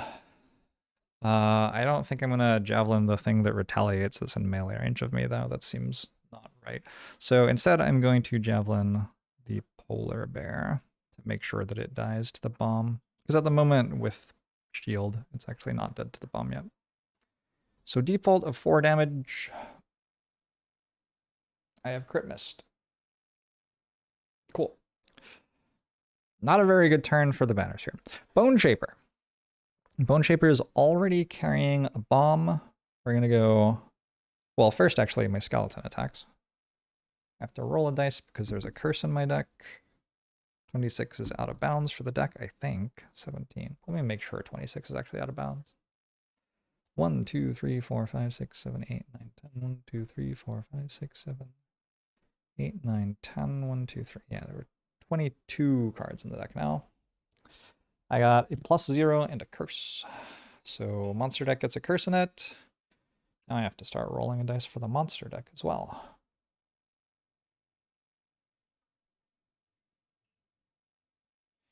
Unless I feel inclined to shuffle it.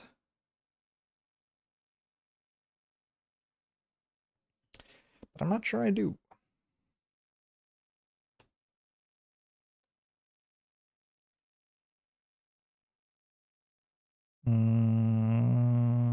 I'll do 20, right? Somewhere.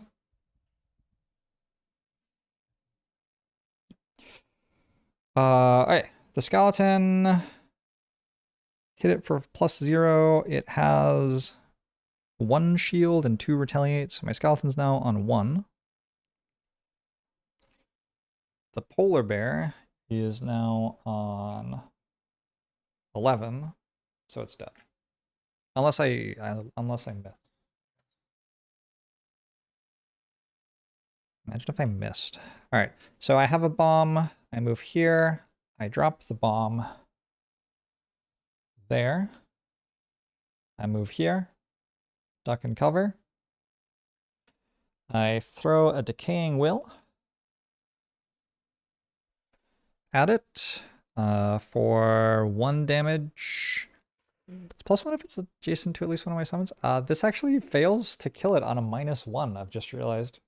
I'm not as good at this as I thought I was. Oh, I have to roll a dice. Sorry. 22 cards. 18. 1, 2, 3, 4, 5, 6, 7, 8, 9, 10. 1, 2, 3, 4, 5, 6, 7, 8. +0. Woo! The difference between +0 there and -1 was about 30 damage.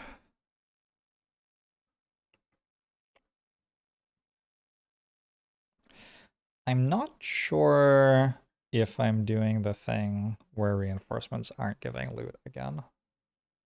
It feels like this is a spot where reinforcements should give loot. No. Reinforcements don't give loot.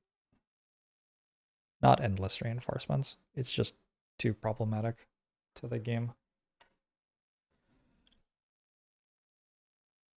The incentive structure created is very unenjoyable. All right, Snowump's dead, so no restoration for you.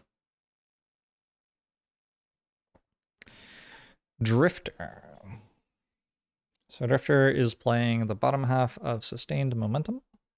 On your next 6 move abilities, add 2 move. And with the top half of Crushing Weight, I'm picking up a bomb.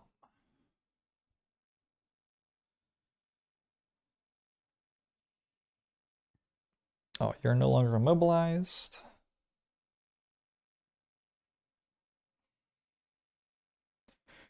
That doggo sure is still there. And then Deathwalker. Deathwalker, I was thinking I'd go 1, 2, 3. I now have a bomb. Here's the thing about having a bomb. Like, yeah, they might hit me. My loot is coins. Collect fewer loot tokens than any other character. Oh, fuck. Have I messed that up too? Probably. They might hit me, but I just burn a card and they die. So, like, I don't know. Burning a card to kill an enemy isn't really that bad a deal. I'll place 3 shadows.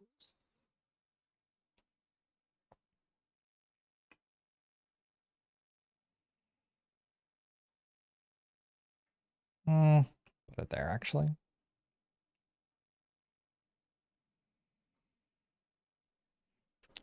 That's my turn. There's still a wolf. Turn 3 begins. They summon an elite imp and a regular imp at D. Feels like a lot.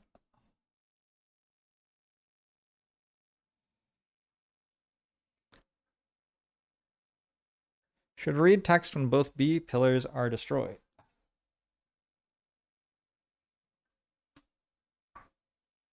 Read 159.1.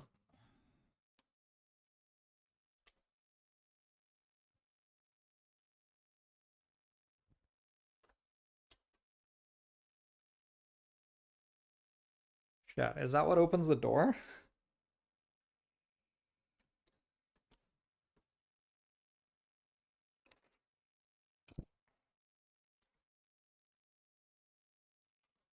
Explosions echo off the hills, and the mountainside shifts under the force.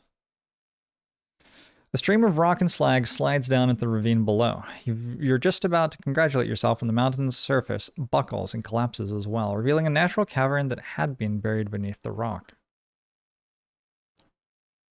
More creatures pour from the cave, intent on making a fresh meal out of you. Open all doors 1.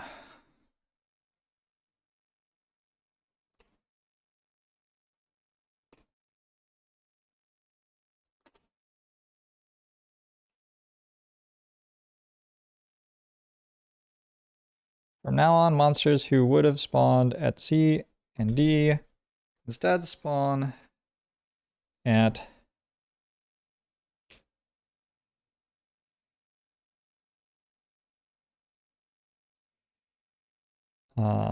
I mean, I'm just gonna say at B,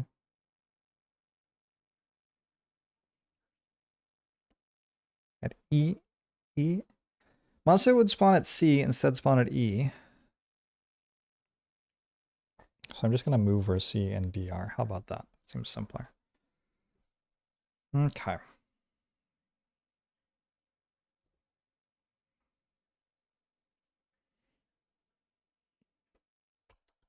Surely I can just, like, run at them. Right? It feels like I can just run at them. Anyway, we got 4 more things.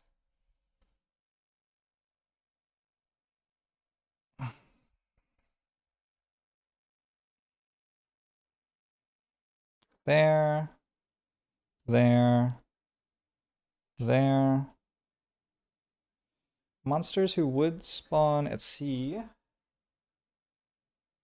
No, these are monsters who would spawn at D, so instead they spawn at, well, here.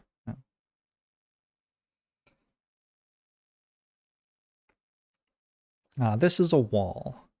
So this is the opening in between the rooms.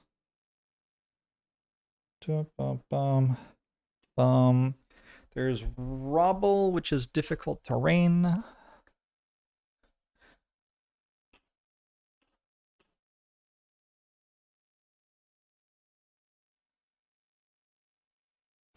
And as well as those enemies who spawn this turn, who I actually shouldn't even put there yet.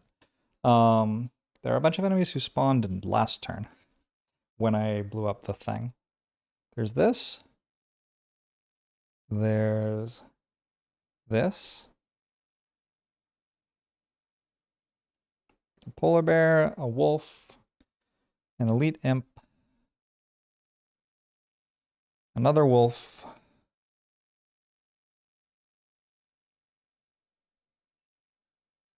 I need a white base on orange.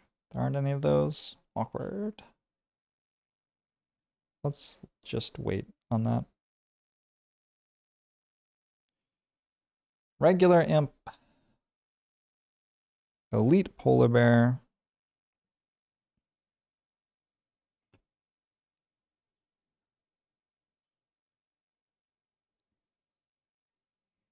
Elite imp.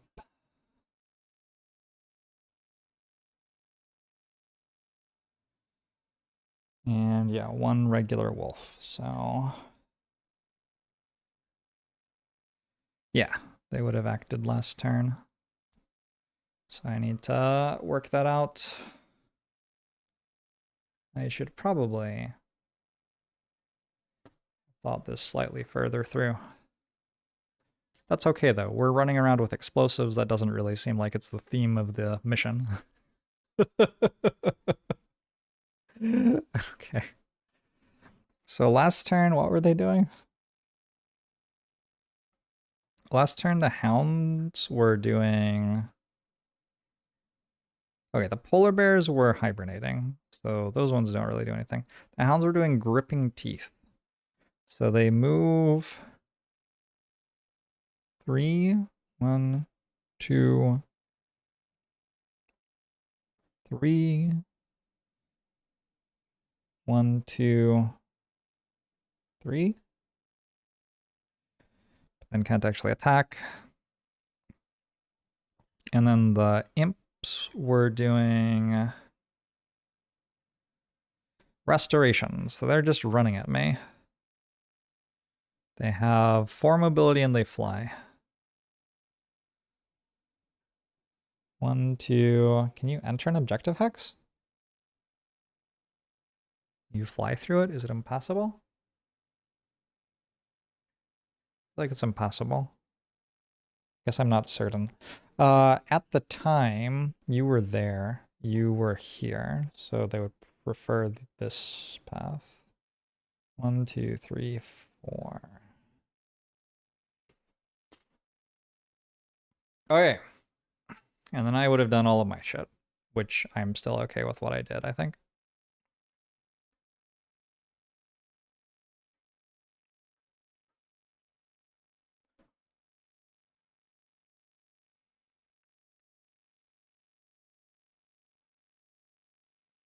What a wild mission.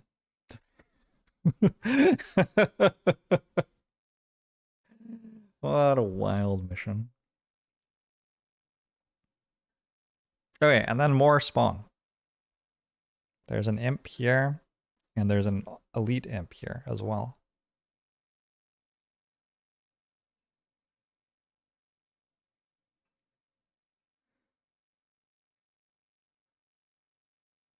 Wow. They just kind of keep coming. The objectives are spread out enough that we can't kill two of them at once this time. Also, we still have to go all the way back there to pick out bombs. The fuck?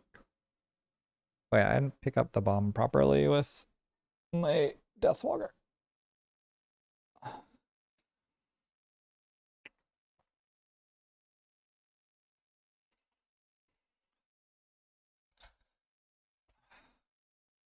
This bomb exploded. We good? I could take the bees off the map now. They don't do anything anymore. Whew.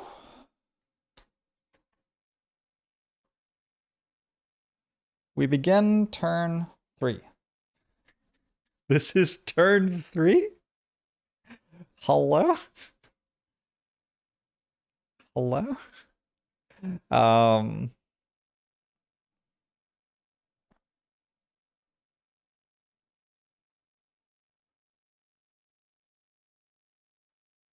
can I teleport?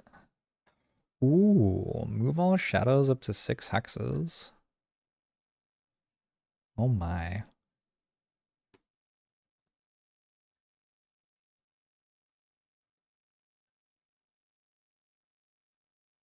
That sounds pretty strong.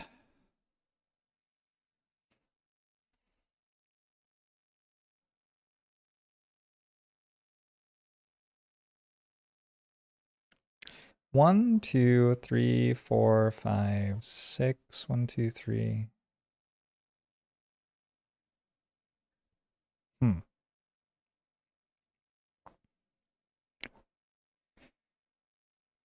This card is insane. Deepening Despair. Everyone can treat each hex with a shadow as being adjacent to each other hex with a shadow. Card's ludicrous.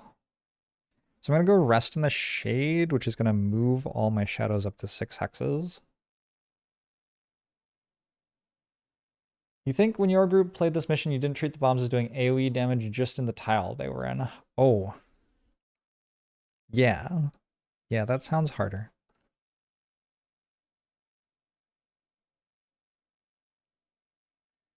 I don't really know what to do with the top half of a card here.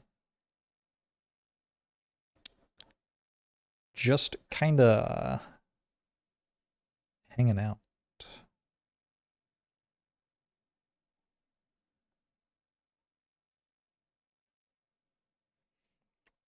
Maybe I could attack a bomb for someone. They have like 4 range on something? Yeah, Black Barrage is 4 range.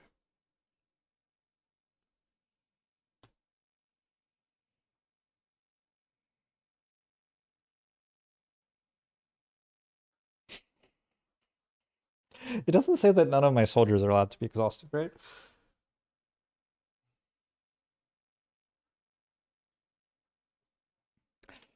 Okay.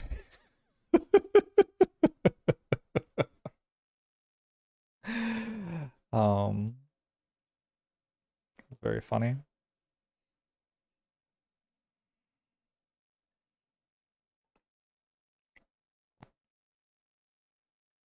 Oh, I have shoes now. Oh shit.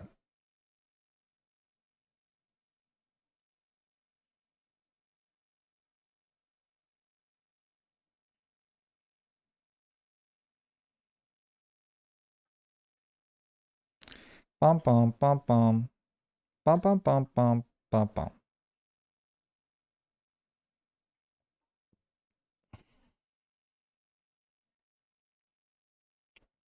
Bum bum bum bum.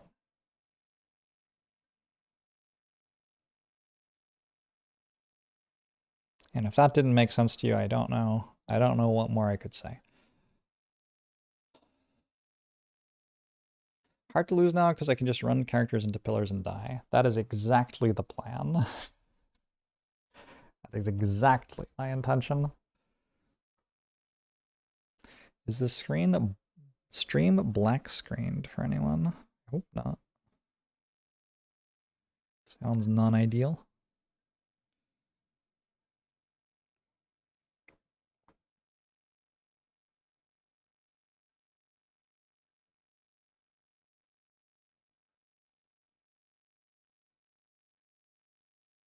picked up a bomb with you.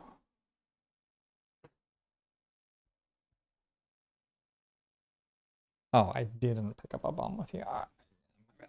My bad. Boom, boom.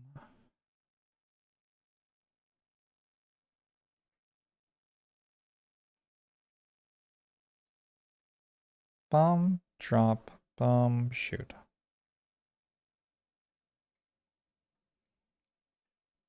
Yeah, the only real issue is if hounds immobilize us, but they can't because they already used it.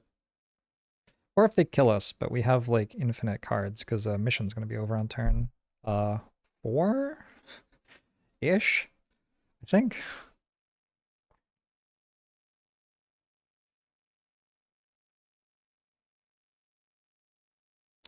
Like 3 or more loot tokens in the same turn. Nope, never long rest. That is not a problem.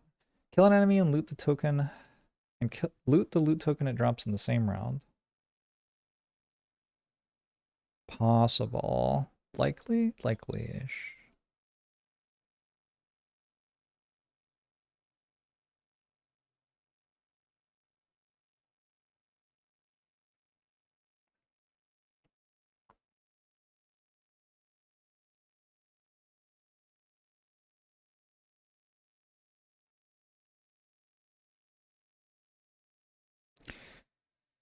You just move, drop, move back, shoot.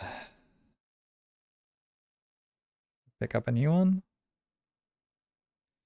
I'm just gonna kill one hound, I guess.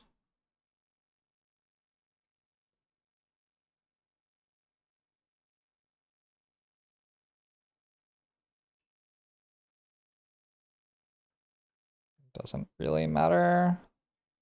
Other card I use.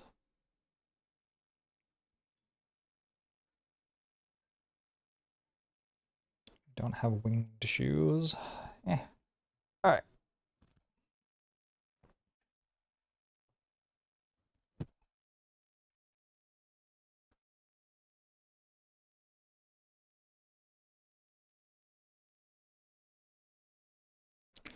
Banner Spear just has to walk over and pick up a bomb.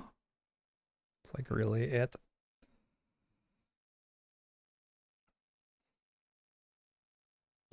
Alright. We go Banner Spear, Bone Shaper, Deathwalker, and Drifter. Enemies are going, let's see, Polar Bears are going to Claw Swipes. Okay, 61 mobility, so 61 initiative rather. Very slow. Snow Imps are doing Calculated Strikes. That does kind of hurt. Yeah, that does kind of hurt. They're going last. And then Hounds are doing Harrowing Howls. They are confusing everyone and running at me very fast. All right. So Hounds. This one, I guess, moves here. And howls. This one moves here and howls. This one, 2, 3, 4. Bone Shaper's faster. Moves here and howls. So they're all confused. Bone Shaper, Banner Spear, and Skeleton.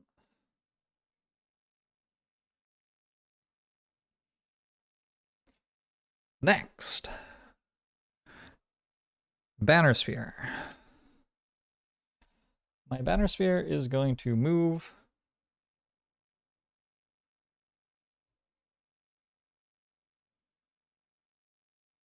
to here, to here, and pick up a bomb. Done. Bone Shaper. Oh god, if we get attacked, the bomb explodes. I forgot. Probably still okay. We're going to move here, and I guess I'll summon a skeleton. Oh, I forgot about experience.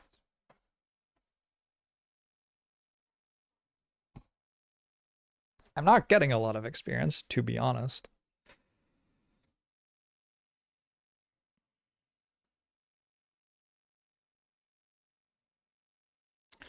Dewey. Get out there.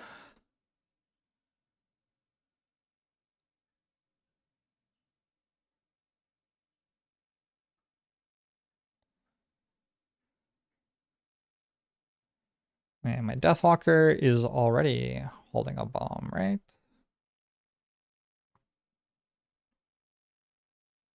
Oh, someone has to kill this.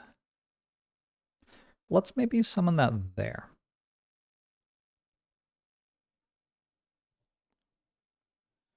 Your job was to kill that, right? Yo, what the fuck are you doing?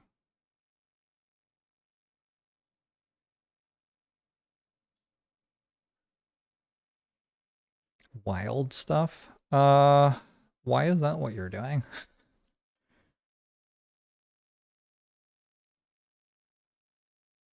Did my Deathwalker pick up a bomb yet? No. My Banner Spear did.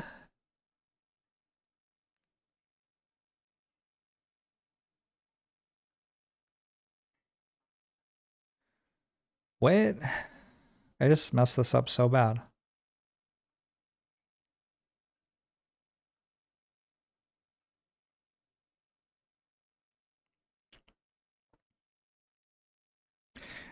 I think the play is when the Banner Spear is here, it picks up a bomb and drops it there, and then moves to here. Or actually, what if it moved back here and dropped a bomb there? I have 5 health left? Huh. Didn't I start there? How much move do I have? 3. No. No, I have 2 move. So I move back, pick a bomb.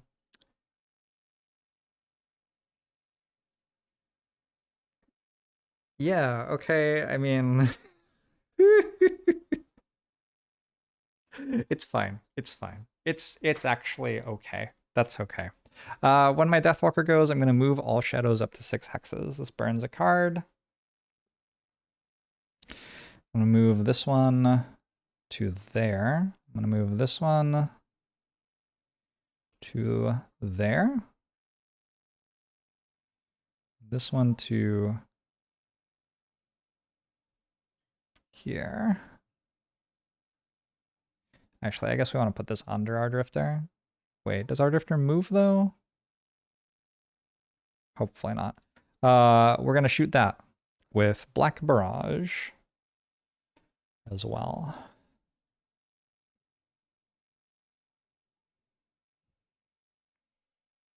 And then I'm going to explode. Alright, we're shooting this though. Please don't crit miss. -1 still deals 1. So this explodes, all the wolves are dead.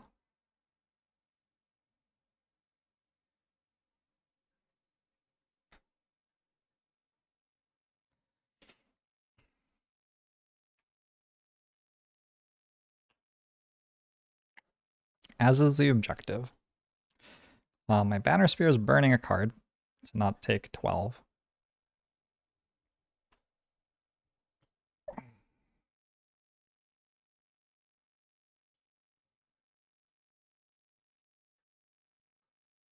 I'm gonna burn at all costs. Just discarded it.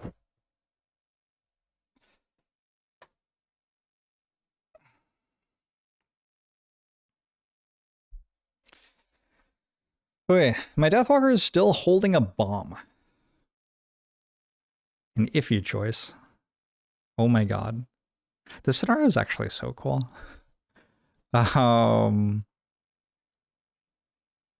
Drifter is also currently holding a bomb.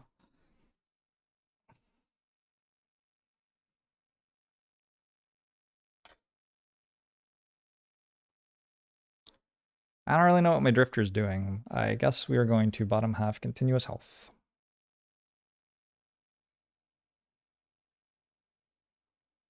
Oh, when my Bowshamper went, this skeleton was meant to attack a wolf and presumably die.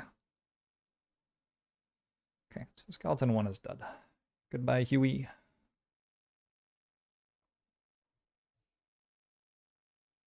I guess we should draw 2 cards. Because, like, a curse would matter.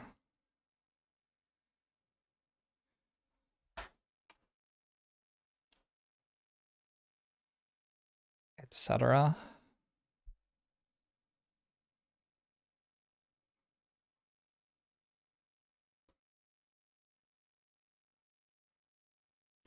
Pretty upsetting that this is here. Can Drifter tank for Deathwalker? Doesn't look like it.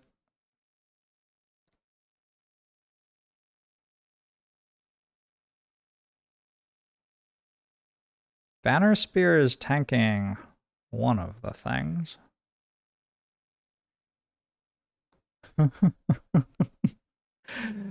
Whew, it's gonna be an explosion. All right, cool. Well, okay.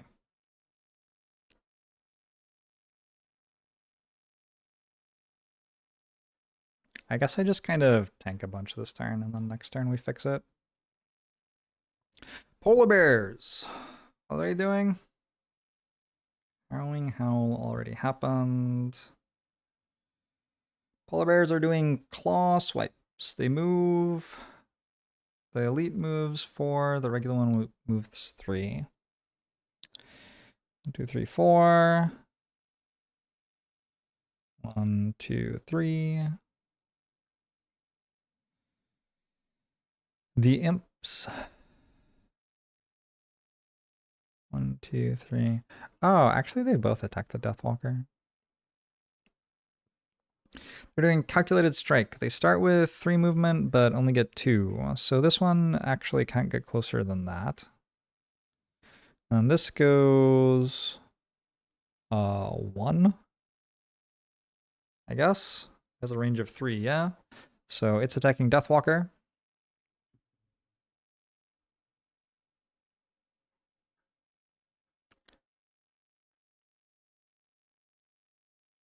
Hey, Vampy.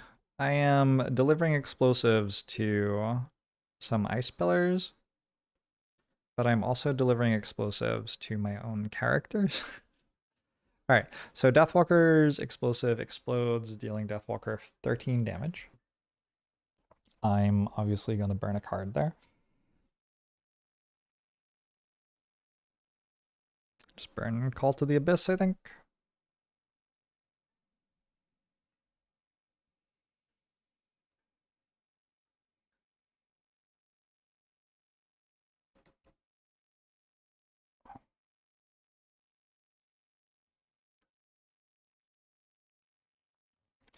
Whoops.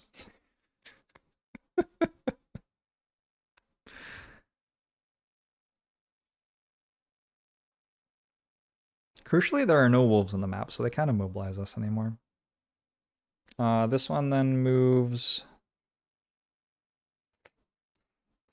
Well, it can only move 2, actually. Oh, this one. Sorry, this one moves 2. So I can move there or there.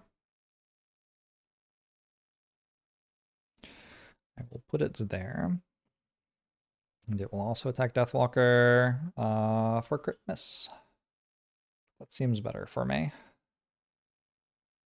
Oh, I have to roll the dice from this deck. I forgot. 3.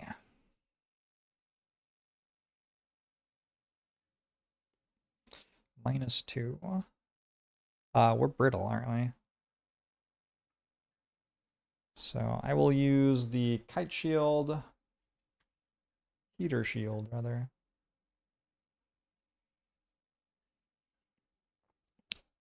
To block that damage, but we are brittle. Okay, and then the regular snow ups go. They also move -1 on regular mobility. This one actually can't get closer, so it just stands still. All right, start of round 4.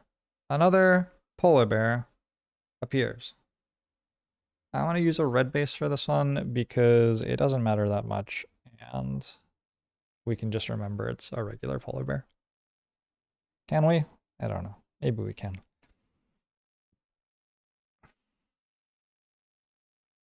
I'll do the thing. It's fine. It's fine.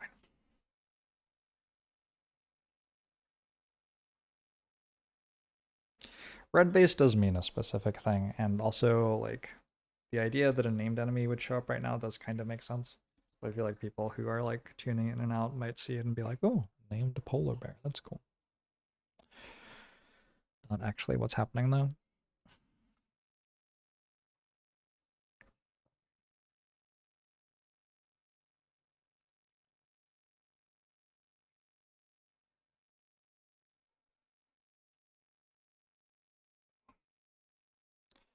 My drifter does currently have a bomb.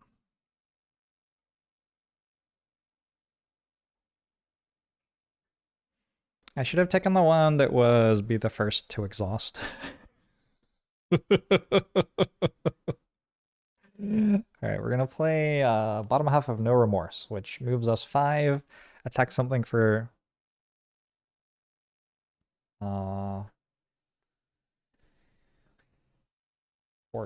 3, and then moves us 4.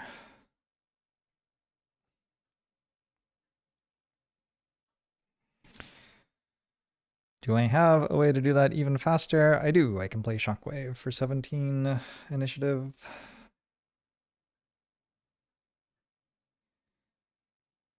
Cool. And your job is to go over there and distract people for a bit, I guess. Meanwhile, the rest of the gang do not currently have bombs.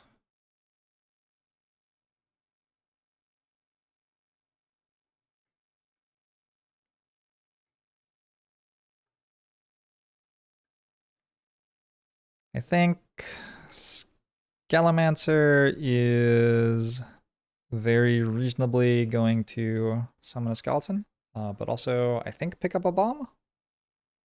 Let's just summon 2 skeletons, I guess. Well, it'll depend what's going on. Oh, I'm at 2 health. I guess I can't summon 2 skeletons. All right, we'll summon 1 skeleton and pick up a bomb. Actually, I'll summon a wraith probably and pick up a bomb. Wraith worth more experience? I think so. All right. And Shadow Walker is going to run away.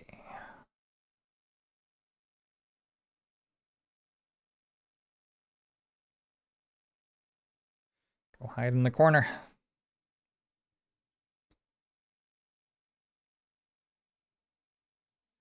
Banner Spear.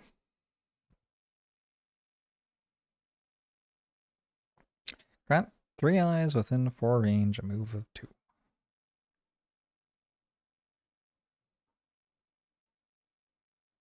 Man, I think we just run away.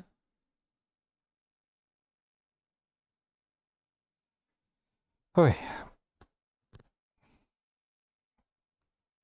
The Drifter is not allowed to short rest, otherwise it would be a decent thing to do at the start of this turn. Drifter. Deathwalker, Banner Spear, Bone Shaper.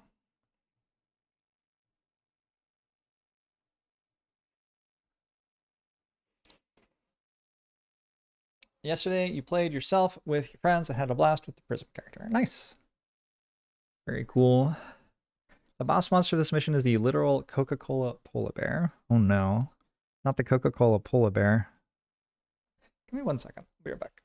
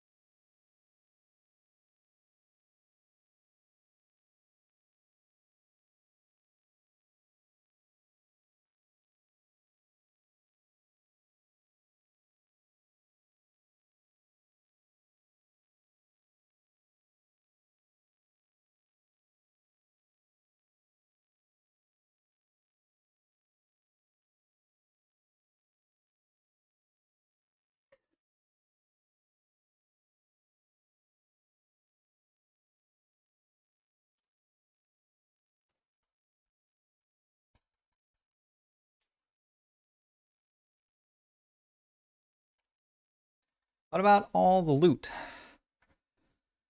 It is basically the same as Meld. It is basically the same as Meld. You're not wrong. It pains me to leave that much loot on the ground. Maybe somehow I will get some of it. Feels kind of hard. Oh, this reshuffles, I guess.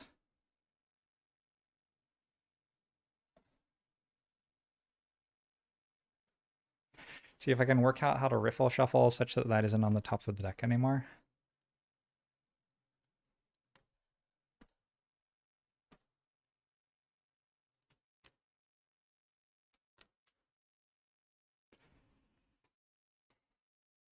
There's no way it's still on the top of the deck, right? All right. So now we roll their stuff. There are no hounds anymore, so we don't have to roll for hounds. They're done. We do care about snow imps who have 6 options. They went with number 5. 1, 2, 3, 4, 5. Rotten Sting. Gonna poison people and deal 1 damage to them at range. Kind of rude. And the wolves are done, but the polar bears. 3. 1, 2, 3. Nothing special at 41 initiative. Wait. So 41 and then 43, so I will get poisoned after the polar bears go. We'll see how much that really matters. So.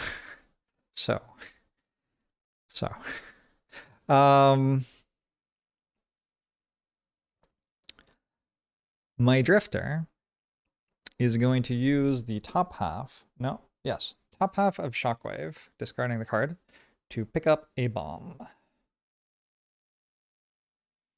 I am then going to use Winged Shoes and the bottom half of No Remorse. This is No Remorse. I'm going to move a long way. I have +2 on all of my moves as well, and I'm flying. So, go 1, 2, 3, 4. 1, 2, 3, 4, 5. But I hit an imp. Because why not? Can't think of a reason not to. +1 damage. On 3 base attack. Alright, it's dead. Is that one of the summon imps? I don't think so.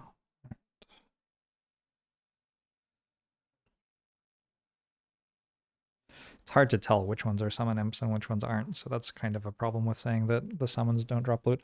Anyway, then I move another 4. I'm gonna go to there. All right. Kaboom. This card burns. As do many of my other cards, I imagine.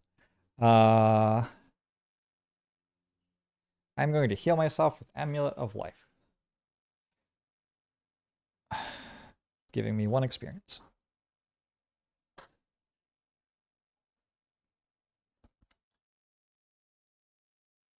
I also got experience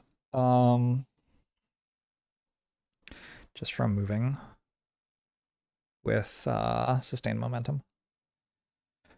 Cool. So that's my drifter's turn. Now the polar bears go. So elite polar bear sees the Deathwalker and goes after the Deathwalker. It's attacking for 5 and applying wound. Deathwalker's brittle, so 1, 2, 3, 4, 5, 6, 7, 8, 9, 10. +0. That hits for 10, so I'm exhausting a card.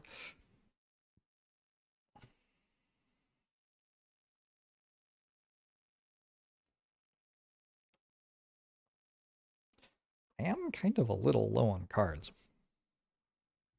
Oops. I'm not that low on cards.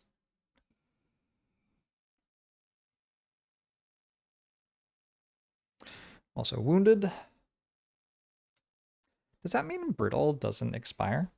Because I didn't actually take damage? I don't actually know. Polar bear number 1 is going to attack my Drifter. Just wanted to check there actually was a curse there because I don't really want to roll the dice, but okay. 15. 1, 2, 3, 4, 5, 6, 7, 8, 9, 10. 1, 2, 3, 4, 5. Hitting me for -1. So it hits me for... It's a non-elite, so its base attack is for 4. Hits me for 3. I am down to 15.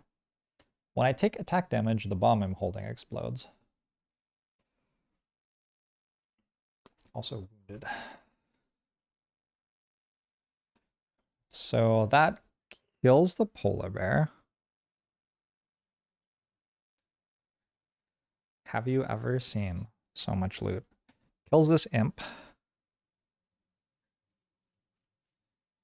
Which I think actually might have been one of the summons. And kills the objective. We got 5 objectives down, and we need to kill 8. 1, 2, 3 left. Okay, and this polar bear has 3 move and then an attack. 1, 2, 3. Not far enough. Next, the imps go. So they're all attacking my drifter. This one rolled a 17. Is that too much? 1, 2, 3, 4, 5, 6, 7, 8, 9, 10. 1, 2, 3, 4. Yes. 14 cards in the deck. 14, 13, 12. It's a +1. So that's 4 and brittle. Okay.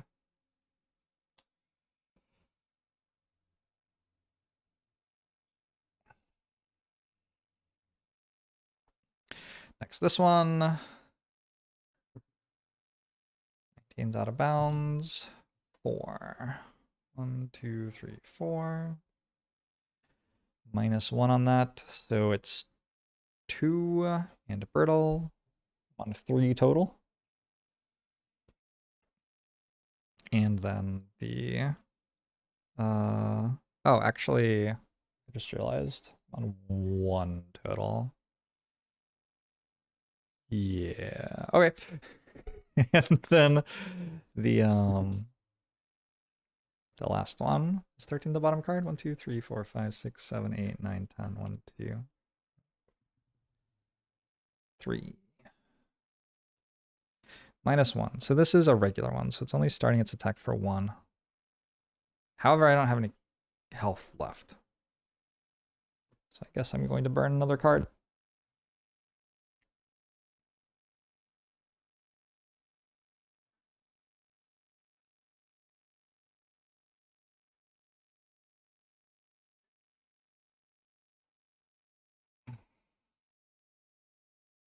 Okay. Did I burn a card for the explosion? Doesn't look like I did. I just didn't take damage, which seems a bit too strong.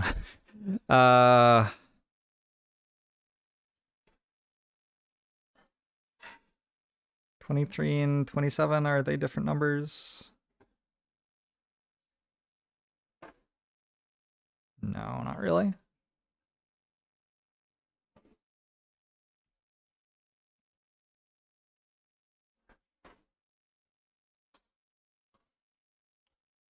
Alright, so I'm losing draining arrows as well. Woo! Okay, Deathwalker.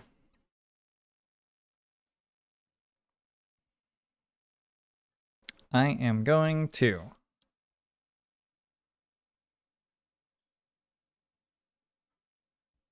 I mean, I think I'm just going to move here.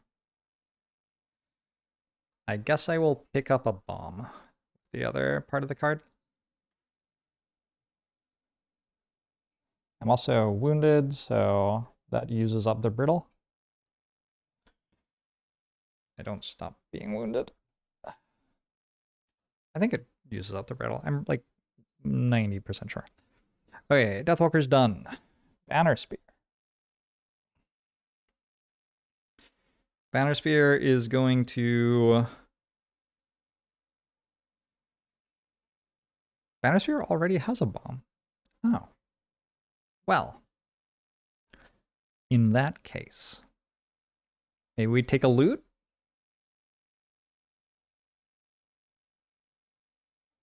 How bad could it be? 1, 2, 3, 4. Seems okay. Let's grab a loot.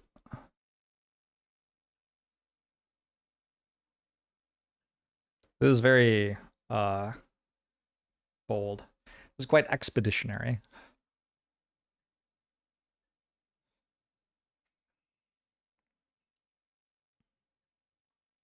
But I think it's okay. I get to short rest, so I'll have cards to burn. Card from the loot deck is a metal. Okay. And then the Bone Shaper. Bone Shaper is going to pay 1 health to use the bottom half of my new card, Grave Digging. Bottom half of Grave Digging channels Earth. And plays a card from my discard pile to perform a summon action of the card. So I'm gonna grab myself a Wraith. Oh, also this, I guess, wanders over to do battle. Go, Dewey, go! I believe the Wraith also is worth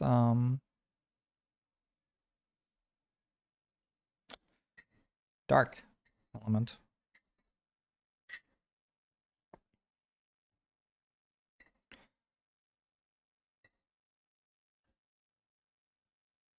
Okay. I pick up the bomb. Pick up the bomb. We got 3 bombs in the team.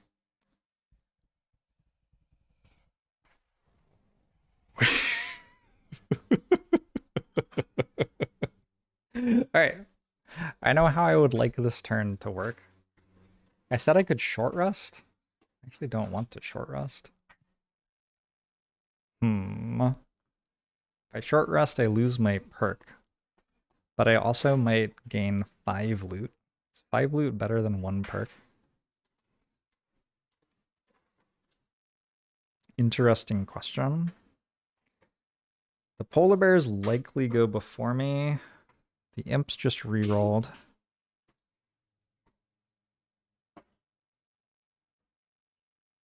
I'm poisoned, by the way. Poisoned and wounded and brittle. I mean, I think I just have to go before the imps or else I die. That's fine. I'm allowed to die. Would rather not. Would rather get all the loot. We're gonna short rest with the Banner Spear. When you lose a card to avoid all damage, you lose ward or brittle. Yes. Oh, okay. 5, 6, 7, 8.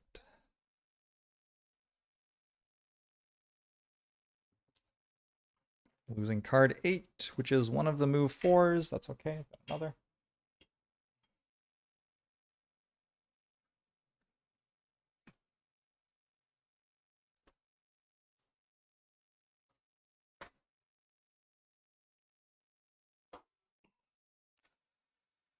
Oh, except it has to be slower than 11 initiative. So, guess we'll go 15 initiative, mood 4.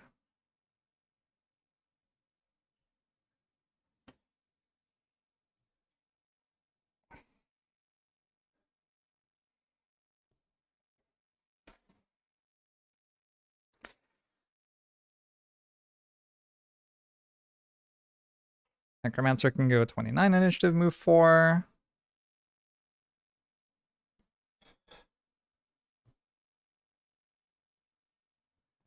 And we're gonna short rest on our Deathwalker.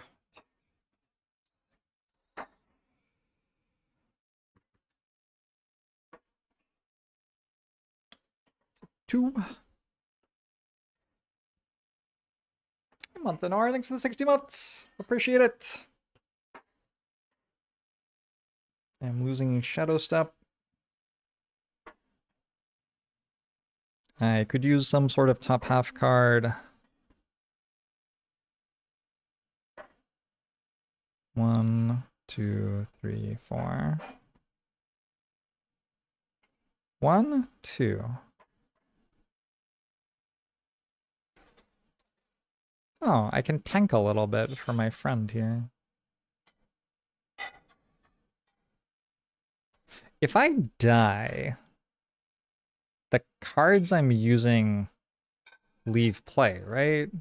So if I ran over there and died before my allies were able to teleport, I'd actually lose the mission. Seems bad. What's my goal? Collect fewer loot tokens than any other character. Yeah, that's not happening. I can shoot something with forceful spirits. Maybe better is just use Lingering Rot. Lingering Rot just deals 2 damage to all adjacent enemies.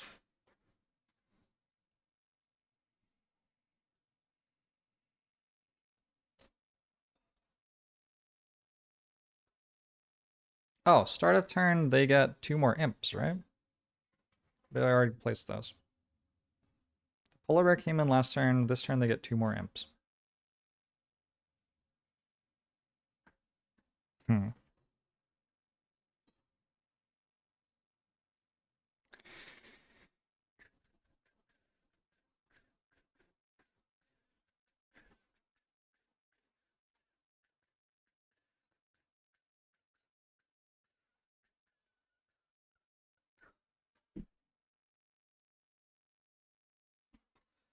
I'd really prefer not to miss.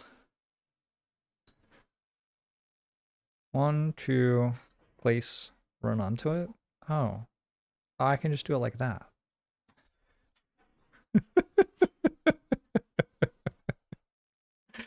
Okay.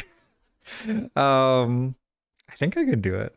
Am I allowed to just run onto it? I think so. All right. Do it like that. So, the polar bear has 4 possible moves left.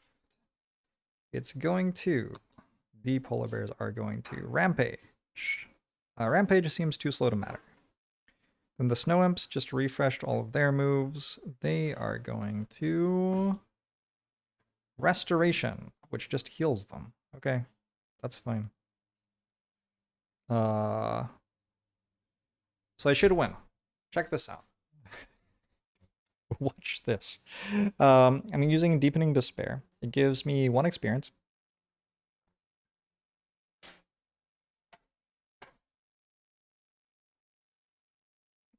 And it says that for the rest of the turn, you and all allies may treat each hex with a shadow as being adjacent to each other hex with a shadow during move abilities. So I'm going to grab that, and now with my bomb, I'm going to teleport to here. That's 1 move, 2 move. Oh, I've forgotten to place the imps. Let's just pretend these are imps. I'm gonna put my bomb down. 3 moves, or not 3 moves, actually I can do that during a movement action for free. Then move here.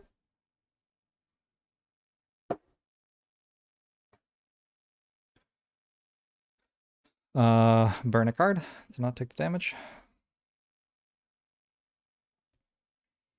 And I will play Black Barrage, consuming a dark to, I mean, not really do anything. Well, it's to get an experience. But I'm not going to achieve anything with it. I'm going to heal myself, for, or heal an ally, actually, for 1. Oh, that does actually kind of do something. Deal some irrelevant damage to some sort of enemy. Move all that from Drifter so it doesn't have to lose a card.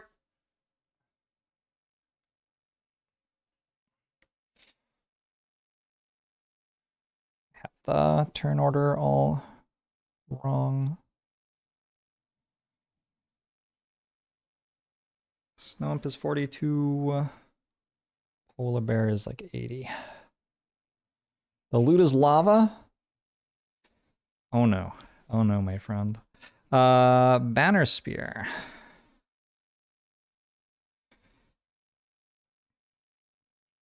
Banner Spear goes 1, 2, 3.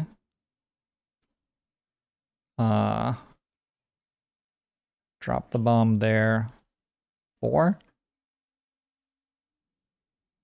I get a perk mark if I pick up this loot this turn, but I can't quite, I don't believe.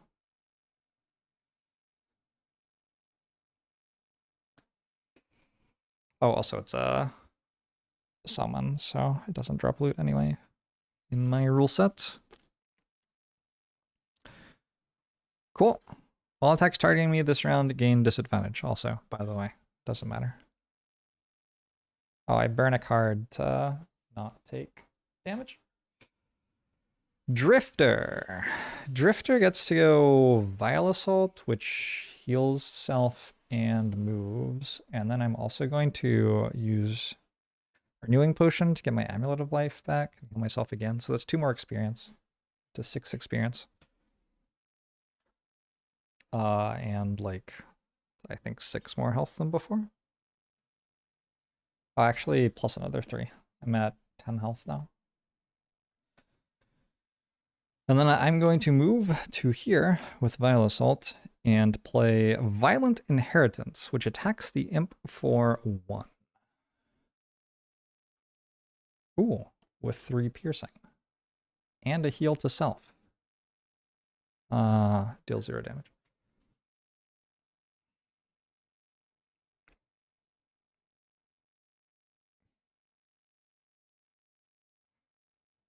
I went from 1 health to 13 health this turn.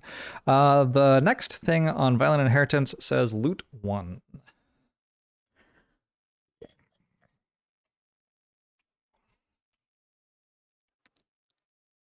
Oh boy.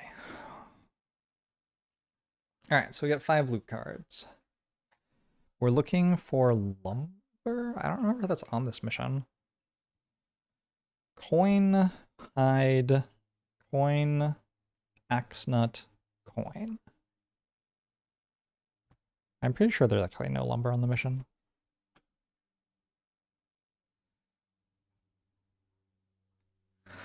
And then Bone Shaper. Well, first, this Wraith is going to shoot at the Snow Imp. I don't really see why I would care. I have to roll dice for this deck. There's no reason it matters, is the thing. So it just doesn't matter. This is going to walk up and hit it as well.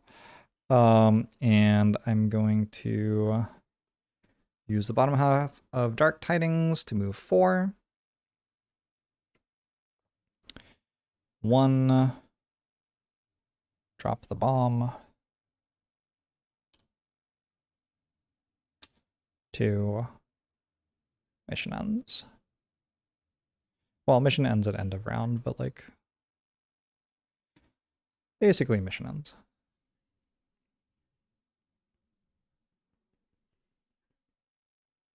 They can exhaust characters, but it doesn't make any difference. Terrorists win. Okay. I think that was turn 5. Well, that was certainly a mission. I'm glad I went on that one. That was fun. These missions are so unique. Like, you don't have many just pitched battles, really.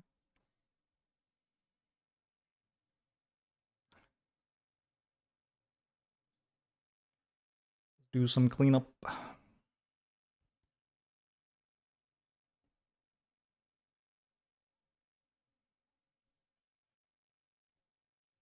Variety of missions is so much better than Gloomhaven. I have not played much Gloomhaven, and a lot of the Gloomhaven I played was attempting to play it at +3 difficulty and just losing repeatedly. Although eventually I did win 1 mission. But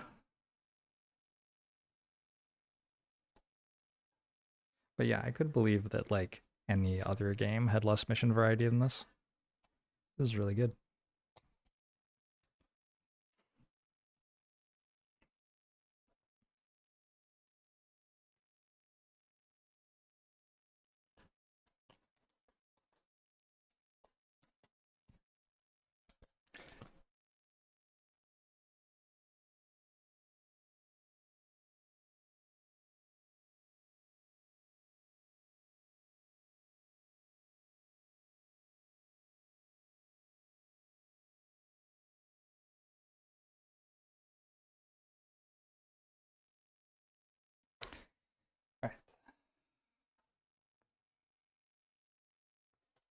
Do you want breakfast, Zephyr?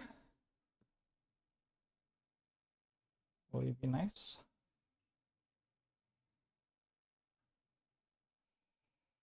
I've reclaimed my cards for the most part.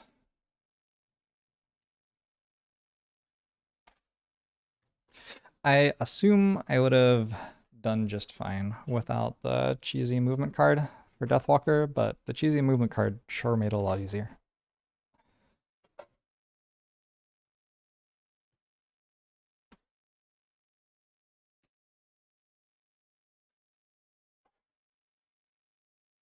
I achieved approximately 0 of the scenario objectives.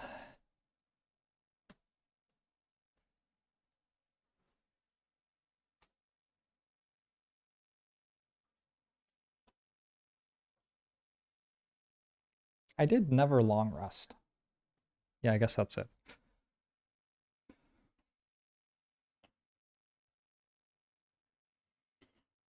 Winning better than check marks.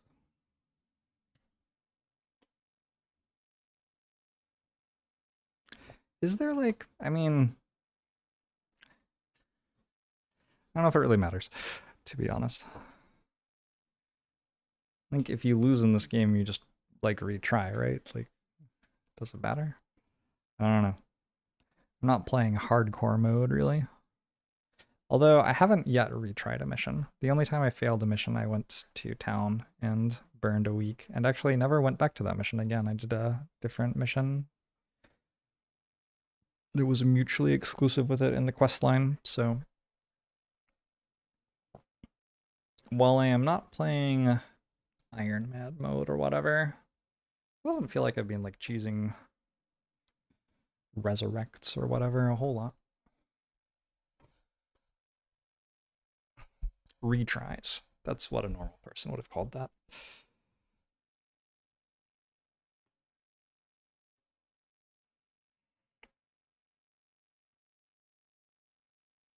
Hey, Crescent Method. I mean, why would I stop Crescent Method? It's like 8 a.m. That's there's no reason to go to sleep at 8 a.m. That's when people wake up.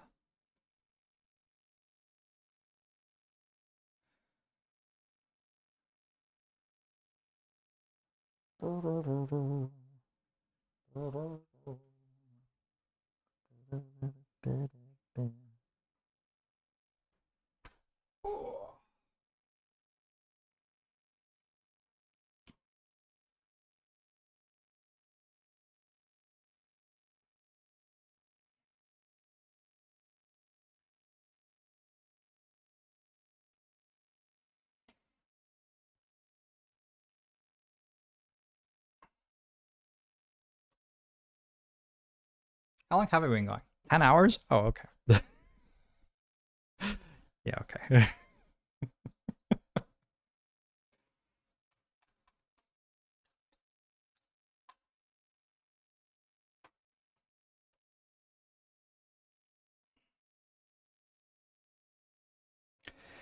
That's kind of fair. Retries do feel really painful and kind. I am glad I haven't actually had to retry because going through the first turns of the same mission again seems pretty brutal. I think probably if it ever comes to that, I will just go back to town and do a different mission and like come back to the mission I retried later, maybe with a different party or like at a different level or something just to mix it up. I don't really want to play the same turns over and over again.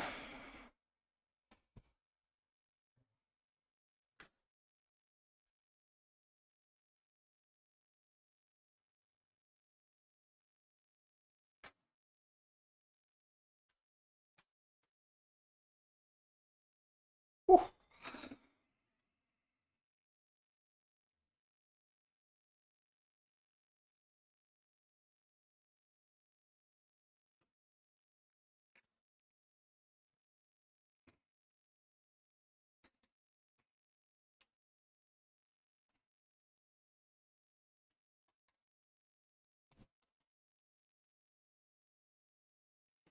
In a mission that took 3 retries to complete at 0 difficulty. Oh no. I am sorry to hear that.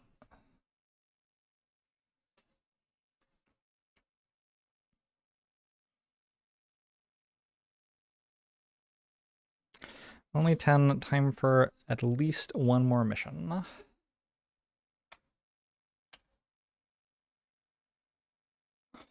Yeah, we'll see. Let's like finish up this one. Do all the loot and scenario reading and stuff.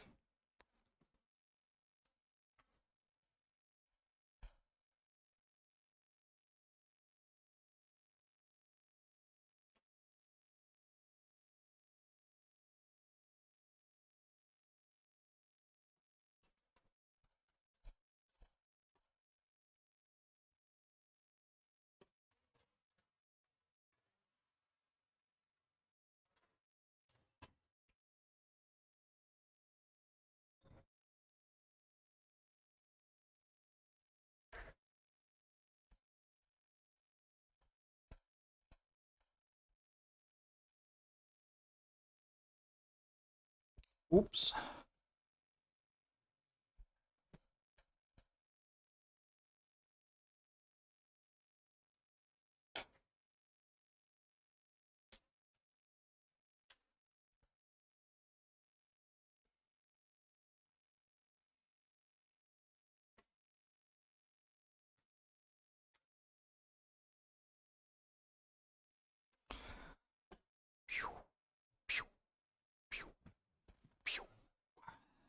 Okay. Is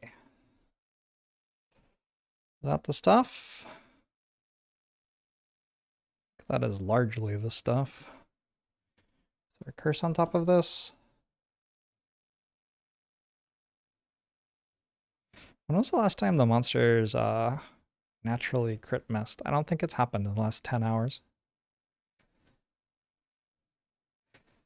Feels kind of unreasonable. Ending a scenario. Recover, reset, remove all conditions. So we do all of this stuff.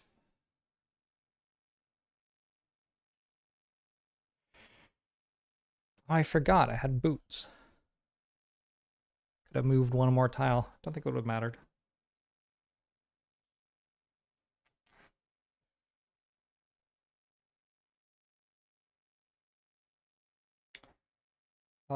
Gain experience, gain loot. So this time it is actually a level 2, scenario level 2 mission, in my opinion. Which means gold is now worth 1 more each, 1 gold is worth 3, and I get 8 bonus experience for everyone in the party.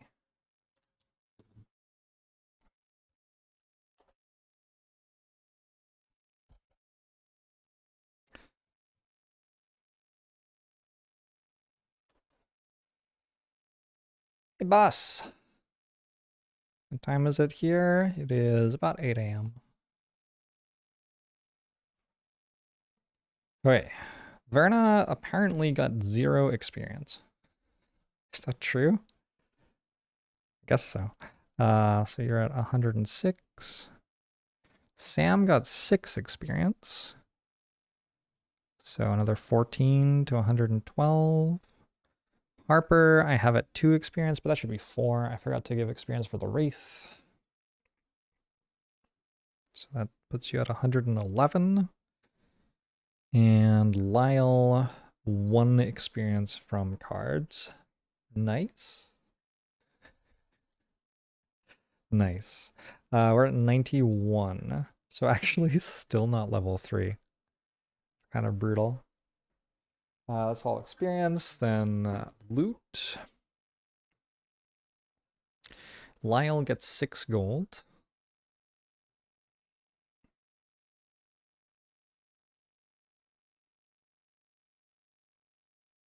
Verna gets 1 metal.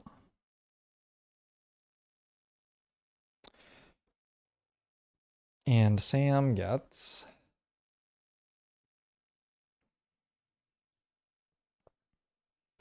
12 gold. An axe nut. And a hide.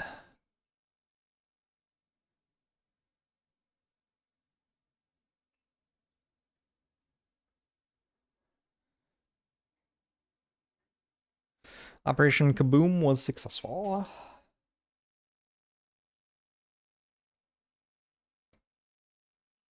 Check marks for battle goals. I never long rested on Sam. Kill an enemy and loot. Nope. Collect 3 or more loot. Nope. Collect fewer loot tokens than anyone. Nope. That's it. Ooh. Ever perform a move ability or attack with a value less than 4 and perform at least 1 move or attack ability each round. Nope. Nope. Nope. Nope. Okay, none of the masteries. I was thinking, like, actually on a 5-round mission, you could potentially get one of the masteries that's like, place or remove at least 1 shadow each round? Wait. Nope, didn't do that either. I could have probably gotten place or remove at least 1 shadow each round if I'd, yeah, if I'd been better. If I had been thinking about it from the start, probably was doable. All right, we read the scenario conclusion. 125.3.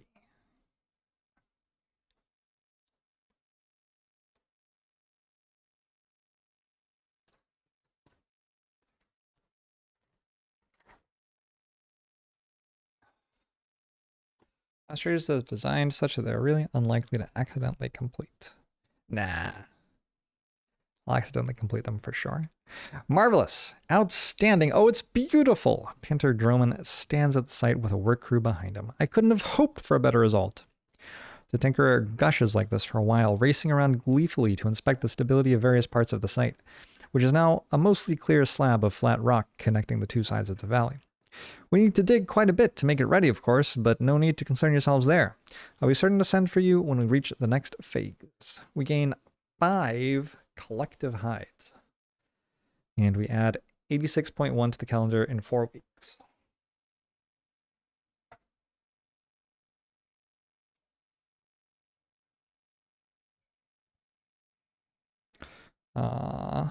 One, two, three, 4. Ooh, there's a lot of stuff here. 86.1. If I get another one, I am not sure how I'm going to write it there. Okay, cool. 5 collective hides. You have 2, you have 2, you have 1. I will give Lyle 3. And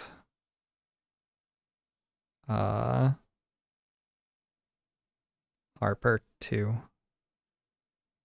Okay.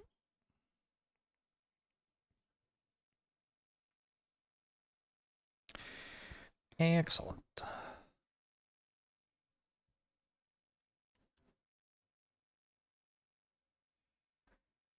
Deathmakers unmake shadows can be done accidentally.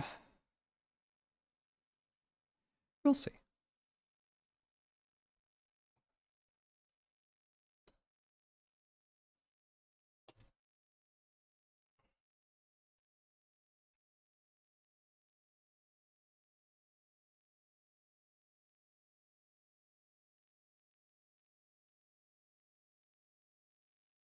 Implement dig for outpost phase, so I just build a random building that I have resources for. Want to know a secret? That's kind of what I'm doing in the outpost phase. Kind of already doing that. Okay, we did 1 mission, and we're back to town.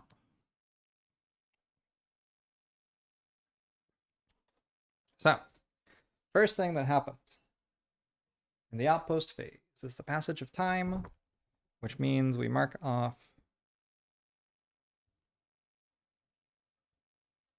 that little thing, and this says we have to read 179.5. I don't actually remember why. Oh, it's the festival or something. Wait, what is it? I don't know. What is it? 179.5. Metal shipment. Oh, this thing. A stern knock on your longhouse door reveals a man with skin as thick as leather. He tips his hat and asks you to sign for delivery as 2 men unload his wagon. Told you I'd come back around with those materials you ordered. The pass is brutal, but the gains are sweet. I have 2 wood and 5 metal. I thought that trader was like almost certainly not actually going to bring me anything. 5 metal. Okay.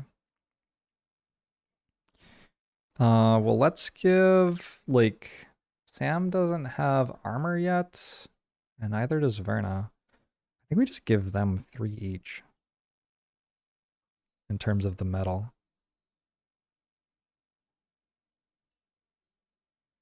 Spyglass requires metal too? Yeah.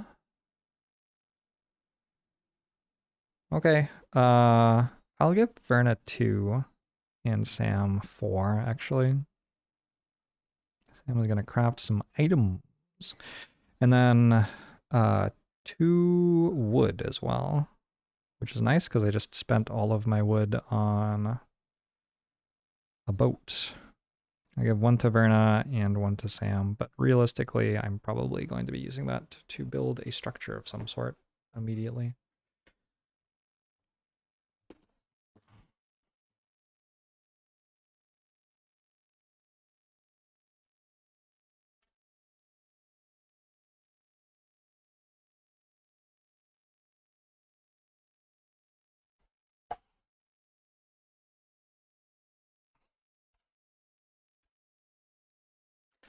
Five metal is huge. Yep. Huge.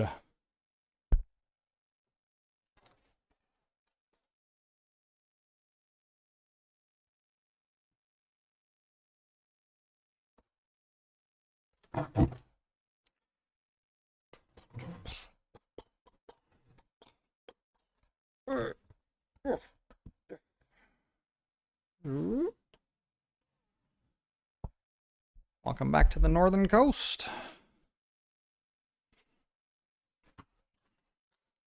In the outpost, we have an outpost event. First thing we do.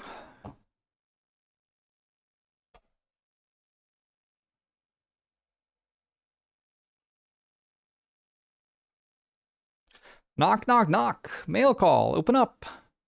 You open the door to find a grumpy quattro with a low-riding sack of mail. She tosses a lumpy package wrapped in cord to you. No name, but this address. It's yours now. As she walks away, she snaps her fingers, remembering something. All right, this too. She hands over a letter addressed to you. As she wanders off toward a drink, you rip the letter open to read a note scrawled in excellent cursive.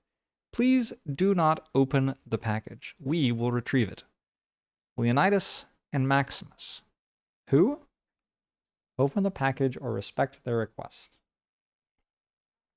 So Varna definitely wants to respect their request. Also, she just got another team building. Reading names in outpost phase. So I think we might just respect the request. I'll say 1 and 4. 1 and 4 that we open it. So on a 4, I'll open it. 1. All right, now we are going to respect their request. Option B.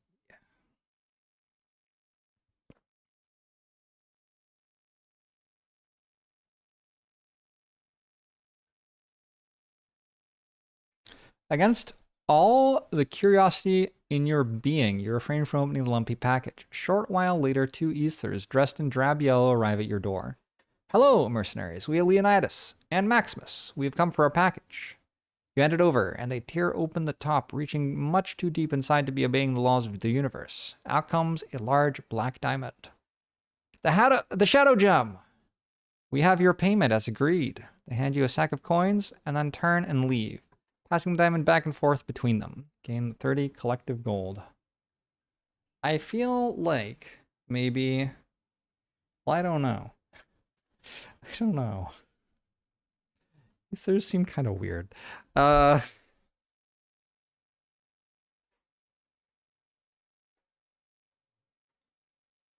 does feel a lot like a Shadow Gem is worth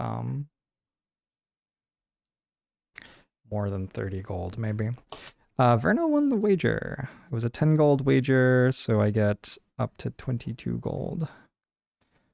So I'm giving out 30 collective gold. Sam has 12 at the moment. 6 on Lyle, none on Harper. Let's give Harper 15.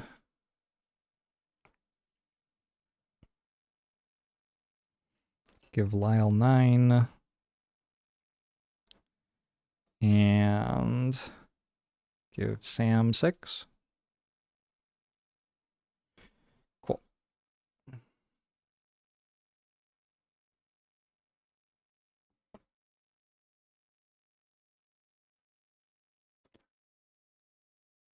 Kind of fun to roleplay these options based on the characters, to be honest. Yeah, well, that's what I'm doing. I'm just not sure which character gets to make the choice. So if 3 characters in my party would want to not do it and one would, I'll roll a d4 and see if we get the one who would.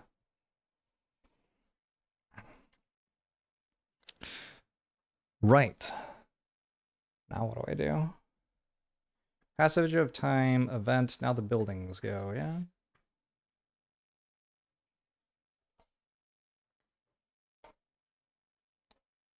Building operation.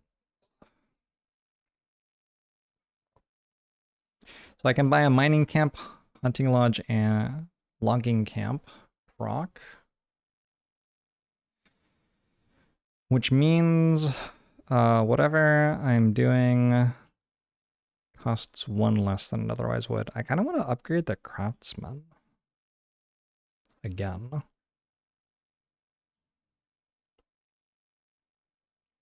Seems kind of reasonable. I also didn't train my last soldier yet. So let's go. Verna can pay for this. Verna now has 13 gold. I need 2 wood, a metal, and a hide. Somebody probably has 1 billion hides. Lyle, you can give away a hide. 2 wood. Oh, that's like all the wood that I have. I got it from the shipment just then. All right, so we're down to 0 wood. And a metal would come from Sam, who is on 4. All right, we don't actually get to upgrade the craftsman yet, though. But I have the craftsman upgrade ready to go already. I'm just like, actually, that would be out of order to do it now. I also, Verna can pay a hide to train a soldier. I have 4 soldiers now. Jobo, thanks for the Prime sub. I appreciate it. Hope you're doing well.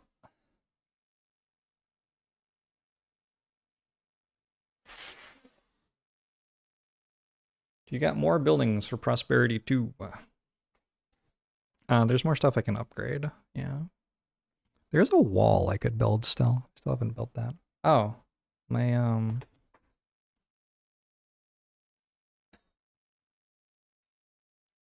my ship name. Speared. Feels bad.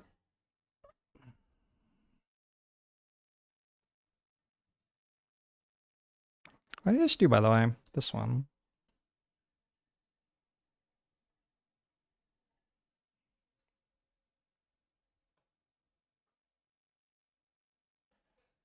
There are 3 places for you to check off that you've done each mission. Kind of wild. Okay, downtime, level up, nope. Retire a character, nope. Create a character, nope. Craft items.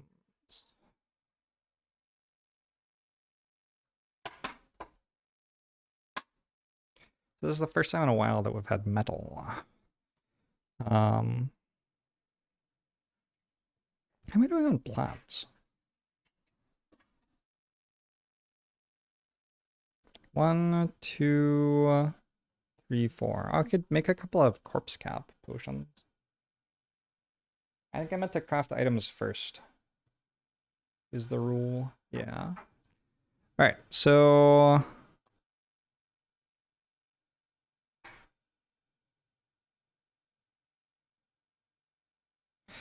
I could go for a crude spear on my drifter. Feels not terrible. Lets me target something. 2 tiles away. I do want...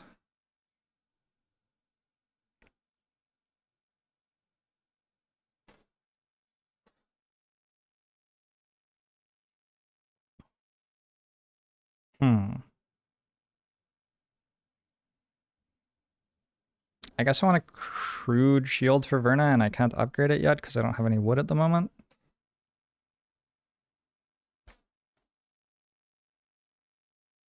I want a spyglass, I guess, for Sam. And then somewhere in here is crude chain armor.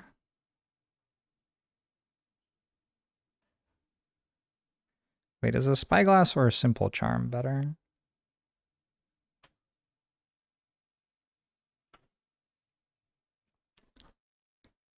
Crude chain armor, crude chain armor. We go shield, chain armor, spyglass, and then Sam will go chain armor, simple charm. How about that? And I have successfully spent 6 metal. I have a bunch of hides, but I don't know that there's much I want that hides can make me.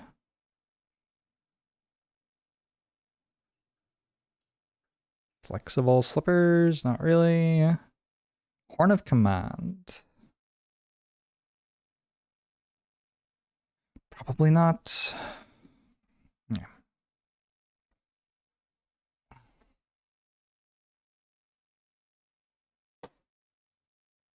So that's a lot more items. Verna just like uses all of these.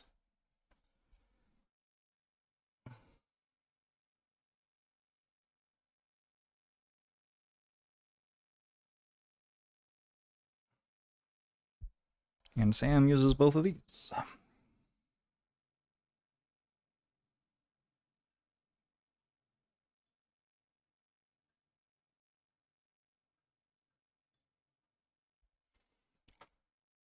Crew chain armor gives like a -1 card, but both of those characters have the perk that lets them not take -1s from equipment.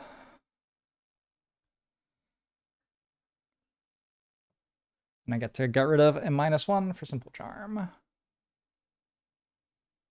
All actions and downtime are simultaneous and interchangeable, but they're after building operations and before construction. All right.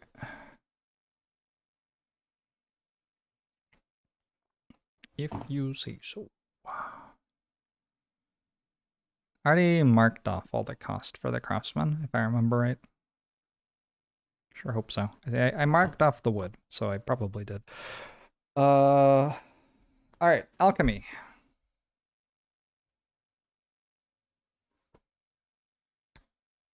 So I got a couple of mushrooms. And I can make mushroom plus snow thing and mushroom plus arrow vine. I think that's what these are called. So I think that's... Well, I don't know, actually. Oh, it's mushroom plus rock thing. Rock thing, mushroom. We'll make one of these. A frenzy potion. Sounds kind of cool.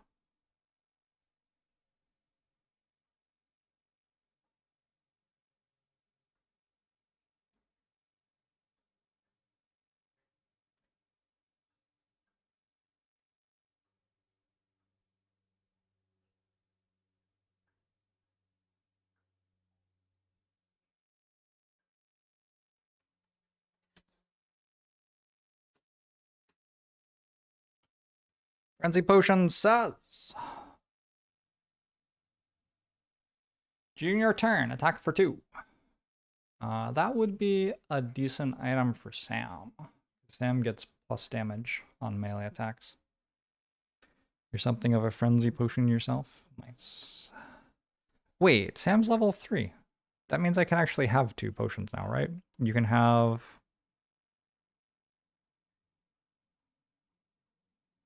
How many small items can you have?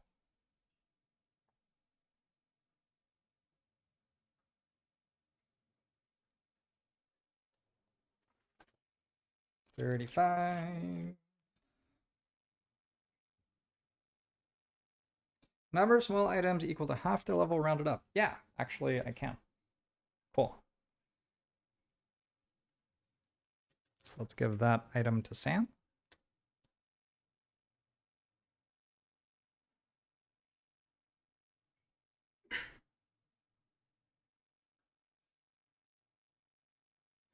That means everyone can get more potions. Well, not everyone. Not Lyle. Sorry, Lyle.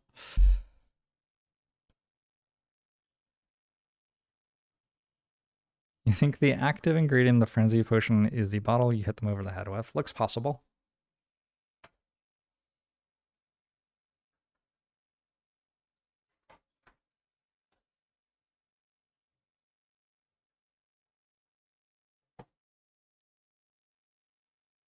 Okay, and the other one is